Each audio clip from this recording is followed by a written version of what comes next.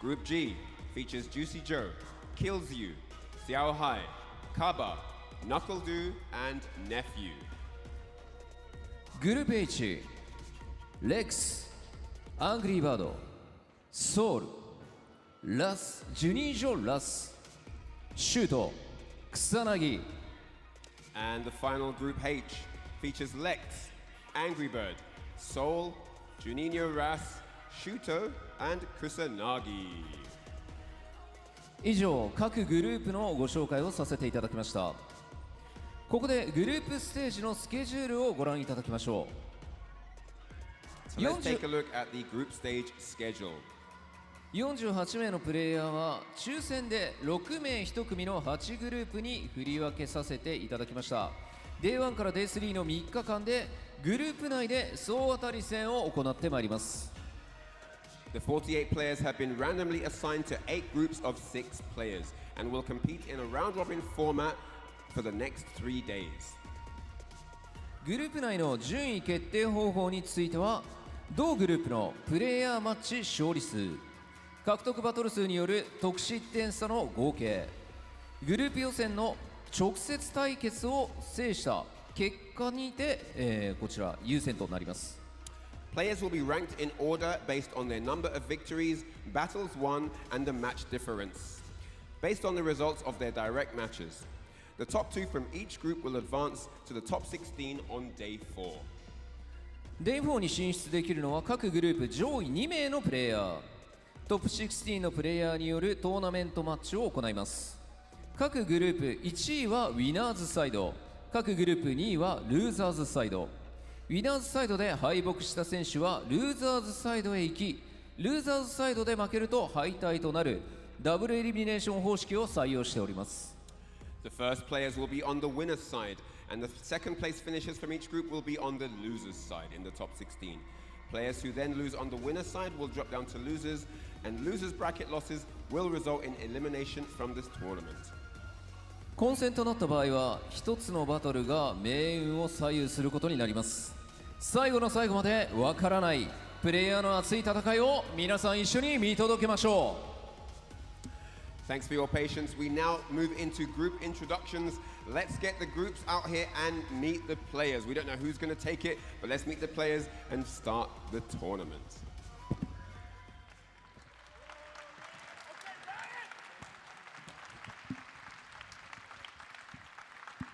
それではお待たせいたしました。まずはグループ A からプレイヤーの入場です。 And now it's time for the first of the 8 groups. まずはノルウェーの怪力フェノー Hailing from Norway, the one, the only, the moose, Phenom! My pride is off the roof, I get that grind in. So I'ma tell the truth, I get my grind on. You know the pressure make all of these diamonds. I tell them get back, stay back. ブリュッセルの静かなる高村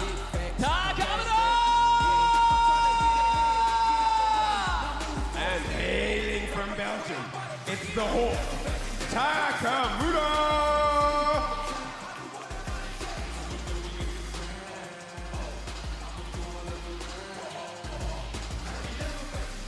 香港のアスキ学園ホットドッ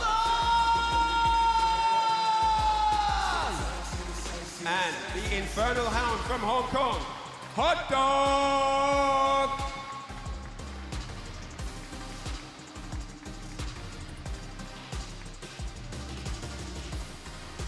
ベネズエラの救世主サルバトーレ And now it's time for the savior of Venezuela, it's Salvatore!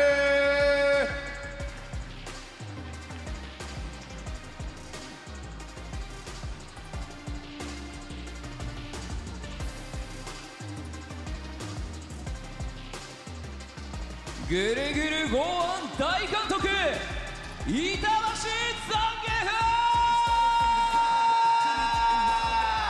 And it's time for the world famous Zangief, the meal ticket, Itabashi Zangief!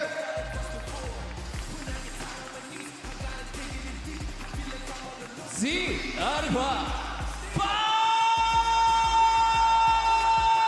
ンク It's the Evo champion, the Street Fighter League champion, the Alpha Punk!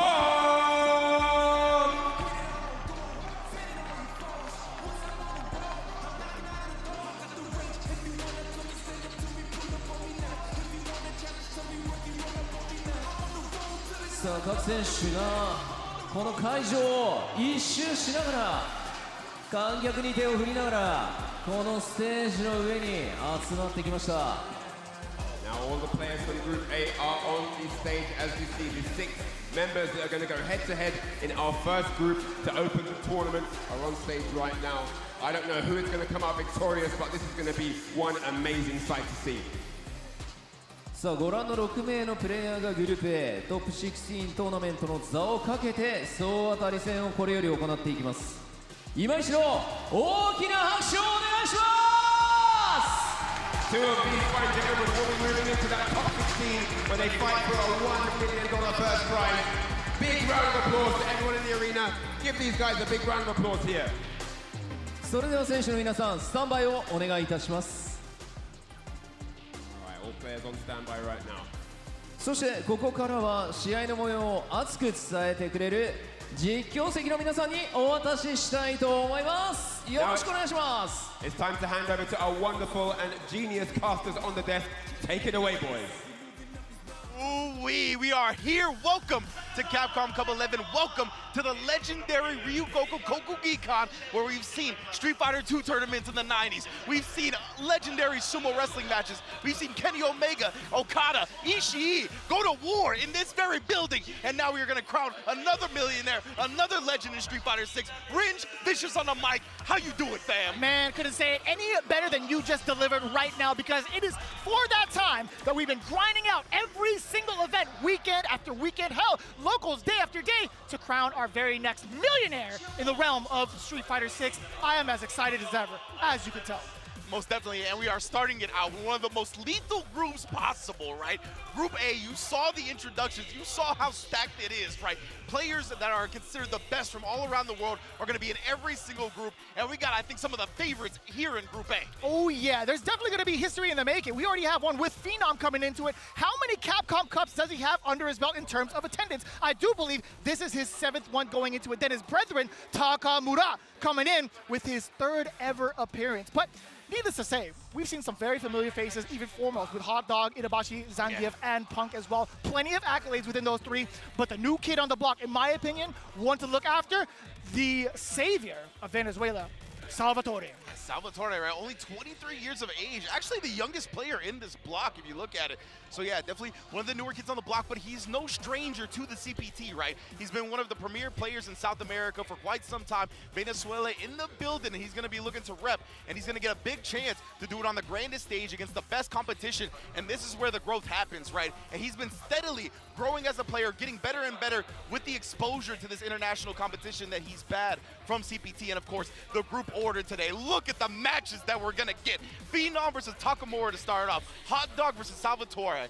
Itabashi Zangief versus Punk. Oh my goodness. Jesus! Phenom versus the Inferno Hound, Hot Dog, and Takamura versus Itabashi Zangief. You are kidding me right now. I'm actually pretty glad that you memorized some of the nicknames, because the nickname they gave for Hot Dog, it just makes a lot of sense. I just thought he was the 29th Hot Dog of the pack. You know? To be quite honest with you. But I thought you got the value pack. exactly, you know what I'm right? saying? The You Costco know, joint. you can't be too safe with just an even number. You got to get the odd number. But all jokes aside, going into the matchups themselves, there is going to be a lot of cross-referencing going into it, and a lot of interesting matchups.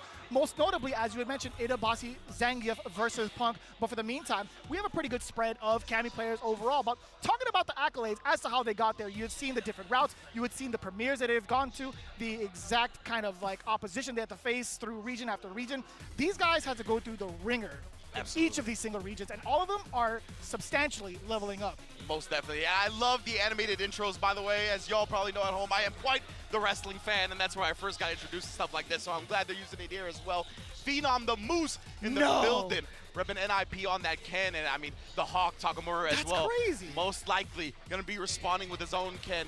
Two of the, I mean, I don't want to even just say most innovative players. Takamura is definitely one of the most innovative players. Phenom as well. But Phenom has somehow, I think it's due to his goofball personality. We were talking a little bit about this. Yes. Has just flown under the radar, and I feel like gets left out of the conversation a lot of the time as one of the best players in the world, one of the most consistent players. You mentioned it, it's his 6th or 7th Capcom Cup. We've only had 11 of these things, you know what I mean? Yeah. The fact that he's qualified for more than half of them is just a testament to himself. Yeah, definition of consistency. Phenom is definitely that. And I kind of wonder why, you know, some people are just kind of like going past some of these players, kind of just brushing them off as like, you know what, they're a standard.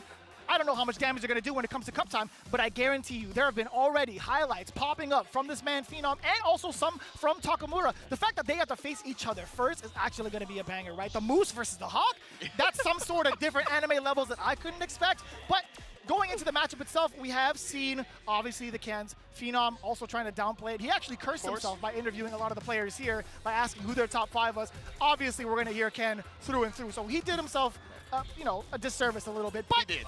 More or less.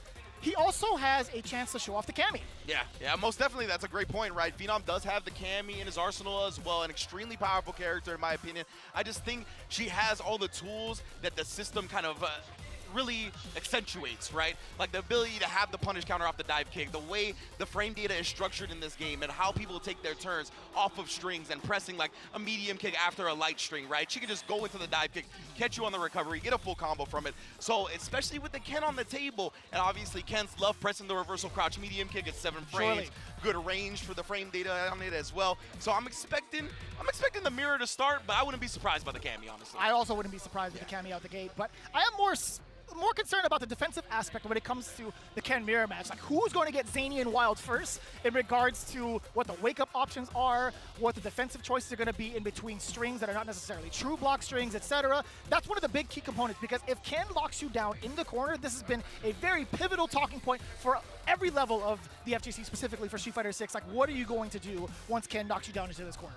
Yeah, 100% right.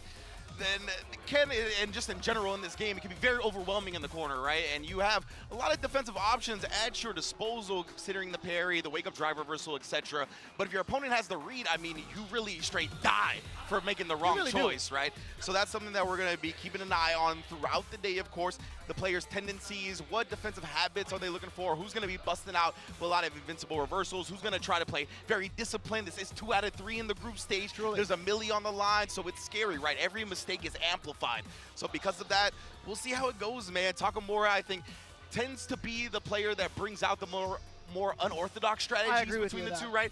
Phenom, I think, is a very strong fundamental fighting game player at this point. He's extremely good at whiff punishing. His reactions are next level, and it's going to see if Takamura can kind of throw him off his game, show him something that he's not used to. And it's kind of funny you mentioned that as well. I think they both have very keen levels of adaptation, albeit different, but still at the same type of strength levels, if that makes sense, right? I feel like Phenom has a great understanding of the players, and then Takamura also has a firm understanding of what to break within a player, right? So the adaptation levels are going to be very, very interesting to watch between the two because of their different types of approaches to the matchup. Yeah, I love the way you broke that down, because that's exactly what it is, where Phenom can really make the standard adjustments that you see high-level players make. Takamura will turn the entire game on its head, right? 100%. And you got to really have that composure and that know-how to keep it cool, calm, and collected in the moment. And that's, I think, going to be really, I shouldn't say easy for Phenom, but he's used to this environment, right? Correct. He's used to this atmosphere. He's been 6 or 7 Capcom Cups now. He's faced wild players before, time and time again. He's been on the biggest stages possible. So I don't see him getting rattled, but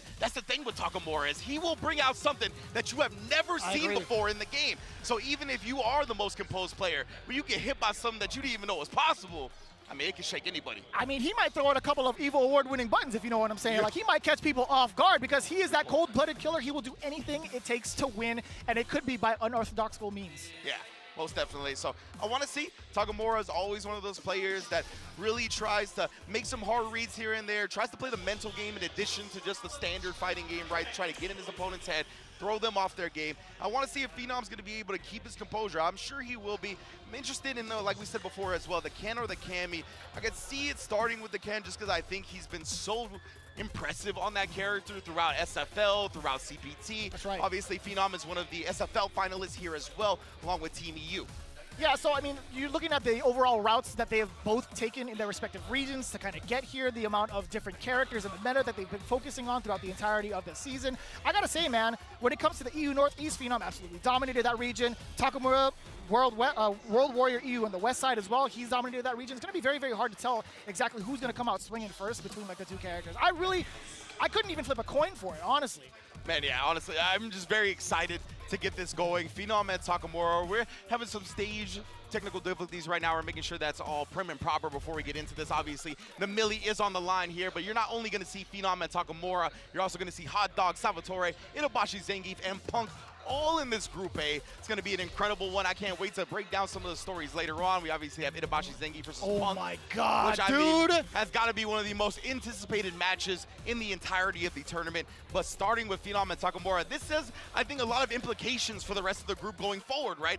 On paper, I would say Phenom, Itabashi, Zangief, and Punk are your three favorites. But, I mean, if Phenom gets off to a rocky start, Takamura, he's one of those players, right, that can catch fire on a tournament and actually just blaze through every competitor. So because of that, I think this has a lot of implications going forward. Whether Phenom can kind of get off to a good start, ride that momentum. Takamura, a very momentum-based player. If he gets an early double with Phenom, I mean, he could beat any one of these players after that. Right, it's really all about like how fatigued these players get over the course of time, but I think in terms of the mental stack, I don't think a lot of these players will be facing that much of it. I feel like maybe towards possibly day 3 at most, but one of the more players that I've been kind of like concentrating on is like Salvatore. I want to see like how he performed under pressure. Obviously, he had made it through via the World Warrior in his region of South America East. He actually took down one of the Rashid players. It was actually Dookie. He was actually playing against Bison and Rashid. So you're looking at some of the spread and some of the counters that potentially can be made against the other players. Like Salvatore could possibly check out, or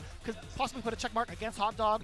Hot Dog also has been practicing really, really well against a lot of the meta, especially against Cammy, where he had his moment in his World Warrior spotlight, where he talked about in his interview how he specifically had grinded out for Cammy. So I'm thinking about the check marks against other characters, other players right now. It's like Hot Dog might have something against Punk specifically and against Phenom if the Cammy comes out. There are a lot of checks and balances within this group alone. Yeah, absolutely. I mean, look at Itabashi Zangief, right? Like, I think he's kind of forced into the Zangief in this scenario because, like, if he wants to play around with the Marisa or anything else like that, this is the group of crouch medium kick.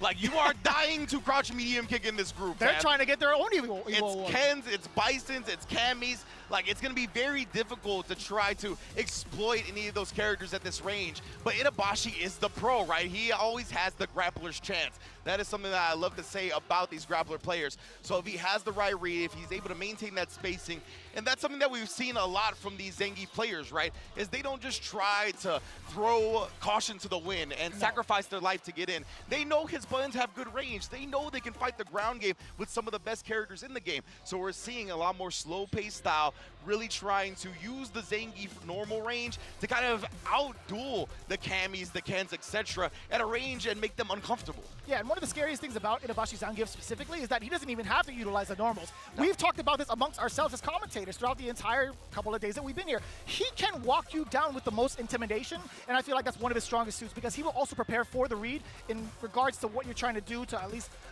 get yourself back into a neutral space, get yourself out of the corner before you get back down, etc. He will have that prepared for you just by walking you down. Yeah, 100% right. So it's a beautiful mix as well as we see in Group A, right? We have a couple qualified from the CPT World Warrior events with Phenom, Takamura, Hot Dog, and Salvatore, but 2 offline winners as well in this group with Itabashi Zangief taking East Coast Throwdown 2024 over Idom in Grand Finals. Idom, of course, we're going to see later. He did end up qualifying as well. And, of course, Punk the God, Evo Champion 2024. And from my research, it's never been done where someone who has won Evo and then qualified into Capcom Cup via that Evo has then won the Capcom Cup that they qualified into, right? Momochi got the closest in Street Fighter 4. He was able to win Capcom Cup and Evo in back-to-back years, but it wasn't the Capcom Cup that he qualified into via the Evo victory, right? So Punk has a chance here to make history, and we've seen Punk talk about stuff recently where he's like, I want to go down as the greatest of all time. Straight up, right? Nobody, I want to be known as somebody that nobody could beat. And he has a chance right now to, I mean, add that legacy. Like, who is going to argue that if he's able to take Capcom Cup 11? A little bit of a side note, too. In some of those interviews, he's like, you know what? I want to make sure that people that are associated with said player also get their feelings hurt. And that's actually the perfect setup between Punk and Itabashi Zangief during their matches because we are in Japan. That is a great point, The crowd was kind of mixed as Itabashi had walked in. Everybody was like, yeah, let's go. They were pretty ecstatic. And then Punk walked in with the demeanor. I saw the Kobe Bryant stare. I saw the, you know, the facial expression, the Mamba mentality look. He had that in him. But when he walked through down the aisle, there were definitely people like, Yeah, I'm ready for this. I yeah. want to see Punk the God. 100%, right? That's one of the things when it comes to fighting games. When you reach a certain level, you cross the cultures. You transcend the cultures, right? That's what the word I was looking for. Where you become popular all around the world and people respect your gameplay. They see that and they're like, wow, this dude, I'm actually watching one of the best in the world right now, doing stuff that, I mean, a handful of players can do, maybe nobody else can do, right? Yeah. So, I mean, when it comes to Punk, he's been one of the hottest players for a very long time now, obviously looking to make history with this Capcom Cup victory. He got the start with Itabashi. That's going to be a scary one. But, of course, if you're just joining us, we are going to start with Phenom versus Takamura. It's going to be an exciting match all the way through. Salvatore's in this group, Hot Dog as well. So there's going to be a star-studded action throughout the day here at Capcom Cup. And, of course, you're going to get action from every single group today. It's not just Group A. We're going to be actually going through Group B, C, D, E, F, G, and H, all giving you a taste of the action. But you can see both players now. Seems like the technical issues have been solved. Let's go. We're getting the buy-in checks, and we're going to get a 2 out of 3 to start Group A. Before we get into it, wherever you're tuning into, whether it's your favorite streamer, here on the official Capcom Fighters channel, over the 10-0 guys, yo, first and foremost, we appreciate your guys' time and consideration and patience. Now is your time as viewers and fans of the FGC, of Street Fighter 6. This is the moment we've been waiting for. Game number 1 to kick things off here at Capcom Cup 11 is going to be very much so underway. Yes, indeed. But, of course, the button check first, so we always got to get mixed by that. That's the classic commentator Did you block? stuff. I didn't block. I was going in, and I was like, I saw it, and I'm like, you know what? I'm gonna end it in a way where it's like it's still ambiguous. Sorry, guys. Listen. We're still trying to keep it in check. There's a certain cadence that commentators have for certain moments, right? And we get smoked when it's a button check. Every single time. You know how much effort we got? Totally kidding. They told us to. They put up a cue card right now. They're like, it's button check, by the way, just so you guys know. Yeah, most definitely. Takamura. It's a hype check is what it is. It's a hype check. Yeah, so we're making sure that everything, again, is prim and proper here because there obviously is a milli on the line. This is the group stage action that you're going to see for the first 3 days of Capcom Cup as well. We're going to determine a top 16 that way. One player's going to make it out in winners. One player's going to make it out in losers in each group. That's how we're going to determine the top 16.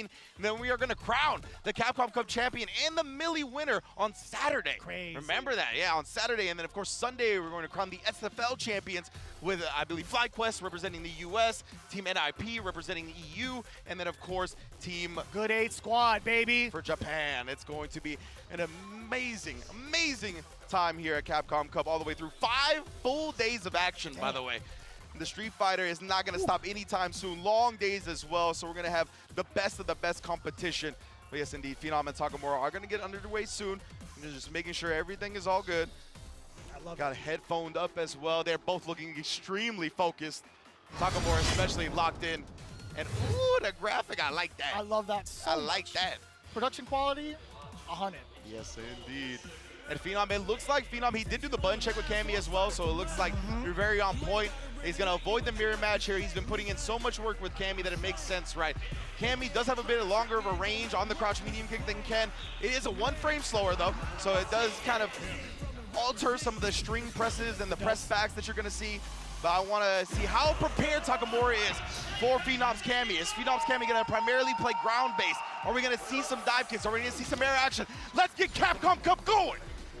Here we go, Phenom versus Takamura. Cammy versus Ken, as you would expect. Some of the roundhouses are going to be coming up from Phenom to check the ranges, but Takamura already on the offensive, forcing the block against Phenom. Slowly backing away from the medium, punish counter. There was a jab check against the airborne assault from Phenom, and here comes the first throw from Phenom. How do you lock down and keep Takamura under pressure? Keep him grounded. Oh, the uppercut! Get off of me. That's the thing, right? Takamura plays so fast. He's so good at processing what's going on. Counter hit confirmed right there as well. Tries to throw. Phenom's defense been pretty on point so far. Oh, but Takamura, he didn't get the link that he was looking for. You can combo with the stand light kick after that step kick counter hit. That was indeed a counter hit. Maybe it was a range thing that he was not confident in, but that crouching jab was not going to do him any favors. Punish counter to ring out, but nothing to follow up. Phenom again measuring the gauge with that roundhouse. He wants to make sure he's within range for possibly a spacing trap.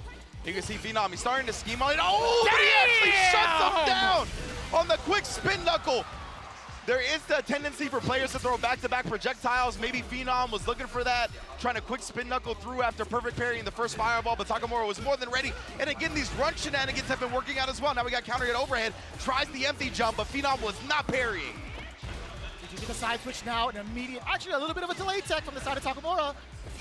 How do you get out of there? A couple of checks right now. Phenom's been doing a great job of checking the green stuff, but Takamura keeping the other player on their toes consistently. Give me that level 3! Yes, indeed. No full cinematics, but still gets the DP juggle. That's still a lot of damage. Tries to throw again. Phenom teching for his life again. You cannot throw this man right now. We'll see if Takamura switches it up. Pepper in some of the damage. Oh, he burned him out now, and the sweep whip punish is actually big. If Phenom can get into the corner, that's checkmate all the way through. Yes, indeed. Actually hits him. Resets with a drive impact to save some meter. You already know. Phenom, optimal with it. Damn! I'm loving that route. He gets to keep 2 of his super art bars to himself. Knew the exact amount of damage he needed to close that out. I'm loving this for Phenom. Yes, indeed. That means Phenom well within his own right to build that last bar, get a level 3. Both players trading in an instance. Takamura trying to bait something now, right? Because Phenom had been teching so much, but still, great defense right now from Phenom. Look, he's not teching, but the perfect parry back.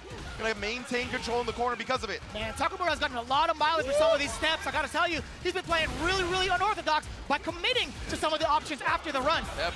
Oh, and he presses back the crouch medium punch. One of Ken's best buttons, especially as a counter poke like that. You buffer the drive rush behind it, and it's all she wrote for the first game. Very similar normal structure between the two, but Takamura being able to utilize some of those big counter hits a little bit more than Phenom. You gotta imagine, Phenom, he's gotta be facing quite the wild Takamura. What are you gonna do to kind of calm him down and really punish him for some of the committal choices that he's been making throughout neutral? Yeah, and I'm really impressed. Like, despite Phenom taking that first L, right, he was actually so good at adjusting his defensive strategies throughout the set. We saw in that last round, he didn't get caught by any of the throw bait tech that Takamura had. Nonetheless, though, rush he still took him down. All she wrote for the first game. So we're gonna be able to drive rush in now, and see, he's got Phenom blocking a little bit now. He's been able to condition him. That is a very, very meaty heavy. Phenom taking so much damage right now, just getting harassed into the corner. The Jin Ride too. I love that. After the third string, baits it out. That's the optimal starter. Another round in the books. Takamura 1 round away from taking this set. Immense pressure being felt by Phenom. Takamura started this off with that perfect. Could be a disastrous kind of end for Phenom. Back into the corner again. We're going to spend a lot of time on the left side of the corner unless Phenom finds a break, which he does. Yeah, let's see if he can kind of build this. So you see Takamura immediately after blocking the roundhouse, just drive rushing in. I like that a lot. And Phenom, he hasn't been challenging. He has less than 2 bars of drive right. He didn't want a DP. He gets caught swinging right there. Maybe a reset attempt. Takamura does burn him out via that. That was so smart. Drive reversal. You want to keep him locked down. 2 bars of Phenom's name. Will he be able to use it? A single hit left. Takamura, no! Oh, no. Technical difficulties and perhaps the set-winning round for Takamura had Phenom back against the ropes with burnout. That's a yikers, bro. Oh, man, it was just getting good. A single hit was all that was needed from the side of Takamura. We're about to decide who was truly at fault between the 2 players, where the pause was actually engaged from. Depending on that circumstance, either Takamura could be up again, or Phenom could stay alive in the round. Yeah, but obviously they're talking to them on the stage right now, trying to get everything sorted, and we'll have a decision for you, obviously. Communicate the decision once it comes down the pipeline, but man, that's a tough break for both players, honestly. Takamura, he had so much momentum, building that perfect after the first round. Obviously, he had already gotten Phenom into burnout here. Phenom does have a couple of bars to his name, so it's not a free checkmate DI in the corner or anything like that. But still, if you're Takamura, I mean, the win's got to be taken out of your sails a little bit. A little bit, yeah, but you have to try to look at the silver lining for Takamura as soon as they get back into the game, depending on. I mean, like, he'll still have, like, bars to his name if Phenom happens to take a round going forward. But other than that, I will agree with you. Momentum is everything for a player like Takamura. Yeah.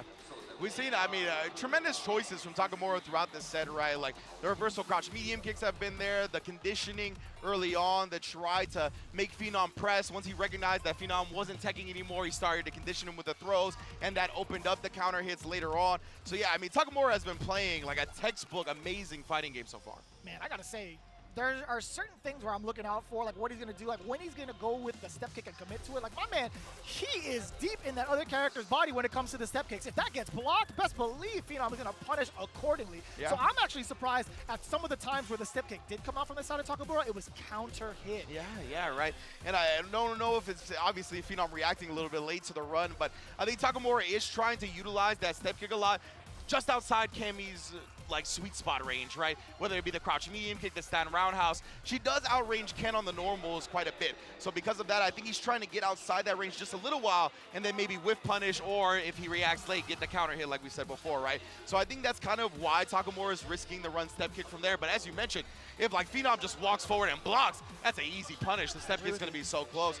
So yeah, Takamura's got to be a bit careful with that going forward, especially as players in his group watch these matches, right? They're going to be able to scout him, see what type of strategies he's going with. That's something that the rest of these players are obviously going to have a benefit from, seeing these two duke it out to start the set. I feel like Takamura is a human 20-sided dice, though. That's the thing. He's going to be so problematic no matter how many times you watch his gameplay, right? If he's already throwing Phenom for a loop, you never know what he has in store for you, Playboy. Like, it doesn't even matter what character you pick, how much, if it's a Bison player, if it's Hot Dog, if it's like Punk the God with his own Kami, Itabashi as well. Like, Takamura's been throwing out some really extensive kind of like, not necessarily Hail Marys per se, but some really unorthodox tactics. Well, critical hits and critical misses are in abundance, you know what I'm saying, with the dice roll 100%, and that's what we've seen from Takamura so far.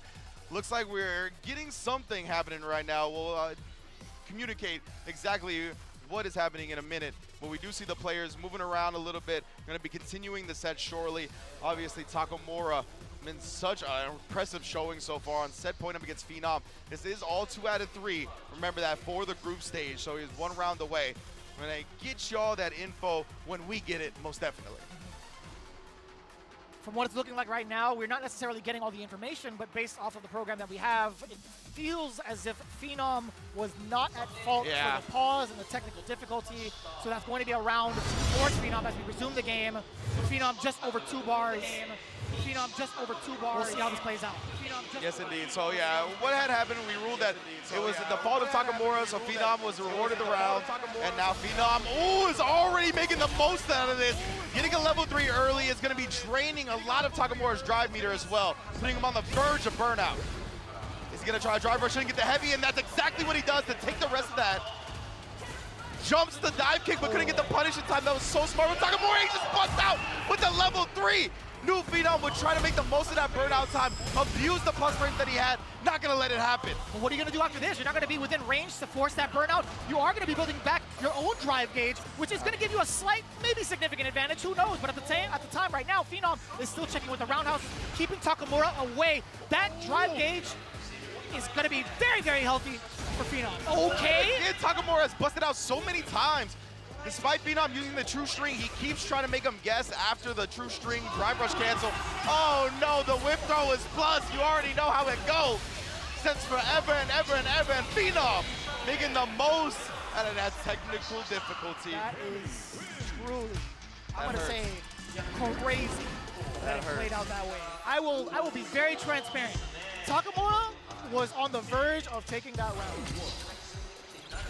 Man, oh man. So now it's all tied up set, but Takamura already reacting to the OD dive kick with a DP. Man, his reactions really are next level. But speaking of which, Phenom walking up and throwing the whip parry attempt, give me that punish counter. We're about to see a really big statement being made from Phenom, how much of an adjustment he can make just with an extra round under his belt. You see, that was so smart from Takamura, really putting on the Jinrai pressure once Phenom was below 2 bars. Ooh. If you want to punish with DP, you're going to get burnt out anyway. And the neutral jump, Phenom did not have the answer. This burnout is going to be so critical right now. Takamura taking full advantage of Phenom without the resources to properly defend himself outside of the level 1. Of course, he's not going to spend it to stop that drive impact. Takamura again with the lead. Yeah, it still would have been quite the deficit for Phenom if he spins that right. If he loses that round, he goes into the next one with even less meter. So perhaps trying to look for a different escape route now. With Takamura being on set point against these players, playing very slow, very patient. Oh, very meticulous with the timing as well. Takamura with a big opener down below. However, the perfect parry going up against the Dragon Lash forward throw now. Phenom, how do you continue the pressure? Dash up, let's see what the reaction is from Takamura. Of course he's gonna bust out. He's been busting out time and time again, right? Even after the true string. Phenom has not been looking to bait out the reversals. Maybe he will when the game's truly on the line. Jumps in, gets perfect parry though, and now we're already at the Kona. Not quite. To get the counter hit attempt, Takamura was trying to press buttons. He did get thrown for it though. Medium kick to measure. Phenom recreating the space for himself. Now he gets to play the neutral dance that he thought he was comfortable with up until the drive rush happened. Takamura knocking on the door, knees first. And Takamura, he's been really drive rush happy after that stand heavy kick. Wonder if Phenom's gonna call him out with a jab afterwards, something like that. Right now it's just hitting though. Both players very low on drive gauge as well, trying to maintain an advantage by sprinkling on normals here and there. And he's giving himself enough range. Oh my God, up until this point. So I thought Takamura with the confirm to ring out level 3. That's all he wrote. 2-1 victory. I was about to say, Phenom was intentionally creating a space for himself in case the drive rush were to happen. Yeah. Up until he broke, moving forward. Takamura, he lured him in so perfectly. So that's one of the most beautiful things about Street Fighter 6 to me, is how people manipulate the drive rush and how they know how it's gonna affect the player's decision, right? Because as you said, Phenom was walking back, he was on the verge of getting over 3 bars so he can do the drive rush cancel without getting burnt out, right? Once he got over those 3 bars, that's when he started moving in. Takamura, I think, also recognized the fact he gets above 3 bars. That probably means he's gonna look for a walk forward, button into drive rush cancel, beat him to the punch on the walk forward, and it was like, it doesn't matter if I burn myself out with a drive rush cancel, because it's gonna be the victory. Amazing, amazing recognition from Takamura. I still can't believe it, man. Even with that deficit that he had in the technical difficulty on his end, he's like, you know what? This is fine. I get to warm up a little bit more. I can deal with that. I gotta say, his adaptation too in recognizing the situation just based off of the bar, the current drive gauge system, I gotta say it was immaculate. Looking into the replays, He's starting to scheme on it. Oh, it's ridiculous. Absolutely ridiculous in terms of how fast he is. I Actually mean. hits him, resets with a drive impact to save some meter. You already know. Phenom, optimal with it. Yeah, and you can see Phenom, oh my goodness, bro. He was doing his best in the corner, but Takamura had been just overwhelming for the most part, and it was very tough for him to get the right read. And we saw Phenom, he never wanted to bait out the ODDP reversal off the drive rush cancels. We saw Takamura consistently respond to it with ODDP after ODDP. And Phenom just refused to kind of switch it up. Great call-outs as well on some of these level 3s. It's just been an amazing showing defensively from Takamura. Willing to risk, I mean, punish counter after punish counter, but Phenom just thought that Takamura would eventually switch it up and maybe just stay disciplined, stay defensively, and stayed blocking. But I gotta say, man, the overall recognition of the situations have been so much on point from Takamura. But knowing the way that Phenom is, this is not gonna be the end of it. He's still got plenty more matches to look forward to. Yeah, absolutely. Phenom, obviously one of the favorites coming into this Group A. So the fact that he's gone down early doesn't mean much, right? Takamura obviously off to an amazing start. And we talked about Takamura being one of the momentum-based players, one of the most heavily momentum-based players in this game. Taking a first-game victory over Phenom is only going to boost his confidence, boost his morale, and best believe the rest of the players got something to worry about now. Yeah, so we are going to be preparing ourselves with the next coming match, Hot Dog 29 versus Salvatore, to get ourselves ready with what we're going to expect for the rest of the day, the rest of the coming days into this week. Man, I am so excited. I also think these nicknames are godlike. Yeah. The Infernal Hound, nobody in the world would have given him that nickname for Hot Dog, but man, it makes sense. He's the hottest dog right now. Exactly, right? That's great. But yo, it doesn't go as hard as the savior of Venezuela. Yeah, definitely not. Salvatore in here representing. We're gonna see some more cameo action, of course, on the other side. Hot Dog, he's got his character, right? He had been soul searching for a while, trying to figure out who was gonna be his bread and butter in Street Fighter 6. Done some amazing things with the characters previously, but finally Bison coming this season. That's the character we know him for from 5, from previous Street Fighter iterations. So it's beautiful, and he's already become one of the most dangerous players, playing the Mustard Bison as well to keep with the theme of hot dogging. And I really love the fact that we get this matchup in particular, because when it comes to the way that they qualified, Hot Dog had to face off against a Cammy player, a well-known Cammy player in the area, Mickey, and then Salvatore had to face off against Dookie, which is a mix of Bison and Rashid. So you already know they have been preparing for this specific matchup as soon as it was announced. It's like, all right, well, I have to do the exact same thing that got me here, right? Yep, exactly right. And of course, when you have experience with your local competitors or your sparring partners playing a specific character and then going up against somebody else on an international level, it can help and hurt, right? Obviously, you have to be very wary and conscious of your sparring partner's habits and know that all of those might not apply to the player that you're playing right now. So you got to keep an open mind and see what's going on. We're going to start it right here. Hot Dog versus Salvatore, second game in Group A. Man, riding it on that horse. Good old Rosinante. Oh, yeah. Old Faithful. Wait, is that like a psycho-imbued horse? Was that like something that he made up on his own? Or was that like, did he grab a horse and like, you now have psycho power? Like the same kind of thing he did with the Killer Bees, right?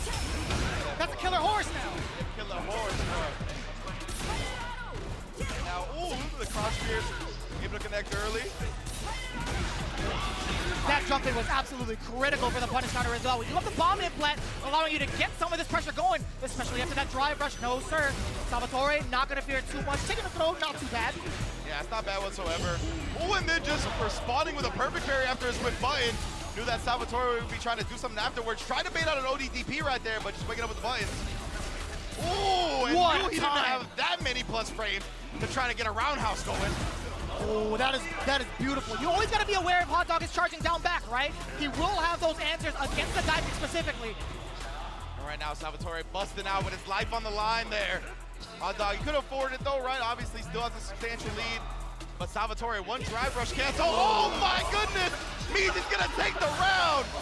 From my mouth to the gameplay itself, Salvatore cracking backs, taking rounds. It's as if you imbued him with power. As soon as you said it, that's got to be the opposite of commentator's curse. It's commentator's buzz. Yeah, exactly. Commentator's blessing.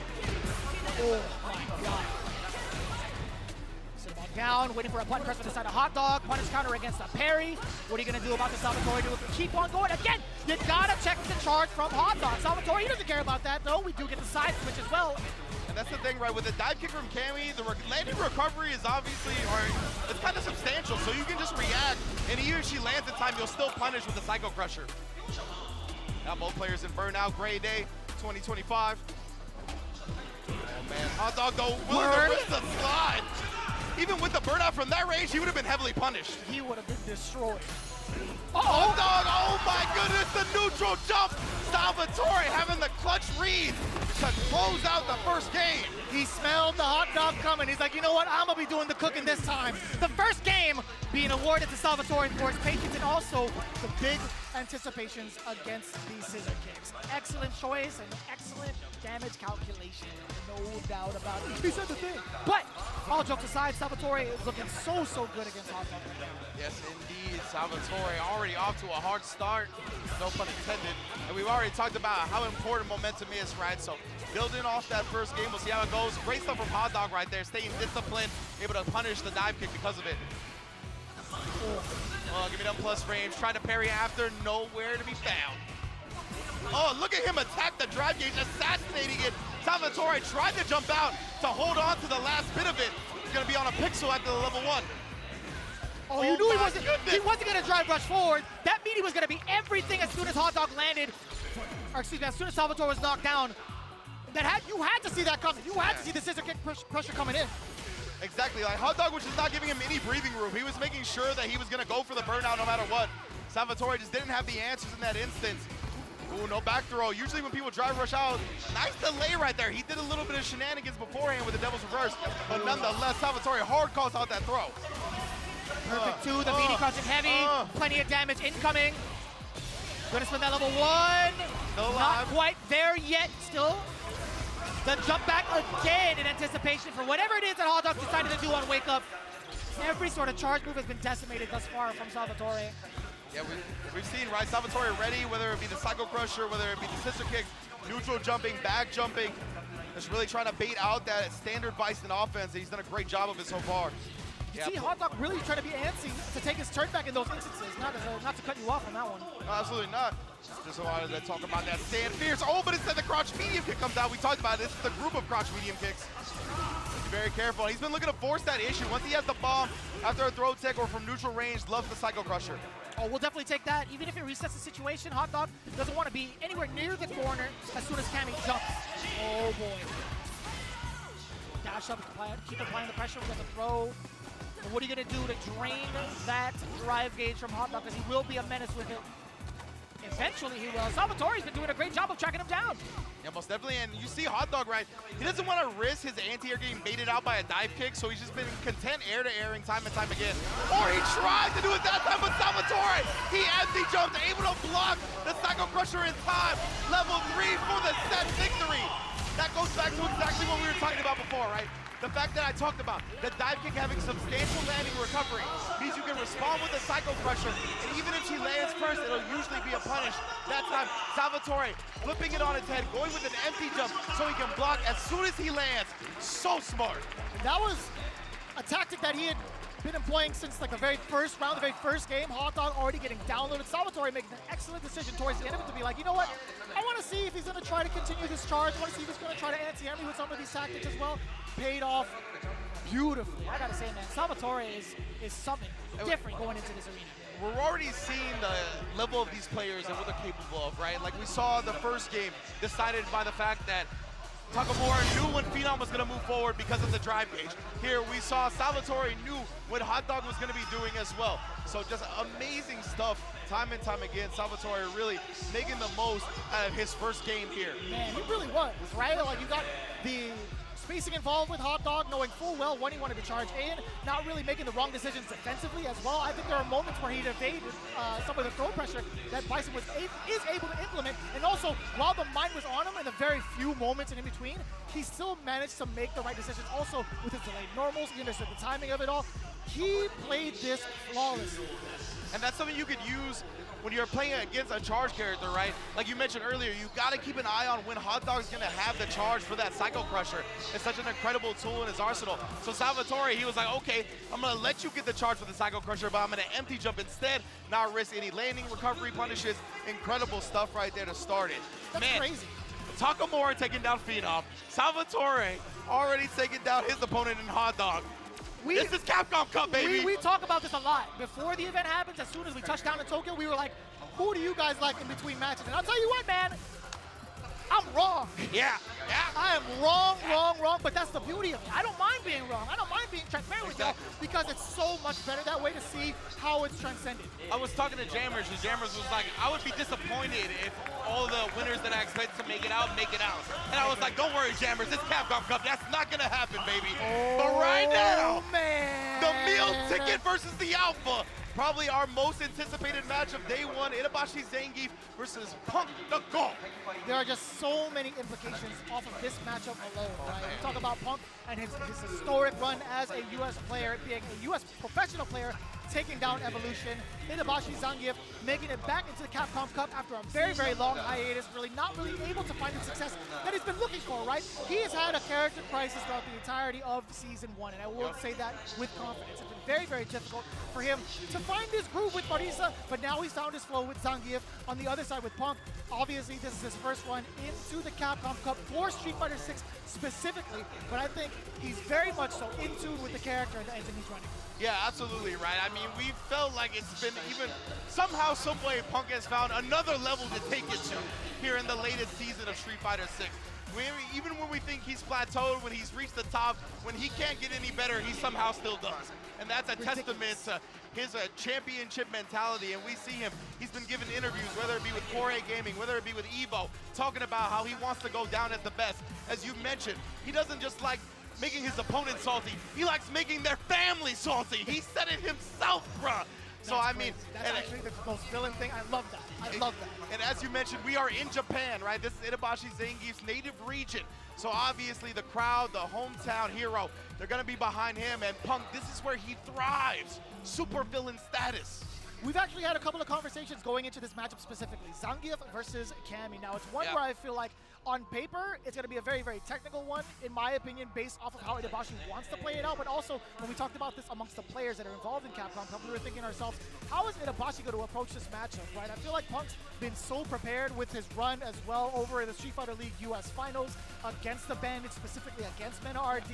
He's had that training inbound. He's had that presence of mind to study the way that Itabashi's been playing. Like, how is he going to approach this differently if he needs to? And then Itabashi Zangief, he is also going to be just a dice roll of a player as to what he's going to choose to do, in my opinion. Again, he can walk you down. He can use the normals to get spacing traps on you as well. He could do the unorthodox where he could drive rush in after a normal where he's not necessarily safe, and also catch the option select that a lot of the players have been kind of tending towards with that OD uppercut. There are so many things that he can do to throw you off your game, and we all know very well that Punk is an emotional-based player. Yeah, absolutely.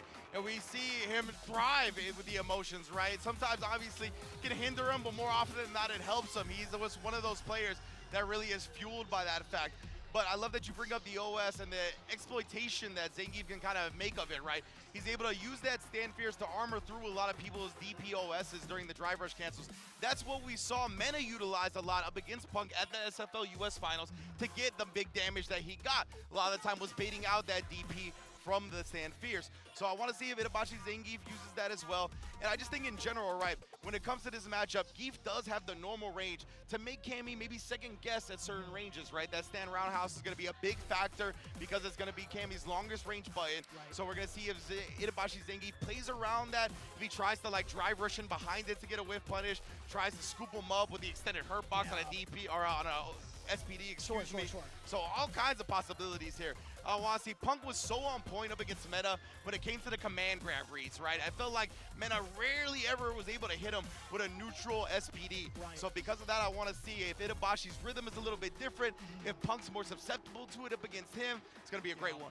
It's going to be really interesting to see. I think specifically in this matchup, one thing that's very, very notable, in my opinion, is the fact that Zangief has a very good time, or a pretty decent time, combating wall and burnout as well. He does have access to the Tundra Screw just in case, because Cammy's drive impact happens to be a kick animation. Wow. So there are ways around the possible burnout situations with both the armor as well as the Tundra, just in case if he wants to utilize it. We haven't seen it successful yet, but it is a possibility to double check a person when they try to go for those drive impacts in quote-unquote checkmate scenarios. And if we're going to see it, we're going to see it at Capcom Cup, right? If he gets the Dragon Screw counter on a drive impact, I'm going to lose my mind. I'm going to throw the headset. Yeah, like 100%. I'm going to grab your headset. Like, throw mine too. Like, we're done. Our shift's over. Straight up. He's going to elbow drop the table. Yeah. During rehearsals, by the way, I like hit the table hard a couple of times. I saw people looking at me like, you need to bring it down. That's the first thing I thought about. Is like, what happens? Like, how much stamina does the table have left now that we've actually started the broadcast? I feel like, not a lot of HP left, because there's so many moments where you don't see us. We are just like slapping the table. You might hear it on the audio, but we are going ham right now. My voice is already getting shot. Yeah, 100%, right? Itabashi Zangief, Punk. I mean, just the fact that we started, I can't even blame you with the way we started.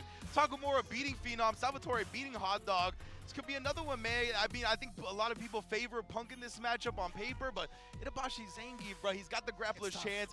We are in Ryugoku Kokugikan. We are in Japan. He didn't have to travel. He don't got the jet lag, right? He don't. This is one of those few scenarios where we're getting the World Championships in Japan, so the Japanese players actually a bit more favored when it comes to not having to deal with the flights, the travel, the schedule, stuff like that. And we're going to see how Punk responds being over here. Yeah, you're talking about the responsiveness of Punk. I want to see what happens in-game. We talk about some of our favorite moments and favorite interactions when it comes to these matchups specifically. I want to see what happens once it's Zangief's turn to play and a headbutt comes out on block and he gets blocked. Yeah. I want to see what the decision-making is going to be behind Punk, if he's going to get antsy, if he's going to pick movement. Is he going to use meter? Will Itabashi Zangief have the read and the inception to be like, you know what, I'm going to see all of these things coming regardless and punish appropriately? Those interactions just based around the headbutt that Zangief does get hit or block is going to be a very, very explosive one and a very, very exciting one, in my opinion.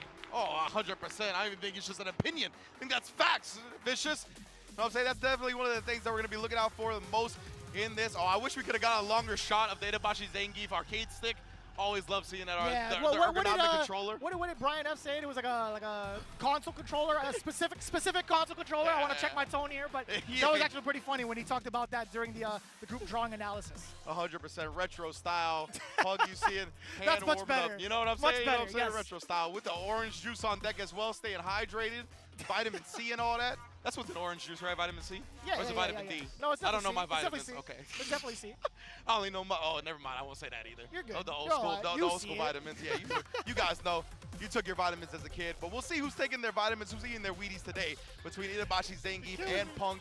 It's going to be a great one. I mean, again, like in this matchup, it's actually one of the matchups I really enjoy watching because of the fact that Zangief has a longer range than a lot of characters, so it can make Cammy second guess where she's usually comfortable at pressing buttons.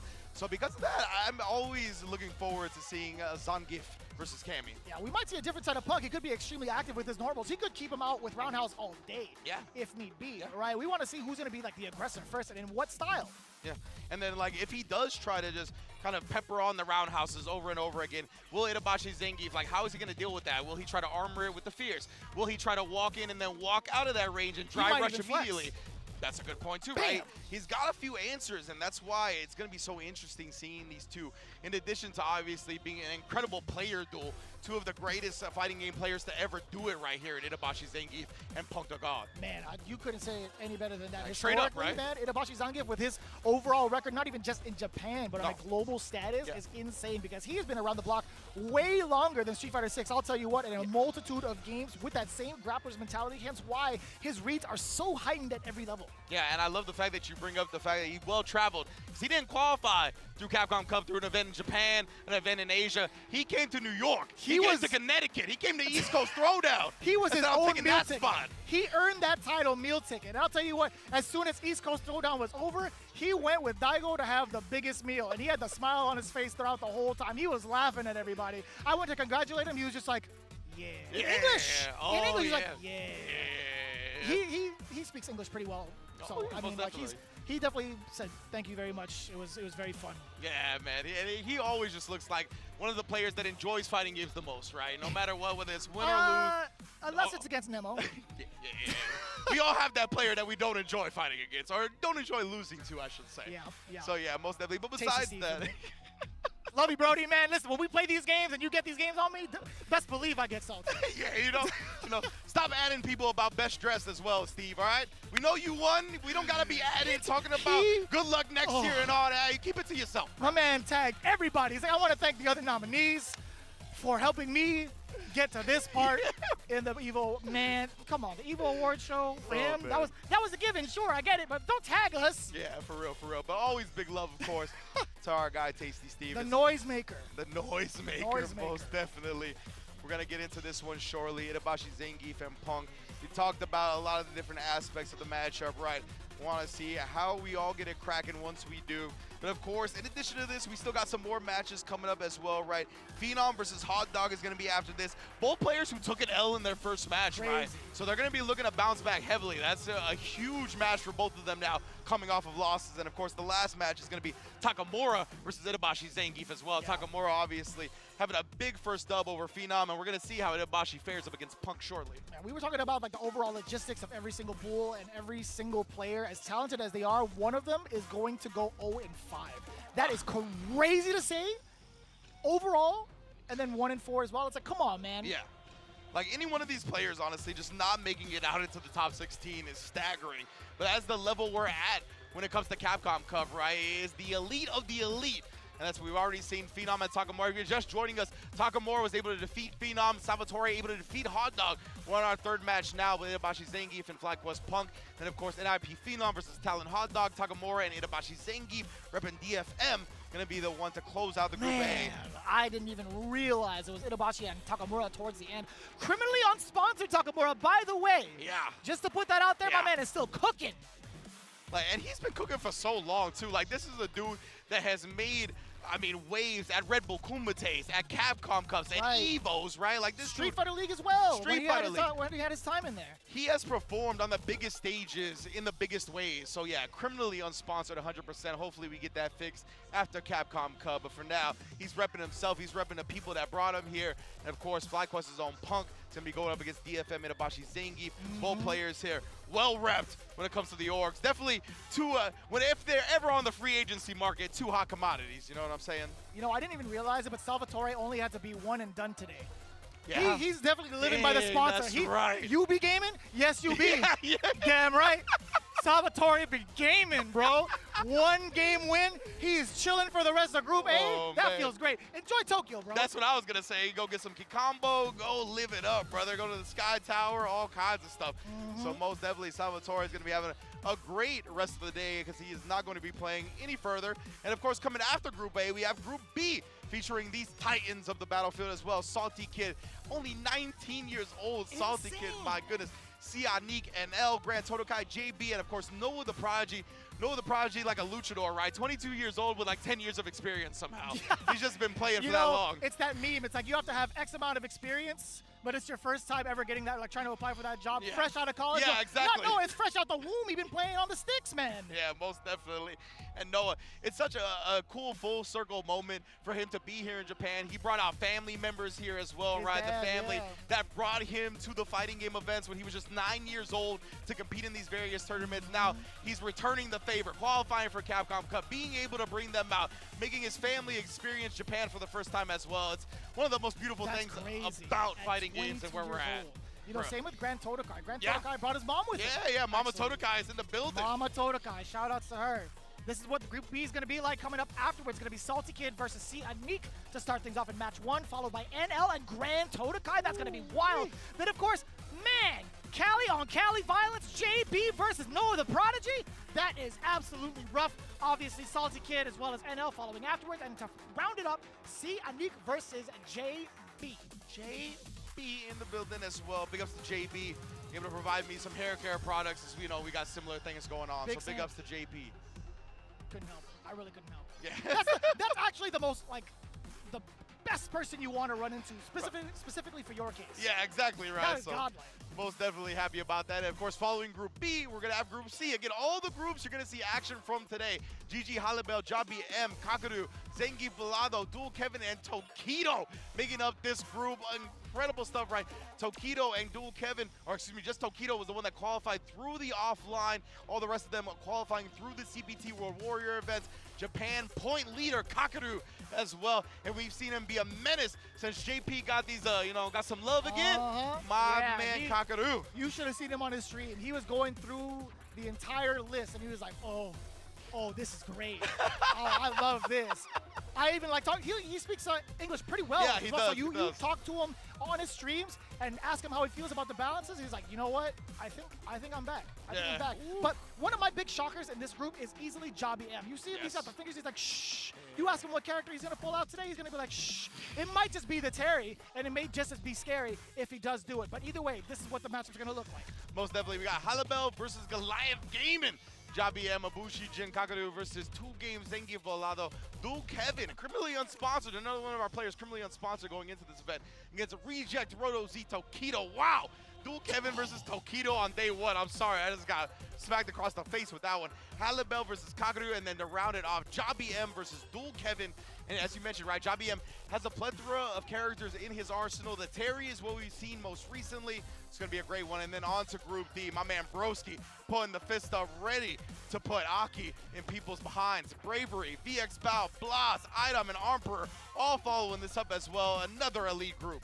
Man, seeing Emperor qualify the way he did over at Kings of the World was an immaculate sight to see. And he's also very active on CFN against a lot of the Japanese players getting some of these sets too. Emperor is easily prepared for all of these players, in my opinion. I think he's been very, very well informed. However, one of the big question marks, in my opinion, is VX Val. He's made a little bit of a change recently in regards to the character selection. I'm not going to spoil it thus far, but also one of my personal big highlights, Blas, man. 15 years old. My man had to sign multiple papers just to get on this field trip. I'll tell you what. Exactly, Guardian approval and all that needed. But he is here, he has qualified for the event, and we're getting a chance at the 15-year-old sensation from Chile to put on a show on the international level. And of course, Emperor in this picture, he got the heel John Cena face on, bro. I am intimidated by this man's picture right now. I feel like who did it first? It had to be Emperor, right? Yeah, I mean, for like, who real. knows? But obviously, Where Travis Scott at? Get Travis That's Scott fair. to walk out Emperor. that's fair. That's true. You know what I'm saying? But yeah, these are going to be the Group D matches as well. You saw the players, but this is where you're going to get on day 1. Broski versus Bravery, VX Bow versus Blas, Idom versus Emperor, Broski versus VX Bow, and we're going to be rounding it out with Damn. Bravery versus Idom. That's, man, Broski and Idom both unsponsored. That's got to change. That's For got to real. change immediately. But as you can see, this is what the Group D layout, is going to be about. But we are going through a couple of technical difficulties just to keep it transparent and let you guys know. Yes. Hang in there. We still got a lot to talk about, a lot to cover throughout the entirety of the week. One of the things I'm looking forward to, obviously, is seeing how Broski is going to perform. Also, with that Aki being the major outlier, just based off of the character alone. Yeah, 100%. Like, when I look at this group, I'm so torn between picking, like, Broski and Idom for the fact that they are playing these characters, right, that people don't have a lot of matchup experience against, on the Aki and the Manon. And then going the other way with, like, Emperor and VX Bow, who I just know are so good. Emperor with the Ken, winning Kings of the World, qualifying via offline, DX Bow, having a few characters in his arsenal. We obviously know he's done incredible damage on the JP as well. We might be able to see that. But yeah, I'm very torn between those two type of choices. And then you also have Blas and Bravery, right? Bravery coming out of Southeast Asia, being one of the premier players. And then Blas, 15 years old out of Chile. Just incredible stuff. And it doesn't stop there either. Group E with Monsieur Crimson leading it off. Diver, Fudo, Limestone, Chris ECH, and man, that Cream City Convergence champion, Mena RD. The crowd popped when they heard his name. He didn't even walk down the aisle, towards the tunnel, etc. They just said, Mena RD. People were clapping out of their seats. I kid you not. I exaggerate you not. This man is a superstar legend in Japan. Exactly right. I think he's really become one of the fan favorites of Japan itself, right? Being able to kind of put himself out there, visiting this country multiple times a year to practice, to level up, learning some of the language. You see a lot of his tweets when he addresses the Japanese community. It is in Japanese first, Correct. And then he'll tweet the English translation second. Mena RD is definitely one of those players that has found a second home here in Japan. I mean, it might be a third home, right? Like, he is just so loved everywhere, and for good reason. I think he is the best interview in all of esports, not just fighting games, in all of esports. So maybe we get to see another one at this Capcom Cup, but it's going to be incredible, of course, with the elite competition surrounding him with Chris ECH, Fudo, Diver, Mr. Crimson, and Limestone. All of these groups are going to be immaculate. Man, just looking at the two names, Chris ECH and Fudo, you know it's going to be Ed-centric. Just looking at it with Group E in the matchups. Mr. Crimson versus Diver to start things off of Group E. Fudo versus Limestone to follow suit. Chris ECH versus Mena RD, the SFL US runback. Insane. Then, of course, in match 4, Mr. Crimson versus Fudo and Diver versus Chris ECH to round it all out. Wow, wow, wow. I'm very interested in this Mr. Crimson versus Fudo match. I want to see how it goes, just because, like, Mr. Crimson has a fantastic Ed in his region, right? In Ending Walker, obviously France and UK, not the same exact country, but played against each other in SFL, play against each other all the time. And then Fudo, he also has Dawson experience, right? With the likes of Mochi out there. Mochi, yeah. Torimeshi as Torimeshi, man. I love Torimeshi's Dawson. Truly. So, both of these players have elite competition and elite matchup experience up against their characters, and who knows, Fudo might even pull out the DJ instead at this point. That's true, because we've been talking about it a little bit lately when it comes to the development of the meta. We have been coming to a slight consensus that Dawson may not necessarily have a bad time against Ed, and I feel like that's been very much so a potent point during the Super Premiere over in Japan. Precisely, precisely. And now Group F is going to be following that as well, with the biggest bird of them all leading them off, along with Oil King, man, the Rashid representatives in this group. Potent, Chien as well against Urio Valorio, Jack, and Lashar to end it. My goodness, another elite competitive group. Brother, two Rashids, just looking at it. Big Bird and then Oil King. This is going to be electric. I don't know what character Shen is going to be pulling out, to be honest, in Group F. He does have a plethora of them. He could be the DJ, could be the Bison, etc. But he has been in the lab just based off of his tweets. Urio Valorio, I feel like a lot of guys are pretty scared with how he's been performing thus far. I feel like he could be one of those things. He could have the exact demeanor of Takamura for this pool. Then Jack. No longer just a kid. It's got to be Jack all the way through. His jury has been so locked in from the get-go, watching him in the players' lounge, in the practice rooms, etc. And, of course, the golden finger, Lashar. This Ed is sensational. He is looking so on fire, especially with the very emotional defeat that he had suffered over in Street Fighter League Japan Finals. Yeah, absolutely. And even with that defeat, right, a lot of people still look at Lashar as a generational talent. Like, the way he's able to play fighting games has just been mind-blowing. How quick he's risen in the ranks in whatever fighting game he picks up has just been something to witness and appreciate. And obviously, he's become one of the best Street Fighter 6 players in the world, qualifying via the Super Premiere of Japan, right, getting second place, leaving his home country of South Korea to be on Tokido's team in SFL Japan, going then to the Super Premiere offline Japan event and getting second place. Just an incredible season for Lashar, and we'll see how it culminates here at Capcom Cup. But yeah, so many dope players. And man, I did not know Oil King was 39. This man He does not look like it. Fountain of youth.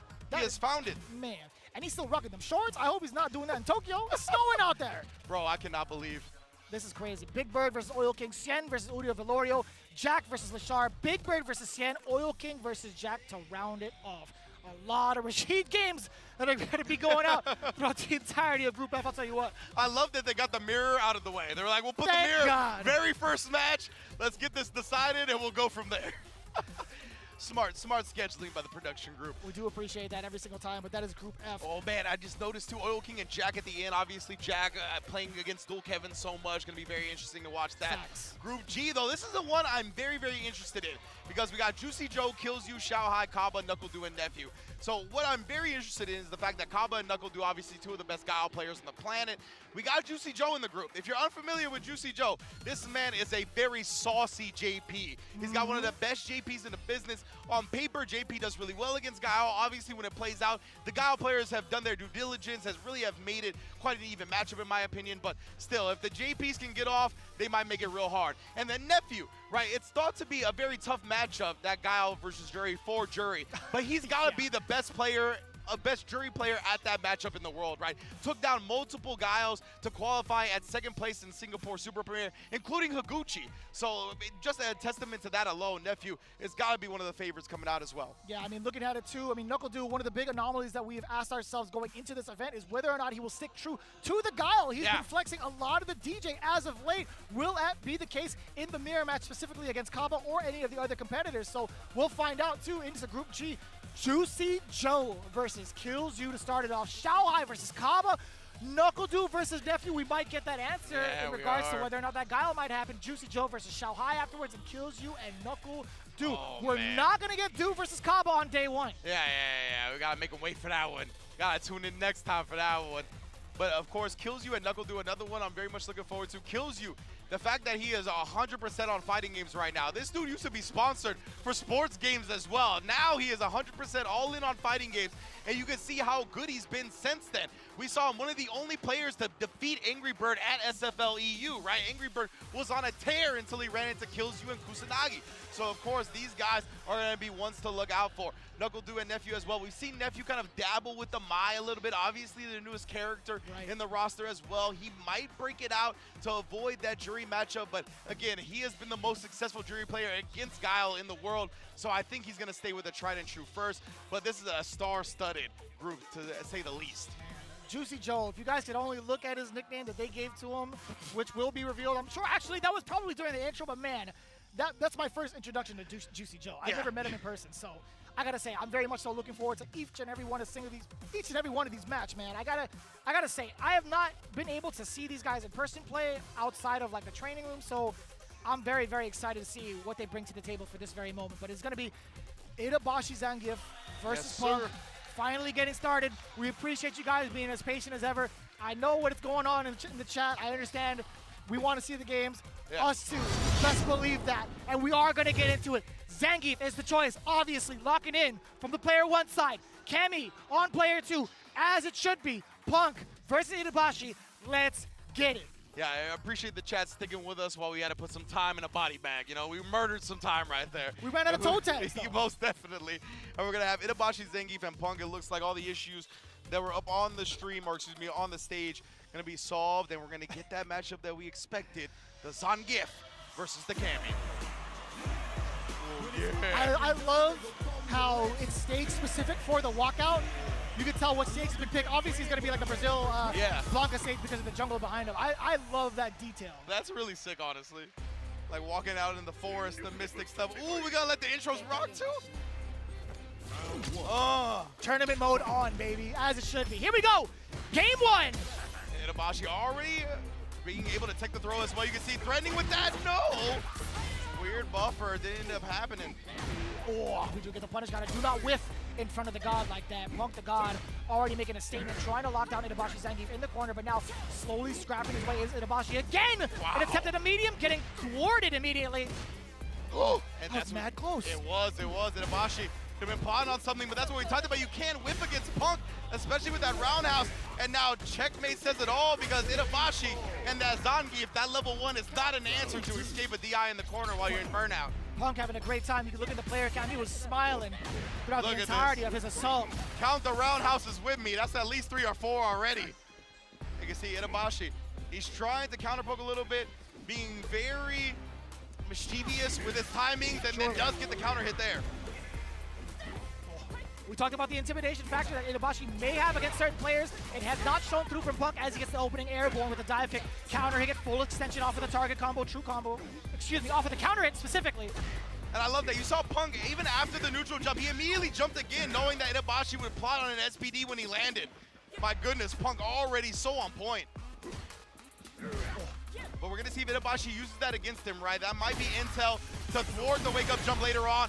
Busting out. We'll see if Itabashi baits that out later with a stand fierce. We saw Bennett do that plenty at SFL US. That's right. That's the first interaction that we had seen off of the drive rush from Itabashi. Now in forced burnout. Punk did it to himself. Oh. Level 3. And that's gonna be my God! The critical art on reversal. Knew Itabashi didn't have a true combo to follow that up with, but he wouldn't let that opportunity go by, right? He, of course, was going to keep pressing on the advantage, and Punk yanks that advantage out from underneath him. Immediately going to the notes, the tried and true classic Itabashi Zangief whipping out the phone. That has been a staple since the moment we've seen him play in the US. Most definitely. Oh boy, we talked about some of the answers against the dive kick. Going for the lariat this time, punish counter, now applying the pressure, very, very meaty, crouching heavy. A lot of drive gauge already stripped from Itabashi. Give me that armor though. That was so smart, right? Because he knew Punk was going to go with a drive rush heavy button to try to whittle down that drive gauge even more. But a DI this time puts it into that target combo attempt. Oh, I wonder what the attempt was from the side of Itabashi. It looked like he was trying to give a hug. Might have been a command grab upon wake up, which is a pretty wild thing to decide with upon wake up. Yeah, could be though. But players, I was gonna say above the 3-bar threshold now, which means Punk obviously utilizing the crouch medium kick and once more again, because he knows he can kill with that follow-up. And there it is, my man Punk is feeling it right now. You see the smile, it's all good. He is feeling great right now. Everything that he has utilized thus far against Mena RD is easily showing tenfold against Itabashi Zangief. He's got 3 bars to his name. That's going to be a very significant punish. One more sequence could spell the death of Itabashi, but will the burnout come first? And Itabashi has not been able to land an SPD on Punk. And look at this, he is just continuing to apply the pressure, recovering in time, not getting hit by that. Finally, an SPD is found. You can't drive rush behind it. He dashed one too many. Punk the God, gonna be able to finish his plate. That's gonna be it. Level 3, Itabashi out of there. Punk making quick work of the hometown hero. He's just one of those guys, man. The way he's been playing lately, it's been even another level than what we've seen in the past, right? You can't whiff on this dude. Every time Itabashi Zangief whiffed, he was punished, whether it was by sweep, whether it was by stand roundhouse. And man, the SPDs, one landed. You see he was always ready for it, always had the right reads.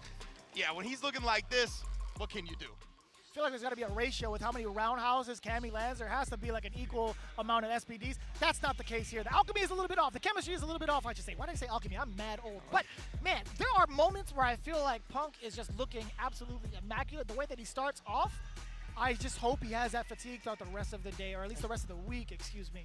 Yeah, absolutely, man. Yeah, it's a full 5 days of action here, and he will be in all 5 days as he is the SFL US representative for Street Fighter League as well. So he's going to be playing every single day as long as he qualifies in the top 16, of course. That's true. So we'll see about that, of course. He's already off to a great start with that, with the first victory over Itabashi Zangief, but we'll see how the rest of the group goes. Man, those roundhouses, time and time again, to just punish Itabashi Zangief. We're going to get a quick look at that right now via the replays. Seeing already the DIs in the corner, really just making sure he can't do anything because the level 1 from Itabashi is the anti-air super, right? So it's not going to actually answer the DI with anything. Yeah, there's just been so much oppression for the side of Punk. We spent so much time on the left side of the corner. I don't think there was a moment, significant moment, where Itabashi actually had momentum outside of possibly stopping the dive kick perhaps, maybe throwing out the medium punch as a counter hit and being able to stop the pressure momentarily. There hasn't been any moment where I could say Itabashi had a fighting chance. With all due respect, just because Punk was just severely outplaying him out the gate with neutral. Yeah, 100%, we see it, right? Level 3, and in the first game, when he just did it on reversal, knowing Itabashi Zangief was going to continue to apply pressure while Punk was in burnout, and then this time, closing it out off the crouching medium kick as he's wont to do so often.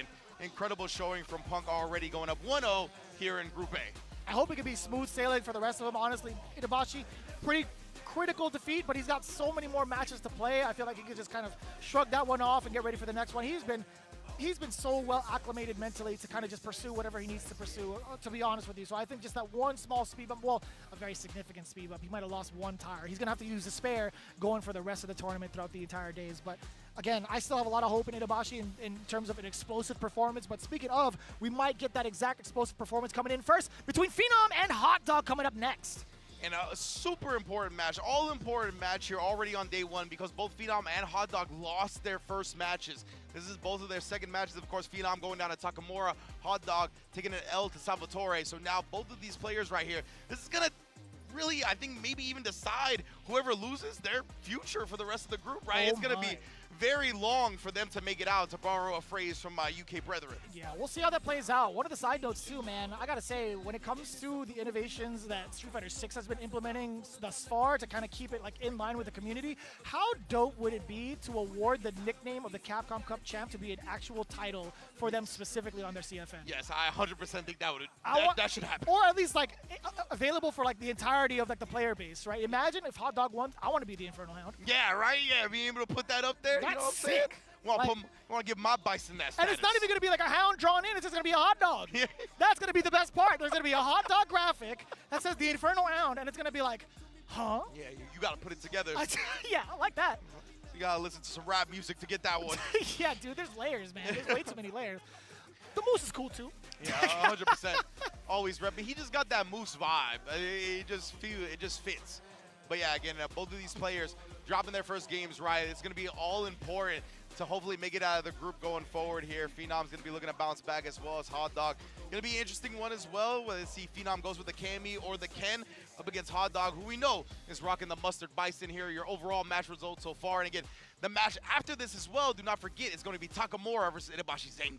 That's actually wild. Again, Itabashi being able to recover from a very, very impactful defeat. I feel like he's going to be taking it out on Takamura. But Takamura, he has been like nobody's victim thus far. He has been the one to really start things off explosively. I think he's going to be doing just that. But now, Phenom versus Hot Dog with game one.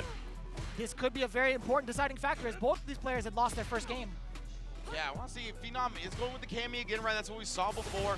Obviously known for his Ken just as much right now. All of these players really have been having such great defense, especially Phenom, even though he did lose that first game. He's been doing a great job kind of guessing post drive rush cancel jab. But that time got caught walking back, but Hot Dog, no! Reels back in his chair a little bit as well. That hurts. You hate to see it slip out of the bun like that. I'll tell you what. Phenom making full work of it, though. He's like, you know what? I'm going for the rest of the full course meal. The barrage now, salting him down. Put a little bit of pepper in your step. Oh, yeah, important tech. Blocked that time. Oh, no, but the spiral arrow was too close, so Hot Dog gets a true punish. We're trying to bait something out. That was such a terrifying moment. Any button press could have decimated Phenom's life bar. Back-to-back plus frames. Hot Dog, he's stealing turns. Yeah, he knew at that point, right? Phenom was like, I'm going to have to give him my drive beater, but well worth it in the end. Air to airing, any type of reversal attempts. That's something you always have to keep in mind as well. Like, Hot Dog has access to pretty decent jumps and hell attacks to go with it, but also maybe the Hell Rise could be something to look out for. Phenom either way prepared for it, airborne. Wow! Damn! And the recognition from Hot Dog, the forced knockdown jungle point, immaculate. Plus frames all day, and then yes, had the charge. You saw him walking back, puts it into the dive kick, continuing the corner pressure. Give me that parry as well. Let me get that drive gauge. He's parrying all of that though and gets so much back because of it. Defensive back throw paying off for Phenom. Now the assault begins. Another throw. Hot Dog, what are you going to do defensively? Perfect parry after the backdash. Good anticipation. Not going to spend it? Yes, he is. I lied to you. 2 bars to it. The Punisher is intact. Bam! Getting around on the board. These players are so good at getting to their next answers in the moment, right? Hot Dog with the backdash, recognizing that Phenom didn't go for a throw. So what's next? Most likely a button, right? He's going to try to take advantage of the recovery of the backdash so he gets out the perfect parry in time. Man, all of these players are playing so well. Right more of a patient start. Yeah, trying to space out the fierce. I don't mind that Psycho Crusher either. He gets him out of harm's way regardless. If the dive kick does come out, he will catch it. Yeah, I love the fact that he's just answering the dive kicks or the jumps with the Psycho Crusher. If he has the charge, that's honestly one of the most universal answers to whatever Cammy's going to do. And wow, the neutral parry from Phenom. You had to look out for that, right? You have a little bit of, or a pretty decent time being able to snipe that out with that perfect parry. Phenom is very much so in tune with trying to snipe that out, but now Hot Dog reaching where he shouldn't. Yes, indeed, and he is going to say goodnight for the first match off that. Phenom able to combo into the level 3. And yeah, that's a great point, right? Players have gotten better and better at react parrying the stand fierce. The stand fierce is super significant on the startup. It might be plus on block, but the startup is double digits at the very least. I'll look it up right now. But yeah, players have gotten better and better at react parrying that button. Yeah, it's going to be another switch up now that Hot Dog is going to be faced with. I think, he's been doing a great job of kind of dampening the moments in the neutral where he's trying to set the pace for himself to also hide his charge, which is pretty significant. If Phenom decides to get antsy with those fierces, they have to come in different timings or be a little bit less predictable. But at the same time, if Phenom's already got the timing down pat and the recognition, I don't know if that's going to be a valid tactic anymore going further into the neutral. Yeah, remember the stay in the heavy punch is 19 frame startup, right? That is literally on the edge of proper human reaction. So when you're used to seeing it, when you're playing this game a lot, you could definitely react with perfect parry on that button. Already off to a really, really rough start for the side of Hot Dog. A very fortuitous cross-up, though. We are going to get the OD scissors, plant the bomb, dash up for the frame kill, looking for the butt for Phenom. No juggle, though. Not too bad, but the throw being in this situation still, where you're going to get thrown over and over again, is a pretty bad one. Level 1, get off of me again. Yeah, Phenom has recognized, right? When Hot Dog is on offense, he is just going to keep putting on the pressure. He's not going to let you do anything. He's going to suffocate. So because of that, Phenom has been busting out with the DPs, with the supers, and now Hot Dog is scared to anti-air if he doesn't have Psycho Crusher charge, right? That's what we saw right there. Phenom able to get 2 jump-ins scot-free and gets a throw kill off of it. Oh. Wasn't prepared with the charge, perhaps, or just wasn't ready for the fast version. OD dive kick to start things off for Phenom, and you could see it. The jumps are now coming in a lot more. Hot Dog going to be able to stop the momentum a little bit here. Finally getting some offense of his own. Bomb going to be exploding. Does able to protect his drive gauge with the parry. Out of there, yeah. Being able to check the space. I love the jump back. The target combo does get punished severely. More so for the situation change, right? Being able to maintain the pressure in the corner is so much more important than damage output itself. Precisely. This is the long game that Phenom was working towards here. He's got 3 bars on deck as well. My goodness, we've seen Phenom for throw Daigo 5 times in a row. Switches it up against Hot Dog, though, at the last moment, either catching a backdash or a jump perfectly. That's how you condition and then make sure you come out on top. I honestly thought you were onto something in regards to the throw. We've seen that before, right? We've seen that from I wanted before. to see if he was going to actually pull through with it. I'm like, yo, he actually might do it for the crowd, but no, he was out for blood. He was doing it for himself. That medium punch was so perfectly timed. And I'm actually glad, if you have been paying attention at home, I'm glad the player 2 curse has been, or sorry, the player 1 curse has been lifted, because it's been all player 2 eccentric in regards to the W's thus far. I like that. I don't like the sides to have an advantage, you know what I mean? Sometimes the fighting game gods give the player 1 or player 2 some sprinkle it in, but I like this. The even ground. Phenom bounces back from his first game loss as well, and now Hot Dog is going to be able to, I mean, he's going down 0-2 now, so it's going to be a little bit tough to bounce back from that. He's going to obviously have to run it off 3 straight to have any hope of making it out. But man, yeah, both of those players were put in a rough spot, and big ups to Phenom to be able to respond to that the way he did. Yeah, I got to say, man, with regards to Hot Dog and what he wanted to get started, like how his point of entries have been, primarily through trying to establish plus frames, right? The fierces have been blown up. Whenever he gets a knockdown, he would try to initiate with a back roundhouse and even try to steal turns off of that. But most of the time, his offense revolved around those 2 normals as well as trying to land the throw in the corner, which is, again, not necessarily a substantial tactic to kind of like analyze through, but it's something to really note. It's like Hot Dog didn't really have his chance to show out in neutral as much. Yeah, absolutely, and I think like one of those things, it's kind of what plagued Phenom in his first game, where they want to, once they get the offense, they don't want to give that up, right? They don't want to give it up to bait something out. And we saw that again from here, where Phenom was able to get multiple successful, whether it be reversal ODDPs, reversal supers, because he was just committed to the offense so heavily. So something to keep an eye on going forward here. We already saw some clean bait outs earlier, but from a lot of these players, they just want to make sure they get their offense off. Right now, we're going into Takamura versus Itabashi Zangief. Obviously, Itabashi falling to Punk. He needs this W big time. This is going to be very, very exciting to see Itabashi and Zangief. Oh, sorry, Itabashi and Takamura. I'm saying 2 sides of the same coin. What am I doing, man? This is crazy. But Itabashi, Zangief, again, at the deficit, 0-1. Takamura, very, very explosive start. I want to know what happens when Takamura is put in the blender, excuse me. If that even happens, honestly, like with how explosive he has been with his OD uppercut specifically on the reads offensively that Phenom had made, I wonder if Itabashi had taken note of that and will be playing a little bit more patient off of certain normal instances. Yeah, definitely could be, right? Especially like in this matchup, as you mentioned. As a Ken player, I've never liked the Zangief matchup in this game. I think Zangief poses Ken some problems when it comes to the ranges you want to play at.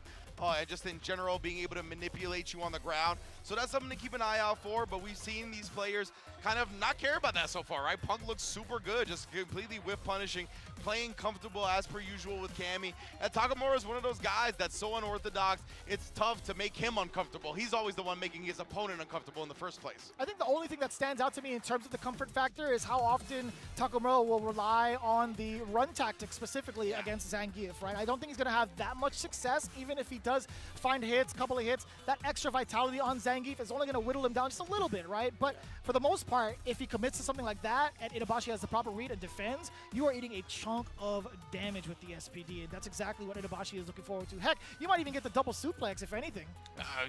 We might see it. We might see double Germans coming out.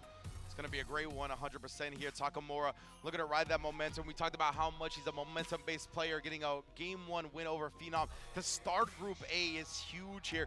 Itabashi, obviously, being in Japan, you know he wants to put on a show, not just for himself, but for his entire country, considering Capcom Cup is here in the Ryugoku Kokugikon.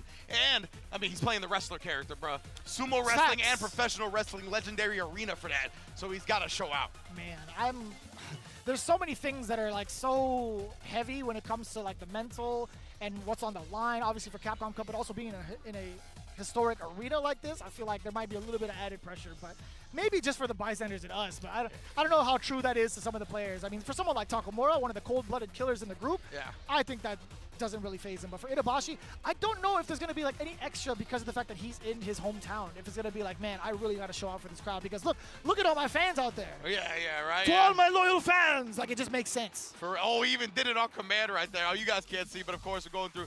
Lovely crowd has already filtered in as well for the Ryugoku. All coming to see Capcom Cup. Obviously, Street Fighter in Japan has exploded for Street Fighter 6. Incredible showings, whether it be offline view parties for SFL, whether it be the crowd, the immense crowd that we got to see at the Super Premiere in Japan. That was so sick. Getting to see everybody hold up their signs for their favorite SFL teams and all their players supporting as well. Japan has just been showing out for Street Fighter 6 like no other country, honestly. So it's very fitting that Capcom Cup is here. Without a doubt, man. Again, we've only gotten started with Group A thus far. We understand that you guys have been waiting very, very patiently for this very moment. We are still trying to make sure that everything runs smoothly, but as it stands right now within Group A, Phenom currently at 1-1. Takamura 1-0, that might just change in just a bit. Hot Dog looking at 0-2, very substantial to take note very early. Salvatore, 1-done today, he's big chillin'. Itabashi Zangief looking to change his fate as well. Punk the God, he's also big chillin' with 1-0.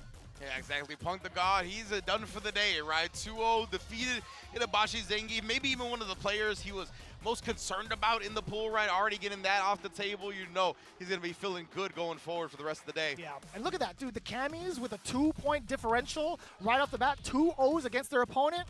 Wow. Something in the water, man. Yeah. Oh, yeah, that's true. Salvatore really gaming out here, man, taking down Hot Dog in the process. So, yeah, Hot Dog, rough start for him. We'll see if he's going to be able to bounce back.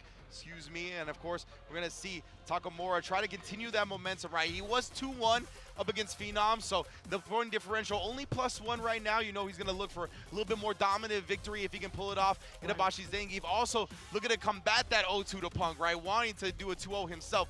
It can come down to the points to end it. So all of these matches, the way they play out, everything matters. We are going to get that final match of Group A started, but nonetheless, we still have so many groups to go through between B and G. And that's going to be happening all day long with also a rotation. You guys had seen who had been a part of the broadcast as well. Big ups to everybody involved with production and getting us out here first and foremost. You are going to see plenty of others taking to the stage to call some of your favorite matches going forward. But as it stands right now, Takamura versus Itabashi Zangief, that's what we're waiting on right now, and it's going to be so integral for both of these players. Indeed, man. This is going to have a lot of implications going forward, considering it's the second match for both players, right? If Takamura is able to take this to start 2-0 like that, and the 2-0 being over Itabashi Zangief and Phenom, I mean, he is really putting himself in a prime position to make it out of the group proper. Itabashi Zangief, of course, looking to keep his hopes alive. Going down 0-2 is going to be extremely difficult as a whole to climb out of. Man, imagine if they do go 0-2 today and manage to run an entire gauntlet throughout the rest of the days. That can also dampen so many other players going forward into their hopes and dreams of continuing on to into the top 6. So we'll see how this plays out, man. I still think there's going to be a lot of surprises in store, specifically for this group as well. I mean, we talked about the deaf groups. We talked about, first and foremost, it's not his fault, by the way. No. Last year was easily not his fault. The common denominator was easily Rob TV. It was Rob TV. It was Rob 100%. TV. I'm sorry, Rob. I'm sorry. You are getting thrown under the bus for this. I removed myself from the situation voluntarily. It's your fault, dog. It's your fault. But I got to say, man, Group F, Group G as well, those are the big groups that a lot of the attention has been put towards on social media as well. So there are so many big matches to come through. But I'm glad that you guys are tuning in at the very, very start of our day. It makes us feel so much better to see you guys finally get rewarded for all your patience throughout the entirety of the season, man. Yeah, absolutely, and it's cool because we've already gotten to see some of the fan favorites, right? Like the Phenoms, the Punks, the Itabashi Zangiefs, Takamura, Salvatore, etc. But so many more fan favorites are still to come, right? Mena RD, the Birds, etc. Fudo as well. There's so many. Kakadu is going to be an amazing day. Shout out to Juicy Joe as well. I can't wait to see so many of these players getting to show out on an international schedule, an international level. Well, we're going to get this Itabashi Zangief Takamura match started right now. Looks like the button checks are over, perhaps. Maybe not. I'm not exactly sure, but we're going to find out soon. Of course, Takamura going to be rocking the Ken Itabashi Zangief, rocking his namesake. I love that, too. I'm really happy for him. Like, in Season 1, it was looking kind of rough. I didn't know if he was going to change his name from Zangief to Itabashi Marisa. Yeah. Like, I didn't want to see it, personally. I enjoy the way that Marisa plays, but I am a big fan of Itabashi Zangief, and I think, you know, he has to stay with his character. He's done it to himself if he names himself after the character, to be honest with you. But, like, it was very, very hard in Season 1 for Zangief. I feel like mostly also, like, the toolkit that he had wasn't necessarily one to contend against the meta, but at the same time, I also believe that in terms of the development of the character, wasn't just thoroughly there. I mean, we had a couple of pioneers trying to do it. Itabashi obviously being one of them. We have Dr. Danny Pham also in the States really trying to innovate this character as well in the very early stages of Street Fighter 6. Yeah, most definitely, right? It's a bit of a struggle, but it seems like some of the Zangiefs have been able to put the pieces of the puzzle together, right? Yeah. Not only Itabashi Zangief qualified, but also Zangief Balado out of Brazil also has qualified for Capcom Cup and had an amazing showing at UFA. It wasn't just like he was able to show out in his region. He went to UFA. He got top 8 at that tournament, defeating Big Bird in the process, if I'm not mistaken. So, yeah, Zangief Balado, some of these players have cracked the code. Mena RD obviously has been dabbling with the Zangief as well. So this character has come a long way from where we first started seeing it in Street Fighter 6. One more side note, man. I got to pay respects to my man Ramsey. His level up journey with Zangief has been an inspirational one. When I watch that man play, low-key, I'm like, I kind of want to play this character. Like, there are only a few players that could do that to me, quite honestly. I'm like, yo, when I watch Ramsey play Zangief, like, he's one of them. When I watch Kakadu play JP, I'm like, man, I will never get the dexterity to play this character, but I'll try it. Those cats really deserve their flowers, honestly, for pioneering the way that they do. But we are getting ever so close to see Takamura versus Itabashi Zangief duke it out for their final matchup of the day. Yeah, I love seeing the players that can really inspire others with their characters, right? Like, we were actually out in Tokyo the other day, and we got recognized by one of the employees. They're like, "Oh, you guys here for Capcom Cup?" And they played Street Fighter 6, and he was like, "Oh, my favorite player is Shuto because I play Marisa," right? So it's just real sick to have these type of players that can inspire on these characters that you don't see a super ton of, whether it be the Zangief, whether it be the Manon, like with Idom, whether it be the Jamie that we see. Boost obviously played a lot of Jamie along with the Ken over there in the States. So there's still so many players showing out with these characters. Obviously, Job EM's going to be playing the Terry. Chris CCH might be playing the Terry. Truly, Who knows, right? That's another character that he's been dabbling with. But yeah, we're going to get it started very shortly here. I think they're making sure everything is prim and proper here right now. We're going to get a quick button check and then hopefully into the match next. It's Takamura versus Itabashi Zangief. Going to be looking to advance in Group A and obviously try to get into that top 16, which will be taking place Saturday, Friday for those of you in the States. And I'm glad you mentioned that, too, in terms of the inspiration of some of these players. I'm glad that you mentioned that story because that was 100% a factual story in that specific center. We were trying to poke around the conversation and maybe get a discount. That would have been godlike. But fact of the matter is, Street Fighter 6 is definitely Japan's esport, man. I got to say, they have been taking it to a whole different level in terms of the fandom and in terms of the player base itself. Yeah, and it's just like, it's really impressive to me how much the Japanese scene, like, gets to know all the other scenes, right? Like, I wouldn't have been expected to be recognized by one of these people from Japan, right? But the fact that they recognize you, me, all kinds of players that we were with. Oh, like, Yipes for sure at the arcade. When we went to Hey Arcade, as soon as we left from watching him, So like some players just flooded him. It's so sick to see a lot of the Japanese natives have all the culture from around the world when it comes to fighting games. Obviously, you can hear that with the respect to Punk, the fandom of Mena RD. But right now, we are going to get into our final Group A match of the day. Takamura versus Itabashi Zangief. This is going to have great implications going forward. Let's get it. God, I love that intro. Let's go. Takamura, Itabashi Zangief. Oh, and Takamura already looking to establish a fireball. Something that we didn't see too much of earlier on. But already having to guess wrong. Oh. I like that, while maintaining the parry as well, still able to cancel out into the OD uppercut. Counter hit again, committing to that run. Itabashi, head to the sky. He was really upset with that decision making. Yeah, the fact that he did it off the stand fierce, right? So obviously that's gonna be the best time to do it. Oh no, just walks out of the throw range. SPD, Itabashi here.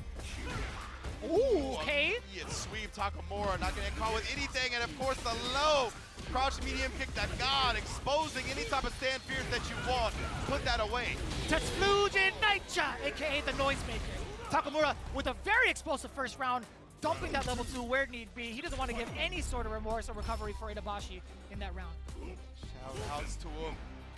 And again, Takamura early on, looking to establish fireball. Maybe try to bait Itabashi into something and just drive rushing behind it once he sees the fireball connect.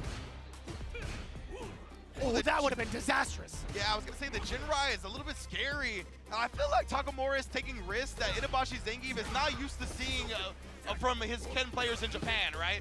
So I think he's getting caught off guard a little bit and missing some of these punish opportunities because he's just not used to seeing people take that risk. I mean, that should have been the key point against Takamura when he had watched, if he had watched Takamura versus Phenom. But Itabashi seems to be in a little bit more control now. Gonna be able to block that. Yes, sir. Get the wheel kick, lariat extension, Boar's dynamite. That's just it right there. The damage is so huge off of that punish counter. Yeah, gigantic punish from Itabashi Zangief. And he is definitely starting to catch on to Takamura's tendencies, right? We've talked about Takamura has been willing to bust out a lot on the invincible reversals. Great bait out from Itabashi there. He tried to get the cross fierce run cancel, but you run it straight into a level 3 that he jumps out of. Takamura, beautiful bait right there. I think the drive rush was off a heavy, so he was able to jump. That was good stuff. Still couldn't believe he recovered in time. That was immaculate. Busting it out with the OD uppercut, making sure to catch that angle against Itabashi's jump. No shot, no fear in this man's heart. Cold-blooded killer that is Takamura. As we had said time and time again, first game convincingly in his favor. Takamura is not afraid to bust out, right? Especially in situations like that. I love the fact that he was like, all right, off of an air tech hit where I'm going to reset back on the ground, I'm in burnout. Again, Itabashi most likely wants to abuse that fact. He's willing to risk the level 1, kills off of it. Man, Takamura's reads, the way he's been able to predict the opponent's decisions via the context of the match, immaculate. Yeah.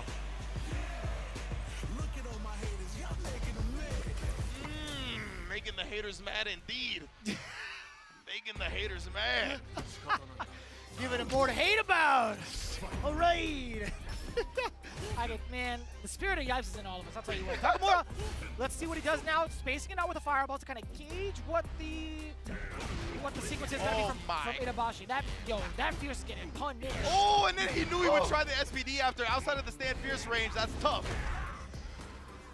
Drag rush on in there. Look at that. Now Itabashi's trying to bait stuff out, right? But Takamura not going to just bust out at every given instance. So hard to read, man. And Itabashi is so heavily read-based against a lot of the players he faces off against. And Itabashi, that time he saw the fierce drive rush cancel, so he just drive reversaled him off. Oh! We have to get the side switch. Dragon Lash indeed comes out. Dash up twice. No, that was a dash up into a run! Dash up, run, stop low, and then the DI catches Itabashi reaching. My goodness, Takamura, how are you always so right now? Tetsugen Naicha, not gonna kill yet! Oh my, What in the world? I don't even know. It looked like Itabashi was trying to scoop him up out the air. Man, that was tough. Takamura escapes with the victory. Oh, exchange of blows. Takamura ringing out with that standing heavy punch. Itabashi trying to measure the gap with that medium kick as well. But again, he's not able to find a solid read against Takamura. Now on the offensive, on the gas, with the drive rush, back-to-back throws. You heard the flash of the parry, punish counter. Keep doing it, man. He's at level 3, let him waste it. He tried to bait it out. Oh, that was sick. Itabashi knew. He was like, this is the time where you're gonna look to bait something out. Goes with a button, catches the backdash. Now we side switch. Oh, put a stop to that drive rush as well. Seen it. But another level 1. You ain't gonna bait it out. I'm gonna let it rip. And he knew that SPD would definitely have killed. Takamura assessing the risks so well. One throw more will do it. Drive rush on in. Knocking on the door. And it's a tick throw yet again. And man, it hurts, right? Itabashi and Zangief as a character in general, at the whim of hard reads, at the whim of trying to tech throws in those situations, because they did get rid of his ability to jump cancel the SPD to avoid the throws, right? In a situation like that, you had to imagine if that ability was still there, he would have at least risked it one time. But in a situation now, you just gotta be able to make the right read. And unfortunately for Itabashi Zangief, he was just put in that situation too many times to be successful. Great stuff from Takamura again and again. Man, there's got to be a counter. There's got to be somebody like keeping tabs of the stats in regards to how successful Takamura has been in some of these key reversal moments on defense, right? I think that's been the biggest highlight thus far in all of his matches here in day 1. I think that's a hallmark of Takamura as well. Is like he is not afraid. That is the only reversal I feel like we've seen baited in any of his sets, right? And I mean, look at the damage, right? And you would think going forward, I did half of his life off of baiting that. He's not gonna do it again, but of course he does, just like that. So Takamura, I mean, he's just been so willing to bust out. The drive rush into the DI right there as well. Maybe that was one of the tap parry baits. That's something that people use a lot, right? They show the drive rush. The player might tap parry to try to avoid the drive rush button, and then the DI catches them recovering and blocking and pretty much guarantees the DI. But it caught him pressing a button, so it worked out anyway. That's rough too. When you saw towards the end of it, Itabashi had some decisions to be made, but on defense, with what his current stat was at, he only had like 1 bar to his name. He did have a healthy drive gauge, but overall was not able to play that defense as well as he'd like to. Yeah, most definitely. So incredible stuff, incredible showing from Takamura to start 2-0 in Group A. And of course, now we're going to get to Ryan Hart as well as Takamura. 2勝の高村選手に来ていただきました。さあまずは高村選手おめでとうございます。Congratulations to Takamura taking it 2-0 in his group. Dominant performance there against Itazan at the end, and of course Phenom to open the group. We're going to have a small interview with him now as Aru casts the opening question. はい、日本でのカプコンカップいかがですか？どういう感じですかね？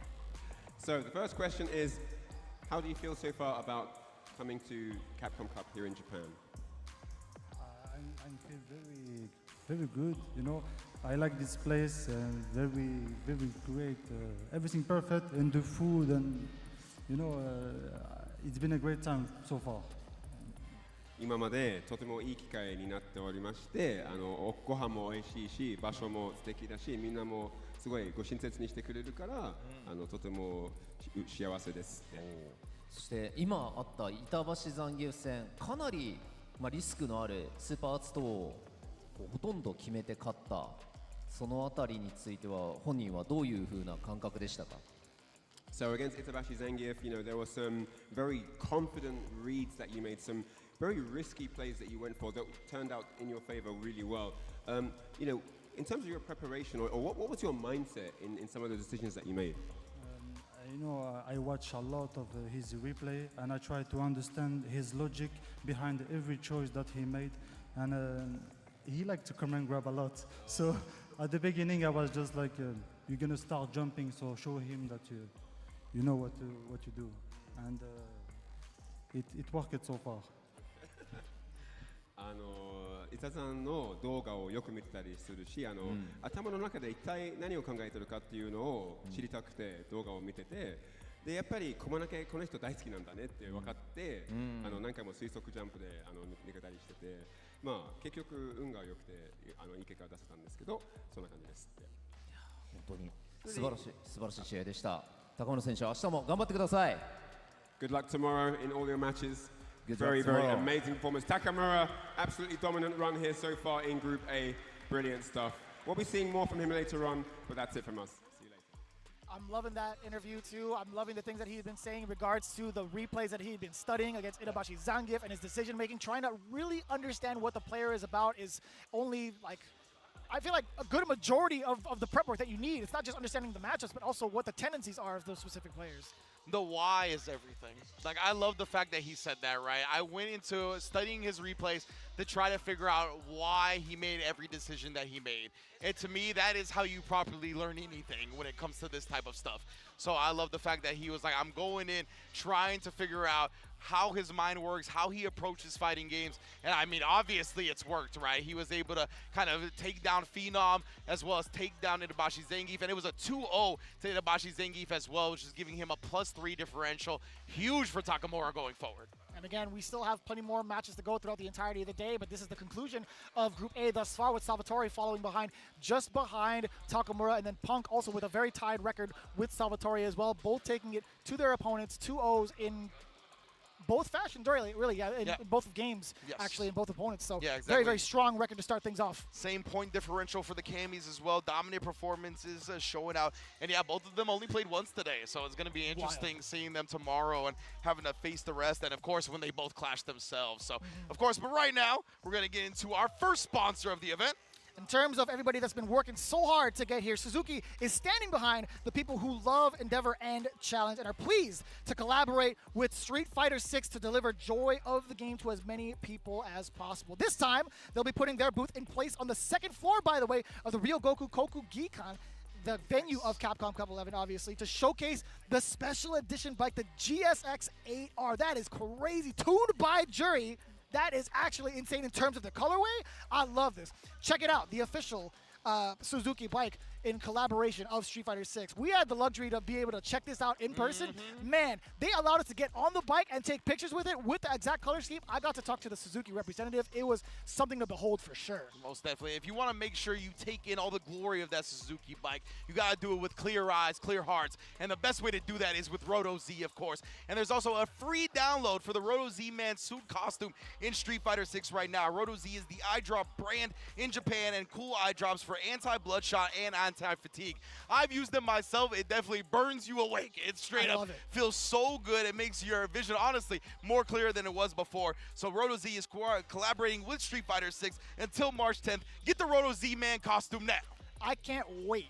I cannot wait to become Roto Z-Man in the Battle Lounge. Bro. I'm going to play it like an NPC. I'm just going to stand there and wave at people. I'm not even going to try to engage in games. I'm going to be like, yo, you want some eye drops, Playboy? I got you, man. You're going to treat it like Evo Japan? That's exactly it. That's exactly it, yeah. Well, man, amazing start to this for Group A. We're going to be right back, take a quick break, and we're going to be back with Group B along with, man, they turned the lights off on us, along with Senkola and IFC Yipes. Don't go anywhere.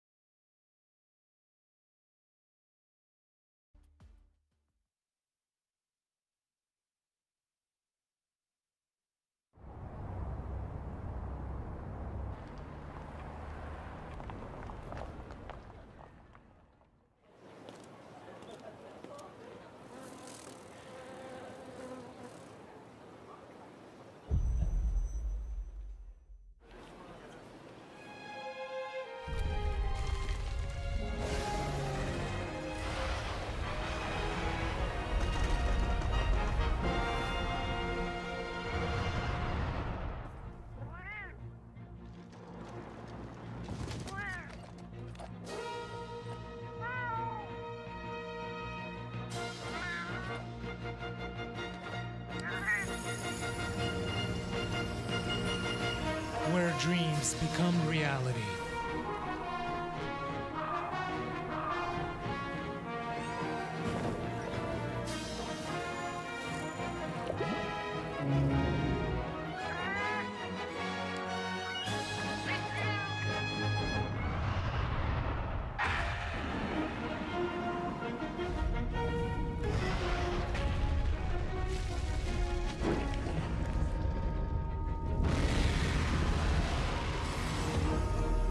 Monster Hunter Bridge.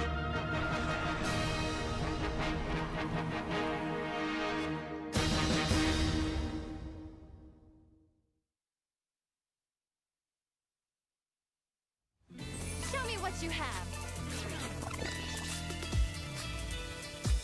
What?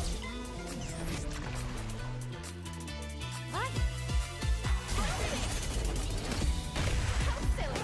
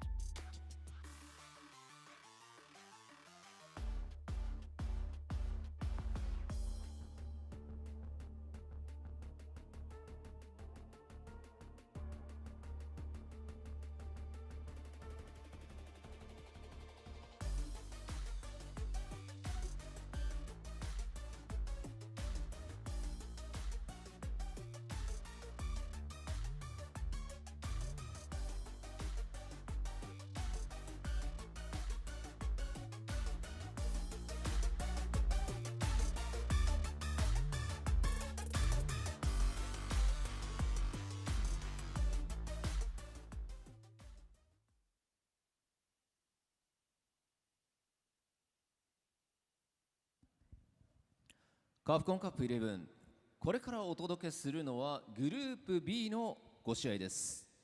早速参りましょう。グループ B プレイヤーの入場です。 Here we are at Capcom Cup 11, and it's time, as Group A concludes, to introduce the second group, Group B here at Capcom Cup 11. Let's get to it. まずはベルギーの忍者キッド、ソルティキッド。 Hailing from Belgium, the young ninja, it's Salty Kid. So I'ma tell the truth, I get my grind on. You know the pressure make all of these diamonds. I tell them get back, step back. バングラディッシュのトラサイアニク。 And next up, it's the Tiger, Sai Anik.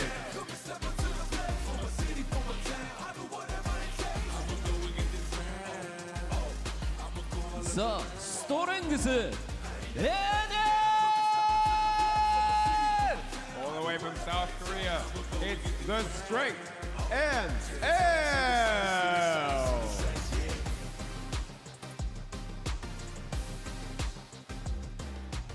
パナマの偉大なる闘士グラントナカ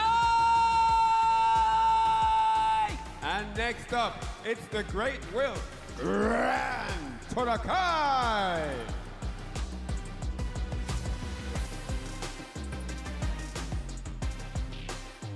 バーティスタブラザーズ疾風の兄 JP。 And next up, it's the Burglar, JB.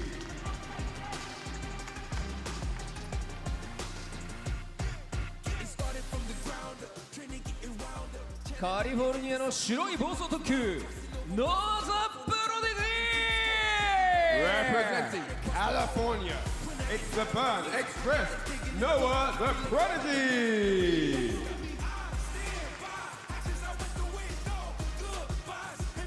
さあという B グループも非常に強豪揃いのグループになりましたね。それはすごいですね。実力者揃いなんで。はい、果たしてどのようなドラマが起きるのか、選手たちが会場を一周して、はい、ステージに続々と集まって並んでいただきます。誰が勝ってもおかしくはない話ですよね。そうですね。すごいです。ノアがファンサービスをしながら最後にステージに立つ。さあ以上の6名のプレイヤーがグループ B トップ16トーナメントの座をかけて総当たり戦で戦います。皆さん今一度大きな拍手をお願いいたします。 And with that, that is the 6 members of Group B that you see on your stage. They're about to do battle, and only 2 of them will qualify for the top 16 on day 4. Give these guys a big round of applause. それでは選手の皆さんはスタンバイをお願いいたします。 All right, all players on standby. Thank you very much. さあここからは試合の模様を熱く伝えてくれる実況席の皆さんにお渡ししたいと思います。よろしくお願いします。 All right, it's time to hand over to our amazing casters desk to call the action. Take it away. It's time for Group B, or as some may say, bus ass. Not because of what's going on the stage, because I got my boy IFC. I'm St. Cola, and we got some good obsidian action coming through. Do we not, my friend? I like that. Man, clean. He said obsidian. I respect that. But nah, man, listen. It's an honor to be here. First time I'm here in Japan. Is this your first time as well? First time. Well, look at that. We're here to enjoy that moment together. But this is amazing. The fact that I have one of the best seats in the house with my boy right here. To see who's going to have a little bit of that life-changing money. But just fear not. Of course, it's only day 1. This is Group B, of course. I'm a man. You definitely explained that very well. I respect that. Hey, so yes, that's what I'm looking for. Credit to you, of course. Yeah. But as you mentioned, we were trying to get down to that nitty-gritty. We're already starting off the first day, but every match matters. Every single iota, every throw loop, every perfect parry is going to matter. It has to come down to that differential. Talking to Jammers yesterday, we were talking about how, like, yeah, we have our people that make it out and make it maybe not so out. We have to worry about the people that may be spoiler to a lot of things that may happen in terms of, causing chaos and things like that. So with this group that we have for Group B, there's a lot of Kimberly, there's a lot of Akuma as well. We've got a lot of variants too. Salty Kid, Sianki, NL, Grand Todokai, JB, and Noah the Prodigy round out Group B. What are we thinking about who's going to be the strongest? Well, I'm going to be honest with you. I could be a little biased here. I'm looking at the obvious JB and Noah the Prodigy. Yeah. But, of course, this is a 2 out of 3 setting. How comfortable they are in that setting, we'll see. But these guys are professionals, so it really doesn't matter. It's about who wants to start strong and end the day with a good record. So that's just how it brings it down. I mean, I feel like one of the I wouldn't say one of the heavy hitters, but somebody that you really got to look out for sure is Salty Kid. And I'm only saying that, not to say that he's not a killer. I haven't really had the experience to watch all of his gameplay. However, everybody has been bigging him up in this building, so I'm definitely looking forward to that. Of course, you see the matches right here. Salty Kid versus Cianique. NL versus Grand Todokai. Shout out to Grand Todokai. He was at the verge of giving up and not even trying to qualify for this tournament, and he made it through his regionals, through the World Warriors. So big ups to Panama in the building, of course. JB versus Noah the Prodigy. That is something that I'm looking forward to, obviously, because JB benched Noah the Prodigy in SFL, so Noah might be feeling a certain way that he might want to send us a message that you should have put me up front. Maybe we would have made it to the finals. True. Who knows? But that's for another day. Salty Kid versus NL, of course, it's a rounded up Cianique versus Cloud JB. Shout outs to Cianique, of course. I see he is from Bangladesh. Respect that we have a nice little conglomerate of just everybody around the world just joining here and play some Street Fighter 6, man. At the end of the day, we all share the same roof. We all share the same love. And that's the FGC, baby. So and honestly, last year, he wasn't able to get through because of visa issues. Now he is here. He has earned it. He's back in business. Has to go get Salty Kid. Scenic honestly plays a rotation of characters. He told me he's going to play Akuma. You know how players do, though. Yeah, man, I'm going to play this character, and then they play 5 other characters throughout the tournament. So he is mainlining the Akuma, despite the fact that we do see Chun-Li on the screen. From what I've seen over in the player lounge, it's been Akuma, Salty Kid on the Kim, as you mentioned. Not a lot of data unless you're really watching like and tuning into like Salt Mine League when he play, or at least the CFN. That's not a lot of data to pull from overall. Only data I need to know is if your mix-up is good, yes or no. That's all I need to hear. Kimberly explosive. I'm talking about one mistake, you are in the blender, and that is what Kimberly represents very well. Yes, and everybody plays Kimberly a little different. Obviously, they got the same routes to the stand fierce, the anti-airs, the whole 9. But definitely I want to see what he brings to the table. Yeah. Cianique, I know he's known more for the Chun-Li and the Bison. I know that's a secondary as well, so I was definitely looking forward to that. So maybe, I don't know, maybe if the Goki gets washed. I like how I'm in Japan, I'm actually saying you the right said Goki. Now I'm saying Vega. Yo, so you got a katana in the back, bro. So quick story, right? I was in customs coming in here, and I was holding my stick in my hand, right? And he was like, oh, Street Fighter 6 Capcom Cup. And I was like, yeah. And he said character. And I said, Bison. He said, oh, Vega. And then I just realized, I was like, oh my God, I forgot where I was at. You in Japan immediately. But let's see, man. Big shout out to Bangladesh, man. One thing about me learning about fighting games in general is I always want to know from around the world who is actually out there in the field trying to represent where they from. So Bangladesh, I haven't really heard much in terms of, not that they don't make noise, it's just I like that they have a platform now to really speak their mind and really showcase what this was all about and who and what type of competition, how fierce it is over there in Bangladesh. Shout out, you already know the vibe. True. Salty Kid, man, 19, woo! That's boy is young. Second, probably youngest player that we have out here. Youngest being Blas, but being 19 years old, cooking up the competition. We saw him in Street Fighter 5 with the Meek, if I remember correctly. So it makes sense to go to another mixed master that is Kimberly. And the way that he played, at least in the finals, he played against Kiko, I believe, which is a Cammy player, which is a good matchup for Cammy. He cooked up that character, did a lot of OD usage that seemed like it was risky, but it worked out in the clutch. So I'm looking to see that in the first two. That's a deadly proposition. You're going to play out that where you get close to burnout, you make that risk, and you're willing to try to get that for the reward, get the damage, and her neutral's better now. That stand fierce. Her light, but it's hard to trade with her. She's got a little bit more stability in terms of neutral overall, and you already have a powerful mixed master like that. Yeah. He might be a deadly, I'm just saying, he might at minimum ruin many people's days. One of the things I'm looking forward to any Kimberly players, how advanced are their bomb setups is the question. So let's see. I have not seen Cianique play an Akuma yet. So let's see what he brings to the table. But you make it this far to the Capcom Cup, I can't doubt you that you ain't one of the nicest in the building. 100%. But yeah, man, let me talk about Salty Kid a little bit. He did beat Garnet in the World Warriors Europe West. Shout out to Garnet. I know he couldn't make it to qualifying, but he did graduate recently, so congratulations, my boy. Yeah. You already know Garneto, my guy. And of course, Cianique beat Bad Sa. Hopefully I'm saying your name right, pardon me if y'all watching. Winning the World Warrior Asia South. So, man, the fact that he won the Asia South, you know how many killers is out here, dog? I was in the arcade chilling casually, and I'm playing nothing but killers. I don't know who they are. You know, they got the arcades that they connect, like, to different arcades. Just a random, you know? Fire, though. And I respect that they kept putting their quarters in. I ain't gonna lie, I was kicking a lot of Gluteus Maximus. I ain't gonna lie in the arcades, but maybe I was in the wrong arcade. Who knows? But the thing is, like, you don't know how either person plays if they never travel outside that much, you know? Right, Unique don't be traveling like that. Salty Kid, we've seen him in sub-tournaments in Street Fighter 5. In 6, he doesn't really compete as consistently And you as said he used Salt to. Mine as well, right? Yes, the Okay. Salt Mine, we have seen him in Salt Mine a few times. But in terms of like consistency to other Kim players, not as much. So hard to get that data. So when you come in this first 2 scenario, you gotta immediately get going, bro. Yeah, you might get cooked up. We saw it with Salvatore just recently in Group A. Like, ain't nobody know about him, but we do know this is our first match of Group B. Salty Kid, Unique is going to be the Akuma. It's going to be the Kim. That's what's going to be up on the screen real soon here. We just looking at, I think, a little bit of a butt check on our side of things. They're making sure everything's A-okay. You see our beautiful brown skin up on the screen. Yes, sir. Hi, how you doing? I'm so sorry. You know, What's up? usually when I'm like this, you see the big dome. You see the Thunderdome.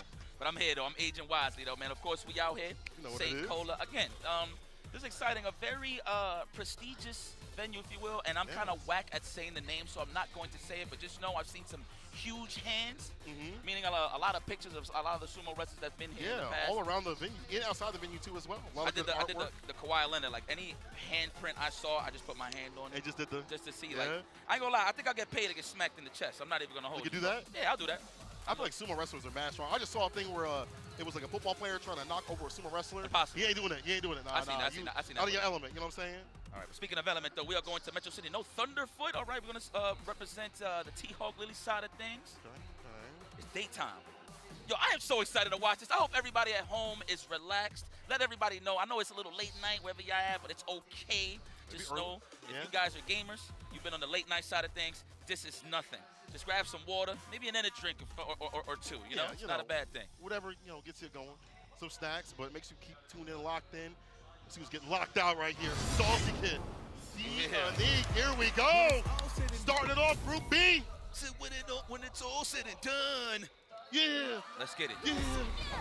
Woo, that's the power of. Anytime you hear somebody's theme, I feel like that's the power of one. Let's see if he's going to deliver. Opening gambit time, let's go. So round start, always looking for that for the Kimberly. What type of Kimberly? Do you like the slide? Do you like to walk in with the buttons? Salty Kid starting off nice and slow, trying to enter in with one of these buttons. Stand fierce, medium kick. Oh, delays the crouch fierce, gets a run up, and gets the command grab. Was respecting the dive kick there. I respect that. Sniping out the walk forward from Salty Kid. Oh, yeah. Drop. There we go. Now we're going for mix. I like that. The safe jump stuff. Paid out the parry. Big damage. Remember, this man is a glass cannon. What a snipe out. I'm pretty sure that was a delay. And this should be a finish here. Proper. Salty Kid. Round number 1. That's not Salty Kid. That's Sodium Sam. He's done with you. First round. Fantastic stuff. Even calling it that super. That's a big waste of more. Unique does get confirmed. Heavy kick Tatsu for the max amount of corner carry. Drive rush, the fake out, but no DP. I feel like Heavy would have reached there, but he still has the corner position. But listen, it could be a side switch incoming off the target combo. No, we go for the level 3 off the Vagabond. Even better. Kill the drive gauge, get your speed and power boost. Yeah, we need that power for sure. We playing RPGs over here. Now let's go. We're going to walk up, pressure standing medium kick. No, we're going for the fist. We are attacking the drive gauge. We're almost home. He wants it gone. There we go. Dehydrated as usual. Do not panic. We do have a level 1. You can react to this drive impact. I like the demon flip to get out of harm's way, but he still get caught in the crossfire. Should this be enough? Survey says. Not just yet. One more touch though. One cancel. And so hard to deal with her against that walk back, the sweep off the feet. Hey, that's defeat. Salty Kid with the first game and doing a fantastic job of honestly harassing continuously and burnout, starting off slow and then just keeping on that momentum. You should do with the character. I mean, you know, the name of the game of Street Fighter 6 is try to keep it in the middle of the screen as much as possible. Salty Kid is doing a great job at walking down Unique to the corner. However, Unique, though, it looks like he's getting a little more comfortable here. Trying to snipe out the obvious, but Salty Kid is giving them different looks in the neutral. Oh, pressing on plus frame shouldn't do that. The laser jab was able to get the counter conversion. He don't believe in staggers. Very nice. That's the thing about Kim, not having the best in terms of defense at all. All you have is level 1 to your name to bust out. So 100. Keep that open, going and flowing. OD, go show you can go sit your ass down. I like that. Love that expensive OD reversal here from Unique saying, you know, a lot of cash is on the line, but I'm going to let it rip to survive. Going for the counter hit here. I like that Salty Kid went for the drive rush crouch jab to snipe out the cross strong attempt for sure. That is, of course, Unique was thinking about it. Better punish out there, just run the anti-air. It's with the crouch fierce, up kicks, Tatsu right after it. Teleport in for the throw. Oh, he's in his element with the mix up in the corner. There's a guillotine, no back, so goes for the crouching light kick, wakes up with a light right after. Sianki, careful now, did not get the drive impact. Man, all right, now he's throwing them off with the demon flips, pressure for sure. Salty Kid has been doing a great job sniping out those demon flips. Okay, but watch your legs, though. And you will see with that stand, light kick, and that sip of calamity. CA, damage on the way, open up, daddy's home. Sianki brings it back from the brink. I was looking like it was a little bit of a beating up in the corner continuously, but Sianki switches it up, puts on the pressure that Akuma can do with the demon flips, the stand mediums in the corner. Right. And routes it back. We're game to game right now. That's the thing that throws off anti-airs, man. That jump elbow from Kimberly. It's one thing you don't want to pay attention to something obvious. I'll tell you that right now. All right, trying to catch that wake up technical, possibly or the parry. That was the safest of jump, so he would have been all right. Able to dry brush meeting, stand ears in the adamant fist, trying to confirm, trying to get a punish counter or trade. Salty Kid's not biting. Good defense, don't crack. Oh, I like the jump back, switch it up a little bit. Oh, nice swift punish. Right on the recovery of the standing media kick, beautiful. Now, are we gonna attack the drive gauge? I know that's what I would do, it's expensive. A lot of write-offs here for sure. Take that trade, oh, the burnout! He tapped Barry, he should have did that. Before drive impact, can you survive the 4 fears? The adamant fist don't miss, you're that close, bro. And Sianki, set point. Good checkmate right there, I like that. Bangladesh in the building. Oh, yeah. Chuck that plasma, get into the overhead parry, successful, beautiful, perfect. All right, we're going for the pure corner carry, forget the damage, we want positioning here. Oh, the neck hunter. Stop watching. That's a throw. Drive rush, yeah, don't go for the anti-air. We've seen that already get blessed or avoided. Back to the screen. Zenix should just commit to the crouch throw and drive rush regardless, especially from that range. Yeah. We got a drive rush, a possible finish. Wow, is that for the catch? No! What a way to give it to a hand it to him in a silver platter. We survive another day. Oh. Final game, final round. All comes down to this.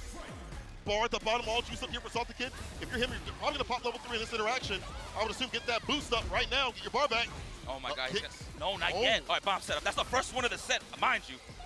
So it's just straight, nothing but buttons and neutral, no setups yet. Oh, threw him off, thought it was a dive kick, but credit to Salty Kid for trying to delay with the crouch fit. Slight walk back. Quick punishment didn't find the full confirm. I could have been a lot more. But damn near burned him out with like level 2 and periods in. You went for it again. Nah, Salty Kid is a blocking, now you're dropping. Your drive gauge at the very least is going Sianki with no Bartha in the corner. Salty Kid, this is your game to win. Yo, what's in the water in Bangladesh? That's kind of crazy. That's already 2 attempts that it failed on both of those attempts with the wake up level 2. Well, there it is, ladies and gentlemen. Salty Kid moving forward, never backwards, adding some points to the board here in this beautiful round robin. Oh, wait, what was that? What's that card? What is that? Bro, I can't scan that QR code. That's way too small. Are you serious? What is that? You gonna hand it to him? He said, hey. What was that? What was that, though? Lessons? You need lessons, bro? I got you. I don't know if it's that. I don't know why you handed him a card. He's like, here. That's crazy. He's like, here's my card. Wow. Well, listen, credit to Salty Kid. I actually got to know the lore behind that. I got to know what the cards are, bro. To me, it got to be like, you need some training, bro? I got you. That's crazy. Well, let's check the highlights real quick, man. I mean, they're both aggressive, of course, swinging in all cylinders. Shout out to Jammers, had to add that to the vocabulary. All right. But it's always that fill-out round, man, to see exactly how people react, how people like to hold up when it comes to throw situations. That's the most important thing when it comes to offense, the throw. So credit to both of these guys to be great on the defense and not shying away for how they really play. Of course, you saw Sianique waking up with a lot of level 2s. But credit for Salty Kid for being well on the defensive side and just ready to stagger when he really needs to. On the reverse of things, I think Sianique was honestly going for way too many risky things. We saw him like in his turn into like a level 2 or, bust out a little bit too obviously when that hasn't been working. Maybe delay jab, maybe walk up throw a little bit too so up here up in the corner. You have to see them kind of walking back and things like that. I do feel like if he adjusted that defense a little bit better, he may have stayed alive a little bit longer, but well, coulda, shoulda. Right now, it's Salty Kid with 2 games right there over the 1. Yeah. So that's a pretty damn good start. I mean, credit to the match of both of these guys reacting to like the jump in elbow or like the demon flip. Salty Kid was successful about twice in terms of punishing a delayed dive kick demon flip. The guillotine, yeah. Then he was throwing it up. He was throwing it off with the guillotine, exactly. So that's the difficulty in that matchup is like there's so much variance what he can do. And that crouch release doesn't always reach. So we're gonna be seeing some more Akuma on the screen. NL, aka Never Lacking. Shout out to my boy Rob for that one. And Grand Todokai. That's actually, well, that's why we see Bison. Look at the names, though. The Strength versus the Great Will. NL, of course, hailing from South Korea. You already see where he actually gained his spot, was in the South Korea regionals of the CPT World Warriors. And, of course, Grand Todokai, listen, I want to highlight this guy because he's a prime example of never giving up.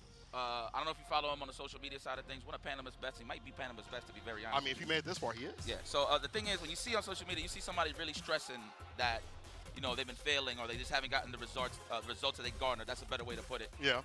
You know, they put their emotions on the line, like you really see it on their sleeves. You know what I'm saying? I like seeing So the fact that I seen him stress that much, and he actually thought that he wasn't going to make it to Capcom Cup and then make it through the World Warriors in Central America West, like that is one of the greatest stories, and that's what Capcom Cup is all about, man. It's not how you start, it's how you finish. You need diligence when it comes to these FGC side of things, fighting games in general, because not everyone can win.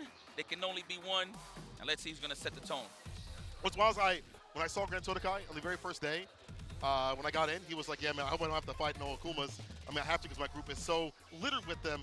And it's wild because we saw the Bison as the pick on the screen, but he was like, I'm going to play the JP regardless. He's like, I believe I can just play the JP, run that matchup, even though it's like JP's worst. Yeah. The dive kicks, the fireballs, the aerial approach with the air fireball, like light punch fireball, of course, too, as well. Forward fierce, if you try to drive rush against the fireballs, are really, really good against JP overall on the neutral. So one thing I don't think he wants to play against, but he's going to have an answer for that. He's a big lab rat. He's practiced with Zapparino's group. He's been training all around the area that you can with CFN. You know, I've seen him in everybody's stream nowadays too as well. So despite what's on paper, it may be different in the match. I actually want to see if is he truly going to pick JP. I think this is a button check. He should pick Vega. I strongly think he should pick Vega. I agree with you. Off of the, you know what? Let's meet in the middle. I'm gonna say Okay. Dictator. I'm gonna say Dictator. But I mean, I just freestyle with both of them. They both sound fire. I'm not even gonna hold you. But the thing is about that matchup with Akuma and Bison, Bison already eliminates the Demon Flip approaches. Delay, OD, Cycle Crusher smokes all of those options. Yeah. That's why you're gonna see a lot from NL in terms of placing fireballs. You're gonna see it more on the crouching strong, low forward range. Yeah. The good old John Choi. Shout out to John Choi. Close range fireballs as well. Yeah. So variants with OD as well. If they try to go for like Sam medium kick and then knockdown. Yeah. So I think it's very important for NL to take away the scissor kick option entirely. So he has enough reaction to walk up and block a scissor kick and punish it with a stand short. That's perfect. And then you force him to stand fierce. Of course, that's the better option because it's safe, right? Yeah. But I don't know if NL can actually parry those on reaction. I've seen the top levels, of course, Kakadu, every time somebody throws a Bison stand fierce, he always perfect parries. So I don't know if NL got that in the tank. But one of the neutral kings, man, I'm going to be very honest with you. So let's see exactly how Grand Todokai is going to approach NL. I know a lot of pressure's on his back right now, but the standing medium kick is key. But if you can get that on hit, that's a free check with either a stand fierce or a low forward to continue the offense. But again, it all depends on how NL can take away Bison's options. I'm curious of how good Grand Todokai is. Bison, we've seen it in brackets. It's been fine there. But at this stage, is it well enough? You know, it has been practiced with so many Bisons. Obviously, Hot Dog. You know, in the Asian region, he's had so much variance as well. You go on CFN, you're going to be fighting Bison. We'll see how this fight goes here. Grand Todokai starting off with the Bison. He lied to me. I'm going to get at him later. It set a counter immediately. That was the first whiff punish already.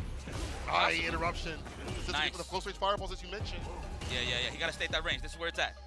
He shouldn't be shy of throwing that standing medium kick on Grand Todokai's side. However, I know he don't want to whip, so I get it. And there's already neutralizing the scissor kick. Now we're going to see the forcing out the stand fierce from Grand Todokai. We're going to see it right now in a bit. That was almost a lane DP. It came like next year. Scissor kick's gonna hit with the punch again right after it goes the level 1. No. God, really? I would have did that to burn him out, right? Or close to. I know NL is happy about that. Try to go for the toes. He had the right idea. NL was walking back. Wasn't watching the sand. Look at all this room he has to work with right now. Getting pushed to the corner. Delayed jab. He had to do something. Clips him in the corner.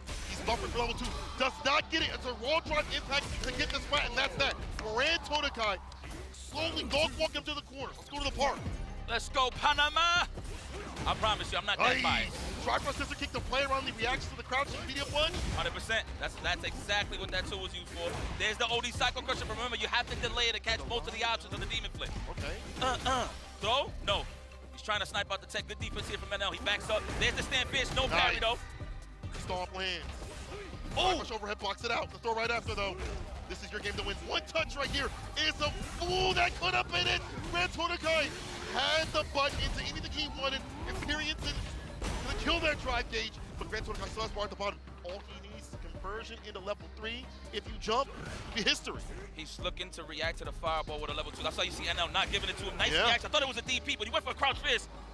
Just kick back and relax. He's almost home on the green. No! The dive kick's able to hit. The crouch fears not claiming that space properly. The timing just not there. Yeah, it's kind of tougher with regular Cycle Crusher, but remember, when you have cash, delayed OD Cycle Crusher to defeat all those options. Good reaction.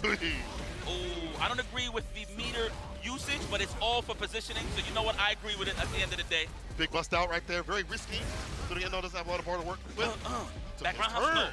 That would have clipped the two. And now he's looking a little shaky on defense. Will he spend it to buy some time? No. Next hit, he's going to confirm. He's got to do it. And there it is, as you mentioned, Adamant Fist. That's just Calamity. Big gulp in hell. Damn, great spacing from Manel. I know Grand Total Kai tried to check a throw attempt with a crouch jab. That's why he got sniped out on the counter hit with the crouch strong from Manel. Love it. What a way to open him up. NL with a breadstick on his side. Grand Total Kai, how you feeling? Had good control early on in the match, but lost it a little bit. It's all good, though. Nice technical. I promise you that's a shimmy next time, so you got to be careful. Write that down. We'll throw right after. You don't use the fireball, of course, because you could have that charge. Second pressure through the stand fierce. Just space for corner space immediately. Heavy kick Tatsu is the ender. The throw right after. This is where Akuma can really shine. So many different options you're worried about. OD fireball, stand fierce, the throw loop. So you hold these. And another one he techs finally. That's tough, man. Listen, Bison great in the mid-range in the corner. Good luck. Offensive drive reversal. Keep him caught up in the corner. Jail no bail. Don't let him leave. Give me that. Put that in your back pocket. Grand Total Kai, I still believe. If anything, look, you're down on the chips, but this is a perfect opportunity to really fill out how NL likes to counter-attack. He's not the type to really press buttons first, so it's going to be a little tough for Grand Total Kai. Down on the chips here. Let me get some stand medium kick, my boy. Nice. Caught him, holding up forward. NL wants no part of this corner. I say throw him, condition him now. Survey says no. He got the bomb in place. He's going to parry, just get a little bit of that drive gauge. There it is. Wow, held it for dear life. Yeah, look at that. Works out to get the drive rush right after the sweep for the Oki. Wasn't even, I mean, that just got him cross the jump here. Heavy kick Tatsu ender right there. Doing a bar for level 3. Nice. OD plus range. Crouching to kick, staggers it to get the hit. Does it go for it? He does. I like this. One more touch interaction right after. Post the burnout. This is tough. We got 2 meters to play with here, but that burnout, he's going to set the chip range all day. There it is. Very nice, very nice. What a walk-up. NL 2-0 on Grand Total Kai. I was wondering, you know, if he's going to stick with the JP or the Bison. He did play the Bison here, but, you know, it's one of those, on paper it's better, but do you go next time to a character that you're more familiar with, even though it's a bad matchup? Well, here's the thing. Akuma's made out of glass. We all know he has low HP, but the thing is, Bison has all the options to deal with Demon Flip shenanigans and fireballs. That's why you see NL really pacing himself in the matchup. He wants every button to count. He's trying to bait in a scissor kick so he can get the quick punish with a stand light kick for sure. But I mean, credit to NL, man. He just didn't crack. I'm gonna be very honest with you. Let's take a look at some of these highlights here. Just happened. I mean, I personally like this matchup. This is 5-5. I'm gonna just have to break it down to just experience when it comes to NL. Grand Total Kai again started very strong, but in terms of adaptation, NL has been here so many times. Of course, a returning Capcom Cup delegate, right? Yeah, as well as NL's that we get that it's either he's really, really hot, really, really cold. It seems like a really more hot sort of NL.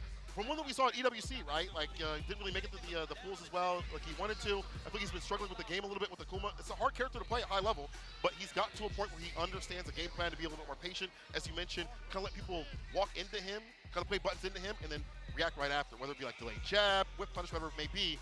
He plays around those intentions. So he kind of lets you go first, start the dance, and then he ends the dance. I like that. All right, that's over. The date is over.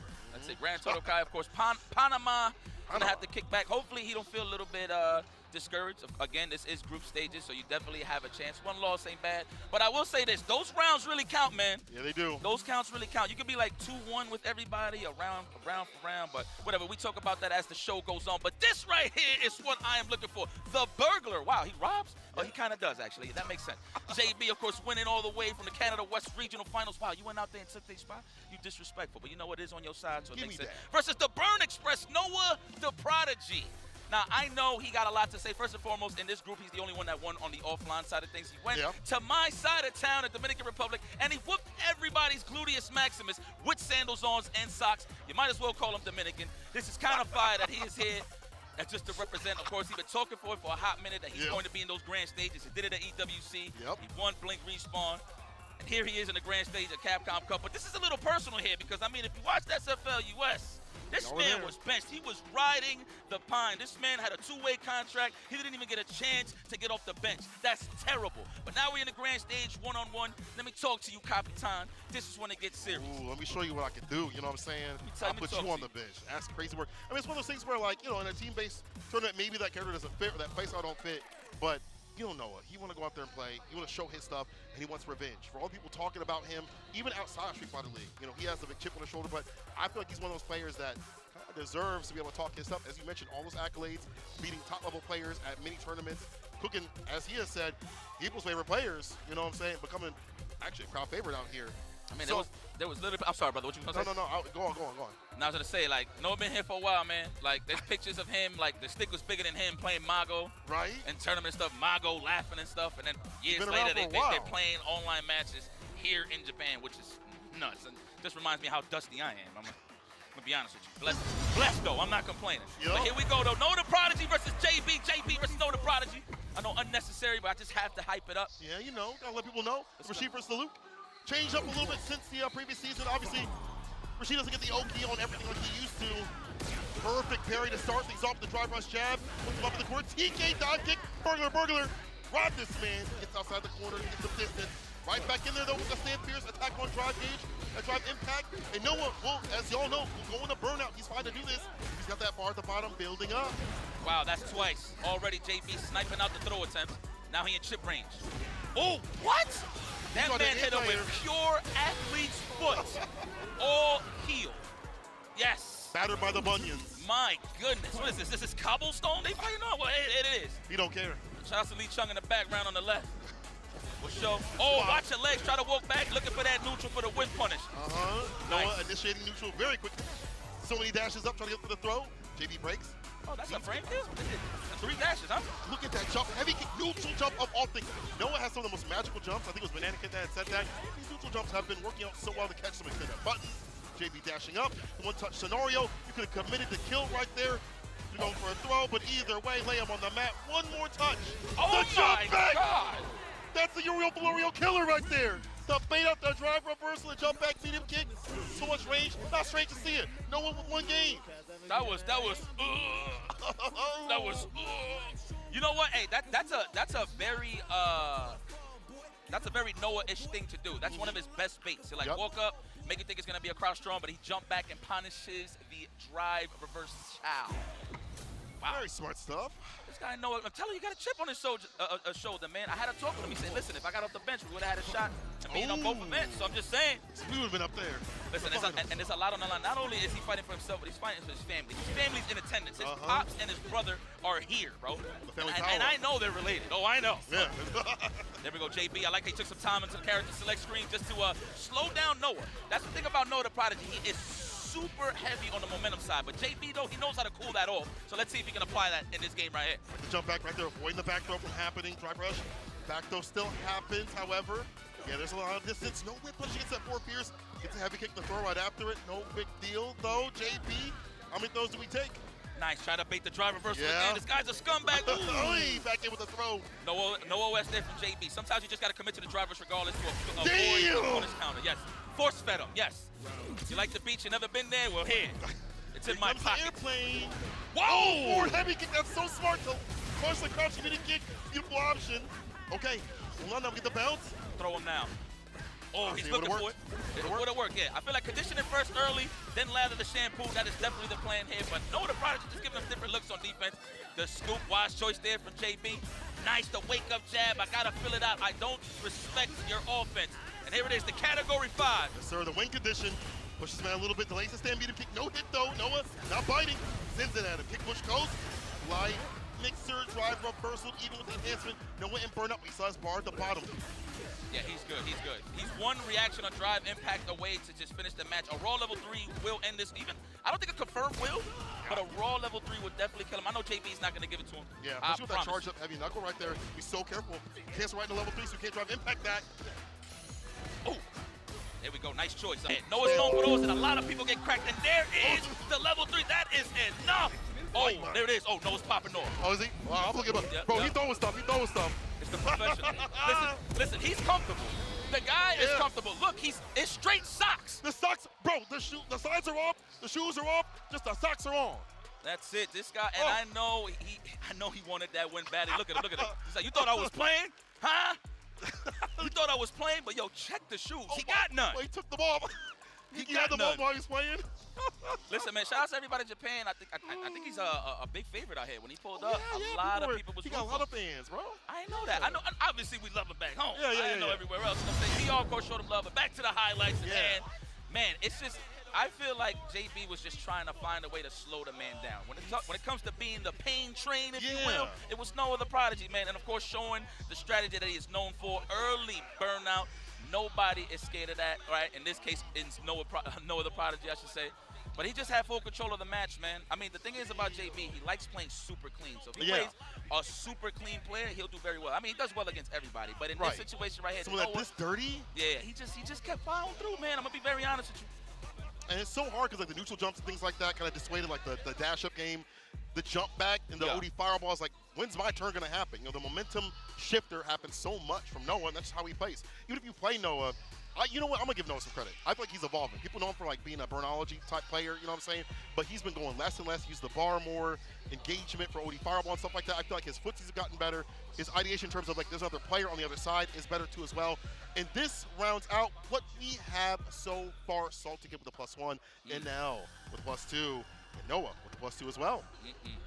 Noah made a statement with that one right there, my friend. You know, there's been a lot of talk here. You know, shout out to Jammers. He literally told Noah the Prodigy, he said, hey, if you don't make it out this pool, I never want to hear that you're nice. So I don't know if Noah took that to heart or whatever the case may be, but I tell you, he took that to heart with JB. So I like that rivalry building up. But hey, that's here nor there. Let's move forward to the young ninja taking on the strength. We got Salty Kid versus NL Grand Stage side of things. This is going to be an interesting one. I don't know what he tried to do here with the elbow. Credit to the production team here. Throwing bows, that's what. Is that the level 2? I think that's what it is. It's the level 2. Oh, where he it might have been the level 2. Maybe. Got a clean elbow, man. Shout. Yeah, no ashiness on there. He put the lotion on there. I mean, I'm a little ashy. I ain't gonna see, that's why I'm wearing this. I ain't gonna lie. I'm with you. I'm embarrassed. Every time I see a clean elbow, I'm embarrassed. But no. Speaking of clean, though, both of these guys have been playing amazing. Salty Kid versus NL. Again, Salty Kid wins World Warrior era, beating the likes of Garnet. Man, again, I don't like being a broken record, but shout out to my boy Garnet, though, man. The dude graduated. I'm sure he's watching right now. So if you're watching, my friend, or you're going to watch the footage when you wake up, we love you, man. We miss you, my friend. And all love to, Savior Games and those people out there. Yes. Doing it big for like, the younger community, for gamers. Anytime we have people that are doing the best to raise up the next generation of players or just help out players in general, big credit, big love. Yeah. But by the way, though, Salty Kid, you kind of nasty for this. So I got a card for one of his homies, Local Legends Consulting. This man is passing business cards after he busts ass. Okay. So we got the card right here, ladies and gentlemen. It says competitor of esports. Is this his actual government? Besim? He done given the government and the QR code. Why does he look older in the picture though? That's true. Is this him? Yo, this is crazy. It's like, I'm an assassin for hire. Yeah. If you want to pick me up at any point. That's crazy. He handed that over to after he lost, bro. It's called Local Legends Consulting. Now, mind you, is this like a tournament local? I need the lore. I need the lore. I need more, But it's crazy that he handed that to somebody that he lost. So does NL get one if he loses, or does NL rip it up? I'm pretty sure. Will he take it is the question. Exactly. He said, no, I don't want that. We'll see, though. The other side of that real soon. Salty Kid NL is our next match. NL, as you mentioned, has been playing a lot cleaner, a lot more informed, a lot more confident with the Akuma, which does take work, and it leads to a lot of success. These guys are, they definitely break the speed force, a.k.a. amazing walk speed for both of these characters. So at any given time, it can get explosive. Already the commitment from NL from the low forward drive rush. Oh, I like that. The reset the Adamant Fist, gets the throw right after it. Still going for the conversion to get the Oki. You see those legs? They staggered. Yep. That's how you can tell it's good neutral. You see Akuma? Staggered legs. Scoop, okay. Looking for that counter hit, big damage. Nice anti-in, and he got him in the top height to get the Izuna drop, I would like to call that. Oh, yeah. I know that's not the name of it, but hey, it's Bushin style. That's all I know. It looks like it. Oh, the bust up right in between. We see the gap. That's it, red, meaty fireball. No anti right there. That's fine, though. NL, gotta be careful. He's in burn up. He does have level 2 if he wants to bust out at any point. I think the corner. Oh, he makes him crouching to get perfect distance. Great understanding. Keep that landing. That was so smart to be like, I know what you can get at this distance, and I can interrupt it. I wonder if he sniped out the slide on the stand meter. I'm not too sure. I know he got hit crouching it, so it might have been a slide, possibly. Either or. The overhead blocked, I like that. He fuzzied it a little bit. Open up, knock, knock. I got something to deliver here. It's pain. Oh! Hey! What? RANFIS in the level 3 immediately. I like that. Just not to buy time for the drive gauge to recover on NL side. Yeah, straight kill it to out. business. Drive rush, light, crouch fears, backs away. Slight walk like I get from him. He's so good about like getting like 2 steps back, get a jab off, and stand fierce off, trying to go for the overhead reset. Did not work out. Salty Kid trying to find the perfect space. Now trying to apply the pressure with these jabs. Pressure off of lights now is way better, and Burnout did not get the spot to fall for that. I actually thought he was going to react to that. He can, though. He's already buffering. I'm pretty sure those inputs is with that stand short. Oh, there it was! Come on. Do it! Oh! If you would have hit the medium, that would have killed this cat. Scaling. Is that enough? I don't think. You know what? Hey, Start with lights. I don't like. bro. I don't like lying to the people, but hold on. This might be shaky here. Survey says. Oh! I should have known. It's a Kuma. Yeah, right. It's Goki. Excuse me, Goki. It's Goki. Goki. Well, actually, Let's call go. Goki in Japan. My man's getting his craving on. Let's go. Until you're on the list. All right, watch the legs. Heavy kick time to Ender to put him right up in the corner. Nice finesse to bless, like crouching to punch. So good. He says so much reward as a shimmy tool. Oh. Like, I want the corner. I'll play out here. That's how confident I am. Ay. You know, I respect that because he was healthy, but this is the Kuma we talking about. Only 1 meter to play with. Is going to bust out the drive impact early. No, we're going to condition him, bring him as low as possible. The wake up, yes. Level 1, get some distance. No bar though. Something get put him up in the corner, but he charges up in front of his face. He's a Perfect parry in the punish right after my favorite book. Possess him in the corner, Tatsu. Oh, I love stealing turns. Oh, punish that, yes. And we got another drive gauge to play with. Spend it, everything. On the first date, everything. I'll take the check. That enough? Absolutely. No! Oh, okay. Add these again. I forgot. It's all right. Salty Kids. Stay solid. Staves off set point. I like this. Blowing, bro. It's that I'm about to get eliminated music. Well, no, actually, no, not yet. Sorry. Hold on. Salty Kid. Throw. See you make a comeback. That's kind of hard. I have to use that level 2 on makeup at some point. Damn, I'm using those plus range on jumping. That man said jump in roundhouse, walk up, stand strong. Disgusting. It's stacked every so often too as well. Woo! Damn, meter kick is able to hit. Front cancel back throw. I like that. Reset, get that positional advantage to teleport, the jab, the DP. Are you serious? That was ridiculous. Poke state right there. Force knockdown. Now, mind you, I'm pretty sure you can get a lot of damage, but in that scenario right there, what a great awareness. That's 1 hit away. A confirm into level 3. Looking for this shimmy. It is buttons on the side of NL. That could have been it. Stand Fierce. Finish it. Do it now, Gohan. 1+, 1 hit. The Stand Fierce finally finds a connection. And that, honestly, maybe last season went to hit like it did, but now it's a way better corner tool. Working for it a lot more. That Stand Fierce with a bless button. And Salty Kid is blessed to be able to find that confirm because he could have died. Defensive pokes on the side of NL trying to snipe out a throw, so I wonder if Salty Kid has put that in the data bank to open them up. All right. I think he's going to condition them here. NL will hit those chads. Or the form, or that. Hey. I respect that. Going big or going home, ODDP. He's going to get outside that corner, the crouch jab. I like that. Catch him on the recovery. Whipping in the distance, grabbing nothing but his demons. Hits the super. Like that. No, you think it's the life bar we're trying to kill. Actually, yeah, at this point, yeah, it's both of them. Nice! Like, perfectly done. Sweet. However, yeah, get the Oki back throw. Switch it up. Wise choice for Salty Kid to take that though. There it is. You got enough life to take 2 more throws. Or 3 more. 1 more for sure right here. Would have worked out. Back jump is there from NL. Dash up throws, able to seal it. Salty Kid. Now the one on set point. Sodium Kid. Does he have the card on standby? The business card might be handed to NL. Looking for that counter head off the slide, no dice. Woo! Ooh, give me my turn back, por favor. Please, they'll finish your combo. Oh, it was a reset, I get it. Yeah, of course. Air to air, like the heavy kick. You're getting slapped across the chest, my boy. I mean, I guess it's lore. You know the building that we in. Oh my God, that is enough, and he got all the balls in the world. That was dominant there, Salty Kid. Tapping the legs and open up. NL knows what it is. Let's pack it up. That is a dub perfection. Kurt Hennings. Dang. All day, every day. Hand him the card. He said, you get this too. You get this. Oh, he said, thank you. Wow, he took the card? Bro, I ripped that up.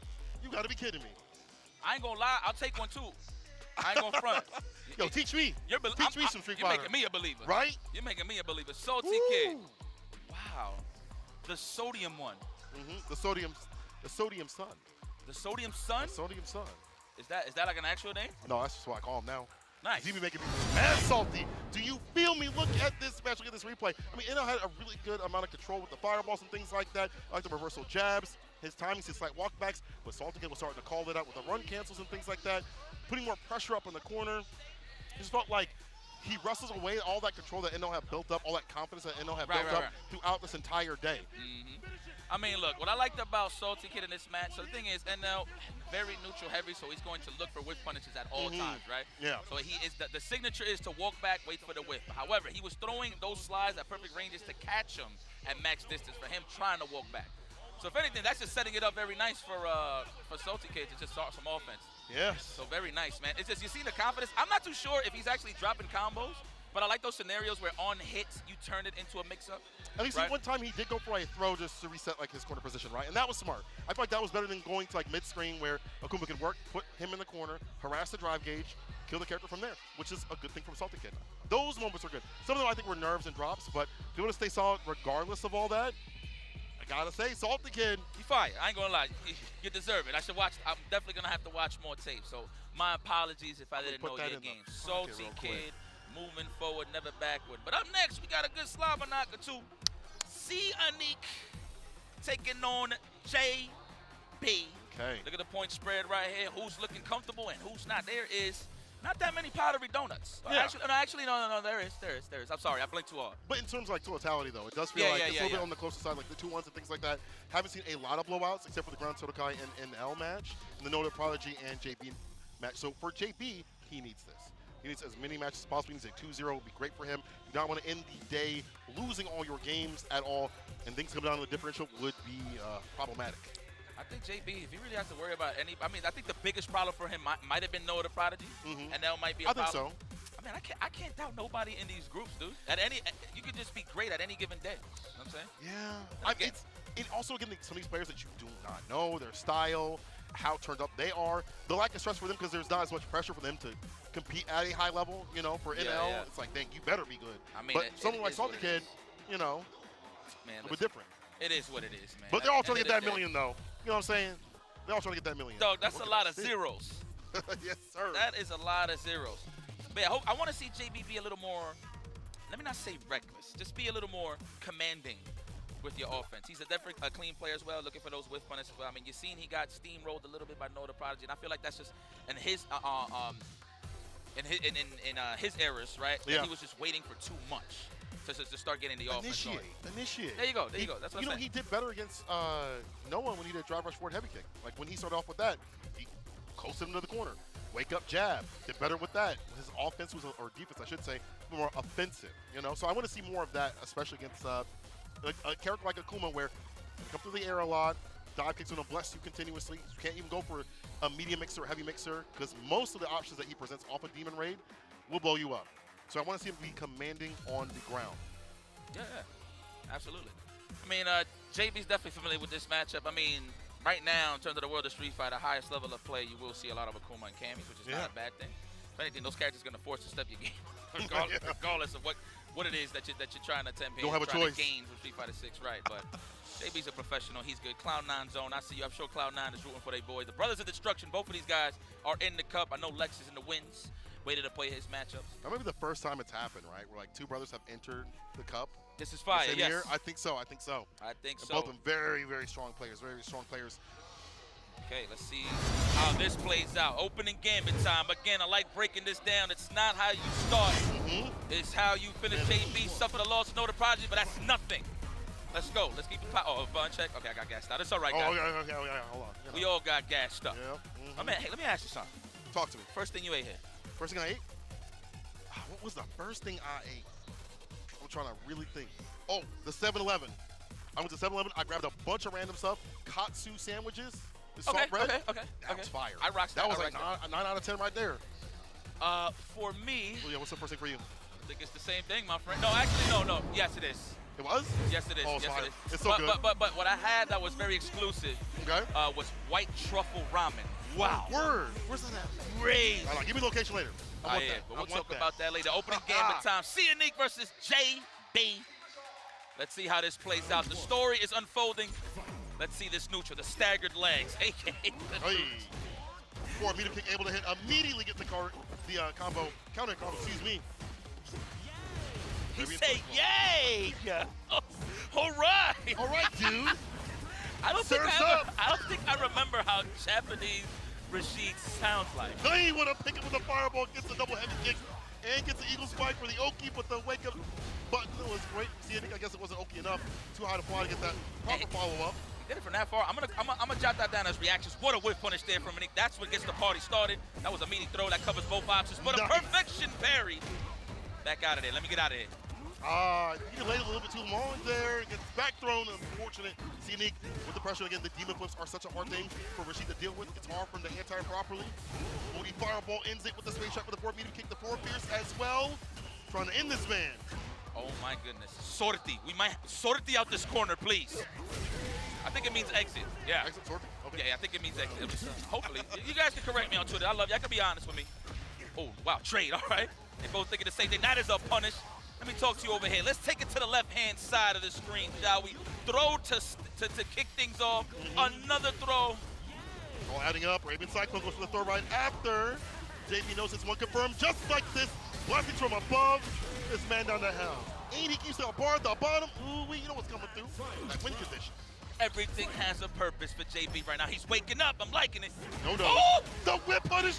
The snap kick got him the first time. He said no more. Never again. Category 5. The punish counter too as well. Jab starter, Radiant Cyclone, gets the enhancement in the OD right after. All right, that's a throw. I would. Nice technical. Condition him early, then open it up later. All right, the back throw. Wise choice for JB to take that. Nick has a little bit of a chance to breathe here. Yep. What are we looking for? Whip punish. Whoa! Fight his demons up there. I think he tried to do crouching roundhouse while blocking, and he got the tattoo by mistake. Unfortunate there from Nick, but great for JB. Capital letters. Cloud9 is waking up. The storm is coming. Hey, the Bushicy, it's on. We'll take that. Right out the pockets. Let's go. That's one hell of a do-rag right here, JB. Nice. I'm talking about Rashid, pardon. Oh, of course. So right after. All adding up, meaty fireball. Radiant Cyclone as the space trap tool. Catching him trying to press a button. And he's feeling real pressed against this wall right here. JB not letting him leave. We just got here and set going already for JB. Telling you, man, that's what I'm saying. I feel like he has to instill his will a little bit, get a little freaky on the offense, 100%. man. You got freaky frog, bro. Here we go. Oh, we're just trying to get that standing medium kick counter hit. I see you right there, JB. Trying to interrupt the low forward or the crouch strong. There it is. Looking for the whip punish. Aye, that was nice. A lot of wind there. I felt it from over here. Snap kick again. Trying to kill the drop gauge. Goes to the dodge kick. JB now out of bar. You should up some bar to get that level 2. That's great. No, I'm so sorry. I'm not interrupting. Oh, you good. Let's go. Chill. Are we going to react? It's conditioning him early, chipping him down a little bit, shaving down, filing down those nails. Oh, don't. Back with bar. There we go. Drive rush? No, not even. He's going to follow up.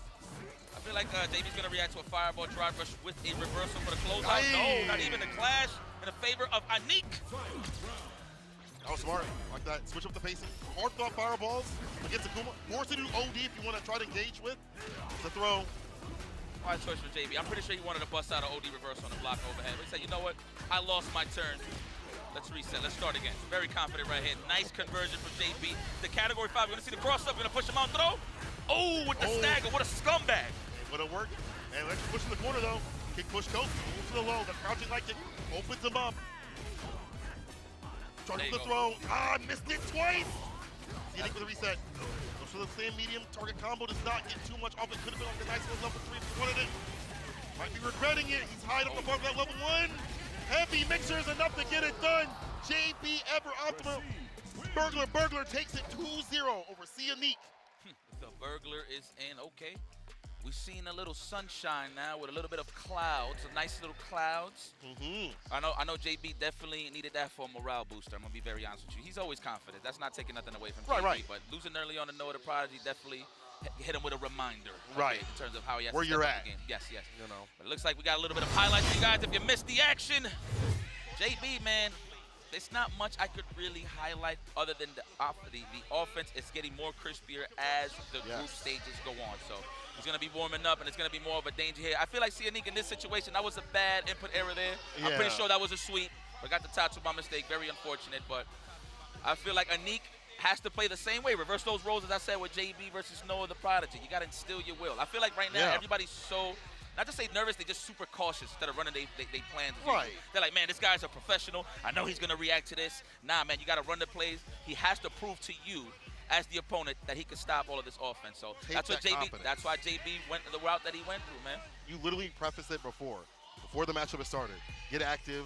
Yeah. Get aggressive, and that's what we see from JB. So we saw that light mixer happen. We saw that as a raw option. You got like a counter conversion right after. So things like that are what I want to see from JB throughout this bracket. So we're getting the interview real soon. But before we do that, let's look at the standings right now. And who is high enough? We see two twos right there. Salty Kid, Noah the Prodigy, but a -2 right there for Grand Sodakai. We'll have to pick it up. See Anik right now with -3. And honestly, 0 right here for JB. He goes even. That means Salty Kid and Noah are at the top spot currently. Of course, Noah only has played 1 match today, so that's why you see that. So, but yes, we do have an interview to see with one of our winners here. さあ見事な初日でしたソルティキッドさんにお越しいただいております、まずはおめでとうございますコングレッチュレーション、見事な初日でしたそして初参加の、カプコンカップ全勝スタート今どんな気持ちですか So congratulations to Salty Kid on his run 2-0 in the group. And how are you feeling so far, and how are you enjoying Capcom Cup? I'm feeling great, honestly. This is like the time of my life, really. I got time even to show fits that I do. So take photos, even obviously. So that gets to me. Also the visit card that I gave on the stage. That was a nice trick. I'm gonna still do if I win, of course. And yeah, I'm feeling confident. Just you played a card game on stage? I have a visit card, actually. I can give you one if you want to. Oh, okay. This, Oh, okay. Oh. Okay. Slick, man. You can see it on camera. You can get it. Actually, yeah, have it for yourself. Thank you very much. Okay, so tell me, what was the mindset going into the match, and how did you feel your strategy was delivered in the match? Actually, I had a strategy because I played SINIC before, like yesterday. We played some matches offline in a waiting room. And I don't know, I saw some weaknesses on save jumps. He does a lot of parry, etc. So it worked like twice in a match. So to avoid this in long term. And I don't know, it just super twice on Adamant Flame.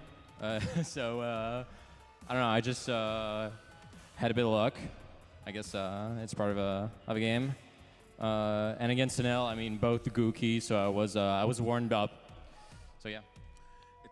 今までカプコンカップ来てすごい楽しい機会ができて、みんなすごい面白いし、大会もすごい楽しんでて、でサイアネックの話をしたら、昨日の試合でいっぱい対戦していろんな交通を買ってから今日出せて2-0で勝てたっていうので、嬉しいということですね。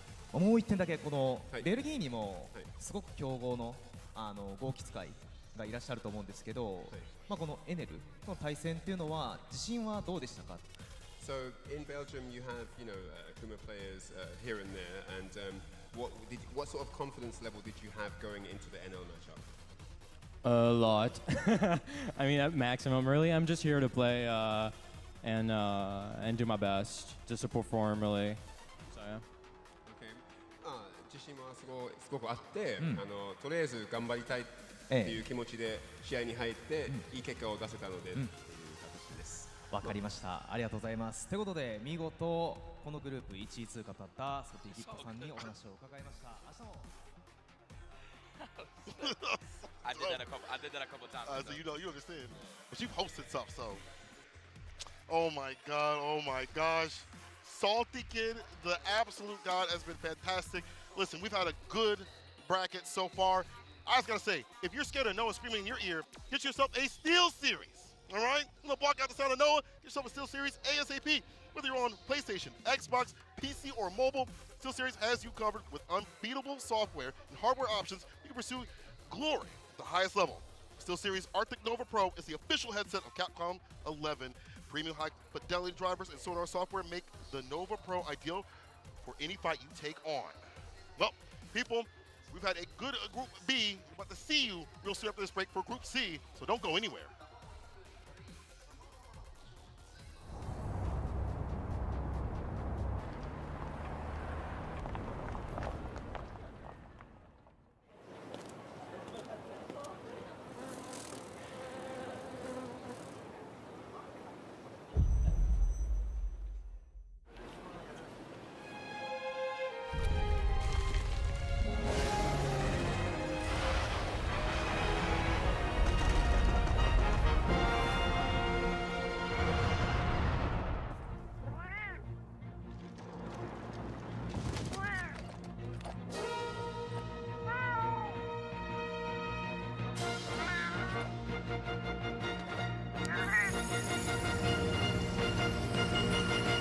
Where dreams become reality.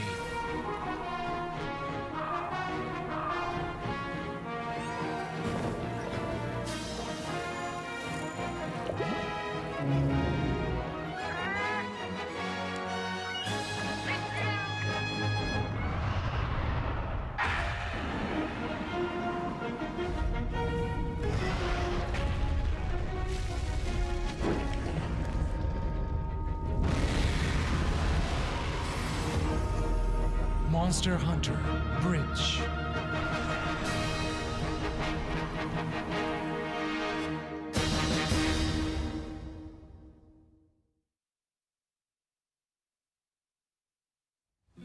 Show me what you have. What?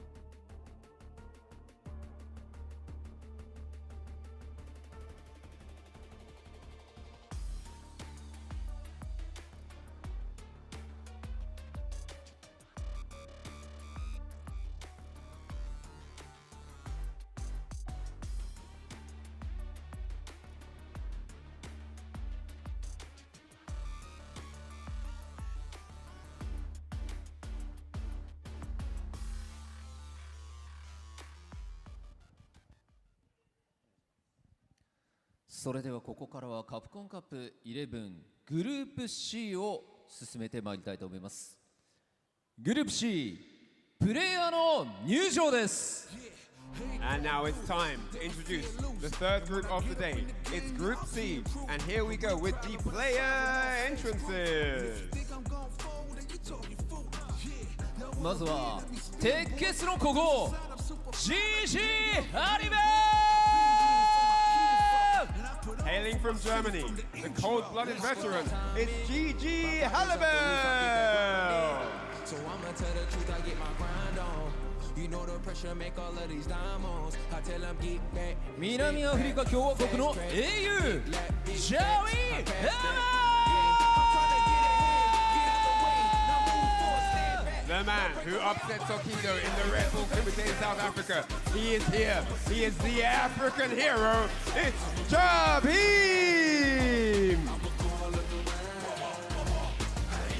Perfect body breeze! Kakara! The Gamers 8 champion with the JP. It's the perfect parry prince, Kakeru!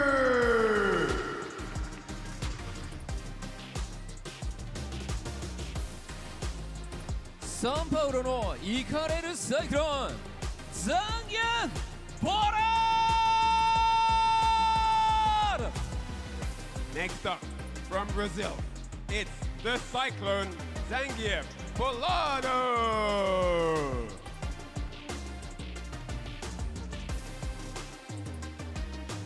When's marvelous tornado dual coming! Representing North America, it's the Tornado, Jules Kevin!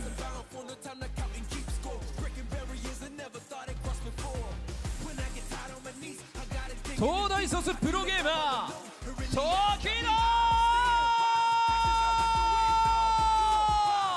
One of the very best of all time to do it in the fighting game community. It's the FG Scout, Tokido!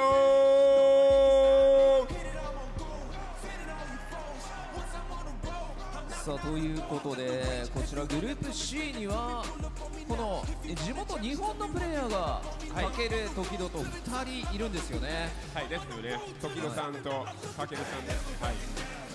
まあ現地からの応援もねひときわ大きいんじゃないかというところですが。まあ気合も十分でしょう。まあ唯一のドイツから来てる代表で、GG ハルベと唯一の南アフリカから来てるジャビンさんもいらっしゃる。気になりますよね、そのあたりもね。そうですよね。さあということで、こちらグループ C を戦っていただく6名のプレイヤーに来ていただきました。These are the 6 players that are taking part in Group C. Take a look. 2 of these gentlemen will be qualifying for that top 16 finals on day 4. それでは選手の皆さんにはスタンバイをしていただきます。I'd like to have all the players prepared on standby. Thank you very much. さあここからは試合の模様を熱く伝えてくれる実況席の皆さんにお渡ししたいと思います。よろしくお願いします。And as we get ready for Group C to get underway, it's time to hand back over to the Listen, it has been an exhilarating time here at Capcom Cup 11 thus far. We saw some crazy upsets in both Group A and Group B. It only gets tougher from here, and it's only day 1. Myself, Jammers, all the way from across the pond from the UK. Joining me is Sherry, doing the research, doing the notes. You had to fly through hell and back just to come and join me today. I really did, and I think I kind of qualify for across the pond too, right? I'm just across the Pacific pond. It's funny because the last time we commentated together was also at an Asian event. We were at CPT Singapore and we did top 8 together. You're right. Do you know why? I was thinking we were in Japan, but we didn't actually see each other at the time we were in Japan. But listen, let's get down to business. These are the qualified players you guys are going to be seeing throughout this next set of fixtures in Group C. Sherry, break it down for me, baby. We have GG Halibel coming all the way from Germany. We have Jabi M from South Africa. And everyone knows who Kakeru is and where he's from, right? And then we have Zangief Balada, one of my favorites who I'm so excited to see in this pool. And then we have my hometown favorite, Dual Kevin. Sorry, the bias is dripping off your Wait, I didn't even get to go into Tokido. Come on. We just skipped past him because do we really need to introduce Tokido of all people in this group? You know what? You say we don't have to, but it's also good to remind ourselves how long we've been watching him, how we've known him, you know, the development as not just a player, but a role model in the Japanese scene and the international scene as well. But these are the fixtures you're seeing for Group C. Remember, 5 matches per group, and this is what's going to happen today. Tokido's actually only going to be playing once today, which could be a blessing or a curse, because depending on how that goes, it could just be a string of matches, build that momentum for the next 2 days or group stages to come. Yeah, and the one match that he does have to play is against Duel Kevin. So this is going to be really, really interesting because we have Gigi Halibel versus Jabi M. Then we have Kakeru versus Zengi Filato, which I'm so excited to see. Although it's a bad matchup, I just want to drop some facts on Zengi Filato. I don't know if it's that time yet, but I just need the audience to know that I've done a survey with all the players around here, right? Ooh. And one of the questions was, who do you think the dark horse is? Because last year we had Uma. Last year we had Lashar. So this year, a lot of people actually said it is Zengi Filato. Okay, I can see that coming, but listen, they'll cross that bridge when they come to it because it is Zangief. They will have a couple of bad habits. Itabashi hasn't had a good run today, so maybe Zengi Filato can build the momentum and remind people how scary Zangief can be. But we are setting up our first game here with the guys from the EMEA region, with Gigi Halibel representing Salt Mine League from Germany, going up against the African hero in Jabi M. Now, Jabi M has been absolutely loving the Terry Bogard in this game right now. He has a very different philosophy on the character. I think he's been underutilized, played incorrectly, because what people do is they try to... The best way to describe Terry is it's Terry Bogard in Street Fighter 6. That's the best way to describe it. So if you go to his previous fighting game history, some people either try to play him like that, or they try to play him like a standard Street Fighter 6 character. Now what it is over time, people have been developing the tech and the understanding of how to play Terry at the highest level. Jabi M is one of them, Kinto Ryo is another one, I believe, and of course there is one more person, I can't remember off the top of my head, Oil King. Oil King's got a very good Terry. I was going to mention someone else, but I think he said he kind of wanted to keep it a secret. So I'm not going to expose because he is going to be playing at Capcom Cup with this character as well. Very exciting to see. But just going straight into it, as you mentioned, you know, Jabi M has been really into the Terry, and he just takes, we turn around, and there he goes. He takes that might actually be button check. Yeah. Don't worry. Okay. You know, I thought that for a second because I saw Ken just standing there for a second. I was just like, did his controller stop working? But it's better that it's a button check. You don't want to go out like that. All the guys have been doing their button checks. Shout out to Jabi M. He's actually using one of my wires to make sure his controller works just fine. He bought one of your wires. Yeah, he did. I did say to him and his wife, I said, if your husband wins, 60%, is that nice and 60%. Yeah, listen. Uncle Sam comes for you guys. I think I deserve my cut. Is that how you guys do it from across the pond? It's not even a standard 10 to 20%. Now you're taking 60% of his work. I hack up the prices, baby. I gotta do that as well. I need my fair share. I need to live too. Listen, every man for himself out here. You know what I'm curious about is whether or not Halibel's gonna stick with Ken, or he might. Okay, I wasn't sure because he does kind of have a Cammy. So he's dabbled with, like, you know, the Cammy. I saw him dabble with Guile, so on and so forth. But you're right. This is something that Jabi M wants to play, though. A lot of the matchups that are in this group, Jabi M feels super confident about. Ken is one of them, which is why he's excited to have a run back against Tokido later down the line in this group. But we got to go to the Battle of the Blondes here in this matchup to kick off Group C. Yep, here we go. And he does have a lot of Ken experience because he did have to play against Mark the Shark in his region, who is also a Ken player, to get this qualification spot. Well, the beautiful thing about Jabi M's Terry is I like the way he uses lights. He's a huge fan of the standing heavy punch that is +1 on block now. He uses medium power wave as a poke, especially up close. People have a hard time dealing with that. So he's pretty confident in his gameplay with this character thus far. Ooh! It was almost a triple shimmy situation there. And listen, Halibel is the only player in this group that no one was really speaking about. I feel he's been an overlooked player and undervalued.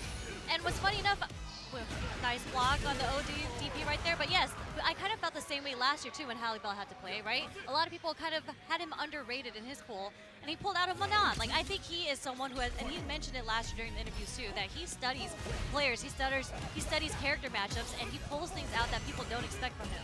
He's been playing since Street Fighter 4, and it's just a case where I think motivation is his issue, but when he gets to the big stage like this, he never fails to put on a show there. Good block on the NT jump low and the safe jump there from Jabi M. Needs to find a comfortable way out and get some big damage here, Sherry. Yeah, and the stand shorts, checking JBM's buttons, trying to get out of the corner, but he's slowly pushing himself out with these block strings. No anti-air there. Oh, try to get the discipline there, try to get the punish counter on that standing heavy kick. No dice, last minute counter impact here. He might have to go for the side swap. No, he's going to go for the corner extension instead with that heavy burning knuckle and then get a throw to build momentum. The forward throw going to put Halle Bell all the way into the other corner now. Sprinkling the neutral with a bunch of some standing medium kicks, some stand lights. Almost near burnout here, and that it is. So he can't get a drive rush cancel conversion. And this is one of the best burnout strings in the game if he wants to continue it here, JBM. He's buffering the super there. Level 1, I believe. Oi, and he got the level 3 instead, and it's not the CA version, so he might just about be alive. There he is, but he is going to get chipped out if he's not ready for the next sequence here. You know what? I like that he committed to the Shoryuken instead of doing a Dragon Lash, just in case JBM mashed the super. Yeah. To kind of turn it around there, because double-edged sword, because if that Shoryuken didn't kill, he was done. Yeah. Like, guaranteed. But, you know, as pro players do, they calculate very, very well. It's a great calculation on Halle Bell's part. Calculated risk, calculated aggression, you know it, they got to do it. The throw take there, and the whip punish, but he misses the conversion into the power charge there, JBM. Not looking too good at the moment. GG Halle Bell just sprinkling, chipping away at JBM's drive gauge. But we're back in the neutral. Oh, no anti-air there, but he's going to get a crouching medium punch conversion straight to the corner here. Looking much better here on JBM's side, Sherry. Yeah, these two players are having a lot of great movement right now, setting up a lot of good shimmies. Just like that, JBM dumps all his drive meter, cashes out, and gets the first round in the second game. Yeah, I like that you bring up movement, because the footwork a lot of these players have, especially the players that use Shotokan characters, they are absolutely essential. And walk speed, especially the forward walk speed, it's vital that you get that on point. And these guys they're trying to focus on so many different things at the same time. It's difficult to keep up with certain things. Yeah, and like both these characters have really good normals. All those shorts, stubby. Okay, he tried to do an EX Dragon Lash there. It does go over Power Wave. It's a 9-frame startup move. So I do respect that tech in this matchup. So yeah, like you said, he has been doing his studying here, Halle Bell. There's a roundhouse, okay. Checks Halle Bell from stepping forward. It's just battle of the heavy kicks at this point, but there's an anti-air there from Halle Bell. Can he get him back in the corner? Nope. There's that backdash to try to bait out something coming from JBM. Nothing comes out. Oh, trying to burn him out with the stand heavy punch. Good block string there for the burnout against Halle Bell, but he's buffering a super behind that heavy punch. Trying to do it, he can't do it, you gotta be careful. He's got to firm these power waves. He's trying to get a run DP into super or something like that. Here we go. Oh, and he got it, and it's not done yet, but he still has his dry gauge to come back, so if he just waits. Are we gonna see a raw drive rush here, maybe? It's from someone. Oh, no! What on earth was that? Bro, you can't do that here, not on the... No, it was a mistake. I see the player cam right now. He's shaking his head, he's tilting his head back. I'm not exactly sure what that was supposed to be, but it was a dash up ODDP, unfortunately. You're not doing a fireball in my guy's face like that. I don't know if he wanted to get the hardest of reads to see if he's gonna do a delayed button there, but whatever happened, it's one apiece right now in this first game. Lord almighty. There's that stand roundhouse as the whip punish. 2 punish counters coming out from JBM. Very close to putting in burnout if he blocks the next string. These guys are always frequently low on drive gauge. I think that's how much, like, they want to get the aggressive play going and make sure these guys are not having a significant advantage when these guys are up close and personal. He's dead with the Buster Wolf. What a beautiful super. It's one of the best super art ones in the game. I think because of its range, its startup. Obviously, you can get fancy with it with a double Buster Wolf combo in the corner. Yeah, the range is insane. The fact that he can move forward on a 7-frame super. It's a good escape option as well, actually. Okay, slowing it down a little bit. Does the option select there with the parry, just in case there's no perfect parry. The drive reversal will come out instead. Low on dry gauge again are both these players. Oh. There's that call out where you said, you know, these players spend a lot of drive meter. JBM not keeping in mind and actually burning himself out trying to parry. Not a great situation to be in because Halle Bell has him in the corner now. And there's the stun there. This is an early stun, so it might be a little bit of a deterrent to JBM, but the early stun is completely fine. And another execution error there from Halle Bell. He's going to have to make amends from this. Is that going to be the round? He's going to have to spend the level 3.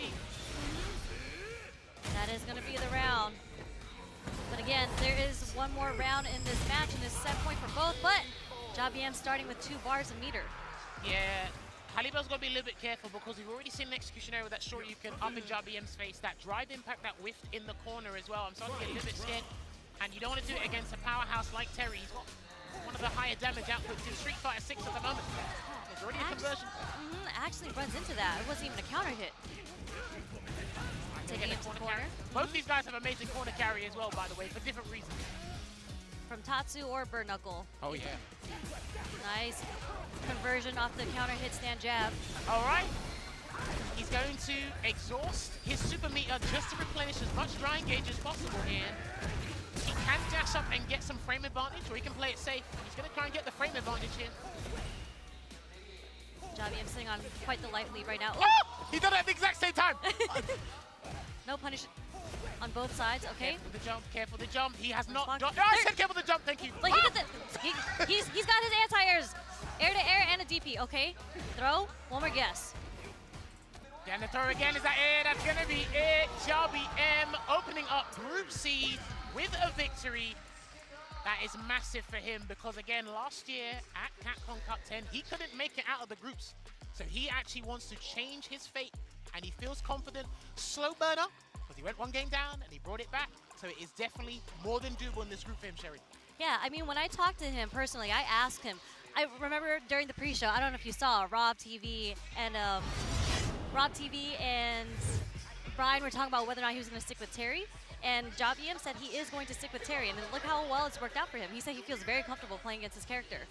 Yes, and of course, I could tell that Halibel did know a couple of things about the matchup, but it was mistimed.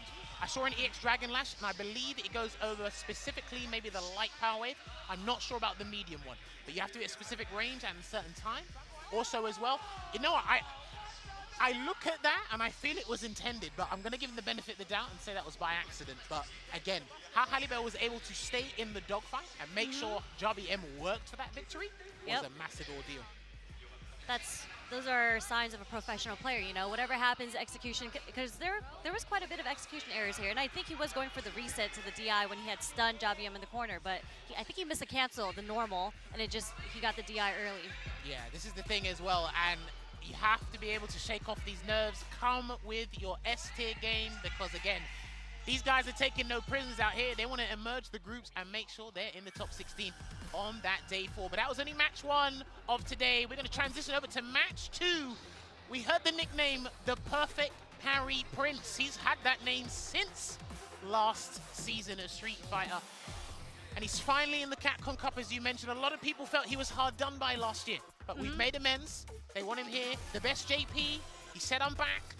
He's had a very, I want to say, turbulent journey with characters this year. I'd say so. He's landed back on the JP, and it's looking forward to watching him here. But hey, listen, let's not sleep on his opponent. He had a 5th place finish at UFA. Took a lot of people by surprise. He did incredible. He only lost to Xiao Hai and Kusanagi, the players that got 1st and 2nd at UFA. So, and again, as the players are playing in the player room yesterday, he actually ran 1st to 5 sets with a lot of people, and he was cooking them. So I think it changed a lot of people's minds on who he is as a player and his skill level, because a lot of people look at Zangief and, you know, they're not as known because they don't get to travel as much. We haven't seen that much highlights in Brazil yet, but Zangief Bellato, he was putting in some work. He was doing work against Punk, Nephew's Jury, Lex, you know what I'm saying? So I think he is a great contender. I just think it's a bit unfortunate because just matched character to character. JP is a very difficult character for Zangief to play against. And the way that I've seen Zangief Bellato play, he kind of plays it pretty slowly. And I think that's very difficult against JP. On paper, statistically speaking, you are 100% correct. But over time, the Geef players have had to learn how to deal with the hardships in this matchup and endure it. They got a lot of vitality to work with. They can do so. One of the things you will notice in this matchup a fair bit, once these guys have done their button check, is Zangief Bellato will probably be holding parry a fair bit. Let's get Kakaru to feel, ease him in, be comfortable about the matchup, and then at one point, maybe drive rush wheel kick, maybe we'll do a jump medium kick at some point. We'll find a way to get in. Where I'm worried about Zangief Bellato, because I noticed when he was streaming a fair bit before he was traveling to the Cup, he was doing some hardcore training. Now, he always likes a little SPD, but Amnesia is not susceptible to throws. It can catch you, and you have a lot of recovery there. And over time, I've also noticed that the Japanese are not afraid to jump away from grabs anymore. Once upon a time, they didn't care. They took that grab. So let's see how active and mobile Kakaru will be with the JP show. I mean, I think Kakaru has shown how mobile he is, even not on JP. You know, he's played Akuma, he's played Bison, and even in Street Fighter V. We all remember the Ryu, at EVO, the dash forward DP, because something that's really, really great about Kakaru, which makes him such a strong player, is his decision making. Like, he is very aware of the different options and different paths that he should be taking, and he always ends up choosing the most optimal one most of the time. He's literally in tune with the drive system. That's the best way to say it. I like that you bring up how strong he is at this game. I'll tell you what's even, what's bolstered his strength even more. Recently a married man. So, because he's got a wife now, that's the power up in Japan, from what I've heard. The next is the child. your duties have changed. So, good luck to both the combatants here. It's not going to be easy. But Zangief Bilardo, okay, yeah, it looks like they were all right. But are they going to keep on going? Oh, also, watch out as well. If Bilardo lands an SBD, empty jump after the SBD is actually a really good tactic against JP. Because if he does to do crouch fierce, he's in trouble. But at the moment, Zangief Bilardo's on the back foot. I mean, this is how you know Kakaru has been playing this matchup so much, because that DI against the Charge Fierce was so instant. And that is a great option against Zangief's Charge Fierce, which is a move that Zangief Bilardo likes doing quite a bit. And Sang medium kick. Here we go. He likes an SBD. Let's see what the Oki's going to be from this. And he drive rushes in and he gets checked. One of the best drive rush check buttons in the game, that crouching medium punch from JP. Yeah, that cane is strong. And here we go with the JP games right now. It looks like he's not going to hold parry against Departure or the Trick Labs. That might be the round. He's going to do Labushka. He's going to have to do the level 2. No, he's not actually. Tell a lie. He took him all the way to the corner. Still not too bad of a position for Kakaru to be in. He's going to have to risk something. Oh, he almost got the perfect parry, but too far there. Kakaru, a little bit nervous, but it is the first game jitters. It is, but again, seeming so ready for the matchup already. Would really love to see how Zangief Bilardo adapts to this. Okay. There it is. Defense from Kakaru. Okay, to take the throw after that. SBD, here it comes. There's a light one. All right, there they go with the drive reversal there from Kakaru, just trying to wait for some dry gauge to come back. And this There's was a jump. before. The jump medium kicks. Okay. Oh, he's dead, he's dead, he's dead. Yeah, he's done. On a perfect KO, too. And this is the thing, I told you, this man loves an SVD, so Kakaru, he's collecting the data, find a time where he can do EX Amnesia, heck, maybe even jump out. Yep, we haven't seen that yet. But again, this is the first match. We're learning. DI. Oh, too late. A little too late there. And Zangief Bilardo ready to DI back. Okay, goes for the EX Lariat there for some Oki pressure, and then watch out. This is not looking good, Sherry. Oh, wait, no, wait. No! Oh, I think he thought a backdash was coming. Oh no, he's in trouble. Are we going to get a full conversion to another departure? Here it comes. And that's going to be a combo. This is going to be huge. Level 3. Oh, I'm not sure. I think so. If not, at least burn out into chip. There we go. Yeah. And the OD ground spikes is going to take it. What a rough situation for Zangief to be in. That was such a hard read on a level 2. But that wasn't an accident.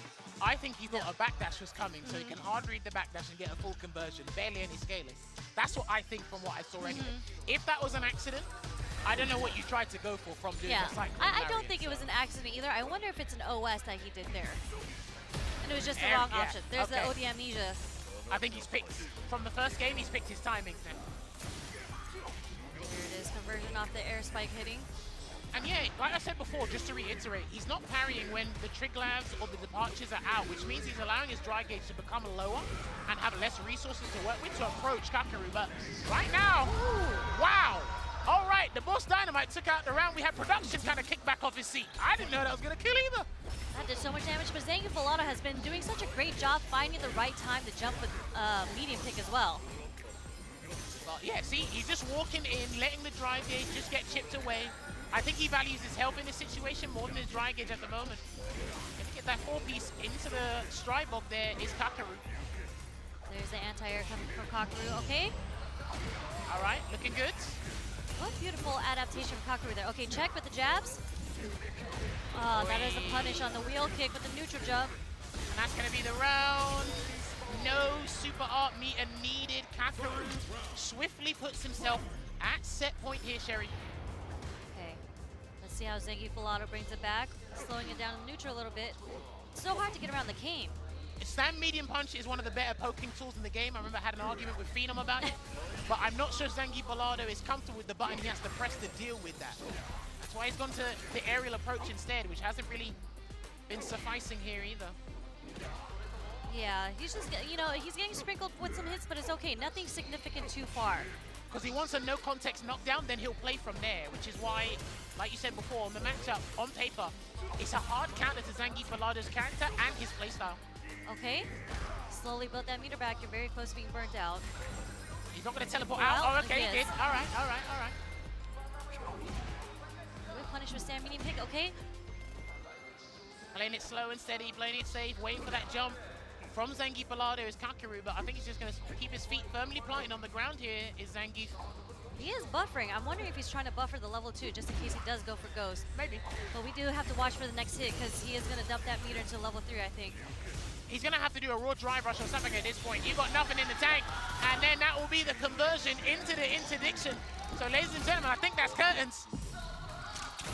There you go. Closing it out there. Clinical performance from the perfect parry Prince. Didn't really need to do perfect parries much there. But hey, he said textbook matchup. Bring the textbook plan. Yep. He did get some good perfect parries there. And I think when we go into the replay, we're going to see how Kakeru adapted. Because I think the first round, I was mentioning how Zangief Balado was able to get some really good timings with his jump medium kick, and he actually got some mileage off the charge fierce, but you saw Kakeru adjusted to that. He started perfect parrying the dry rush charge fierce. Well, I also think as well, just to kind of tack onto that point, I think Zangief Balado is more aggressive just in general. Right? Then he slowed down. I think as the set went on, there was more respect being shown from a disrespectful character, which is kind of something you shouldn't do.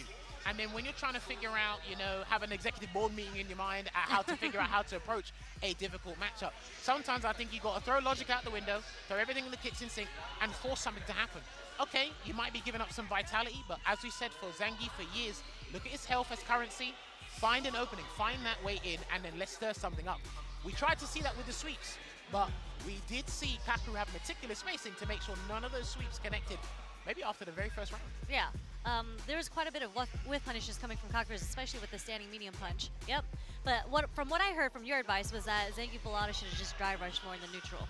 Yeah, drive rush, stand medium punch, drive rush armor, but then look, because look what happened in the first round. When he done the drive rush heavy, Kakeru tried to DI and he got a DI back. He did. It's like you need to force some of these situations to happen. There are bad matchups on paper in this game, but the system allows you to force an interaction, and let's see what we can work with. Especially when you're playing against Zangief, because at the end of the day, he is the type of character. He's a grappler. He's going to put you in the 50-50. Well, speaking of numbers, this is what the match results are looking like thus far. GG Halibel is 1 and 2 at the moment. Jabi M looking good as well, but Kakeru at top spot with a clean 2-0 victory up at Group C. One of the favorites to get out of the group, but hey, anything can happen over the course of these next 3 days oh here. My but gosh. Hey, let me stay quiet. Talk to me, Sherry. What we got? Okay, I've been reviewing this match. I am so excited for this match. I'm sure everyone is too. We have Dual Kevin, the Tornado, all the way coming from the Midwest of the US of A versus Reject Rotoz's Tokido, who is also a crowd favorite. I think this is going to be a really, really good matchup because I actually think these two players are the same person, just with different characters. The way that they play, the way that they analyze and approach a matchup, I think they're very, very, very similar in how they play. You would say they have a kind of similar philosophy in thinking, strategy, approach. I wouldn't say, because knowing I've sat down with dinner with both of them, I wouldn't say the demeanor's quite the same, but I can definitely understand what you mean in that regard. Obviously, you know Dual Kevin way longer than I ever will. But the interesting thing here is, for me, is Dual Kevin's, not only just Dual Kevin, a lot of people's journey with this game, starting with one character. Remember, he used to play Luke and Rashid, and he just fully committed to the Rashid. He opts to use a lot of Rashid's tools more than other people. EX Whirlwind Shot being one of them. He likes to use it full screen and come in. Punk mentioned that. I love how he's not afraid to spend meter to set up the ideal situation for Rashid, right? Those are the safe jump situations in the corner. I like his neutral game. He's not afraid to do impromptu conversions. It's all there. Now, obviously, there's a lot of debate. You guys from the Midwest, you're like, Dual Kevin's getting out of this group. I'm like, I love Dual Kevin too, but I mean, we didn't say it was easy though, you know what I'm saying? I actually last time I checked, you got to work for your money at your day job. So.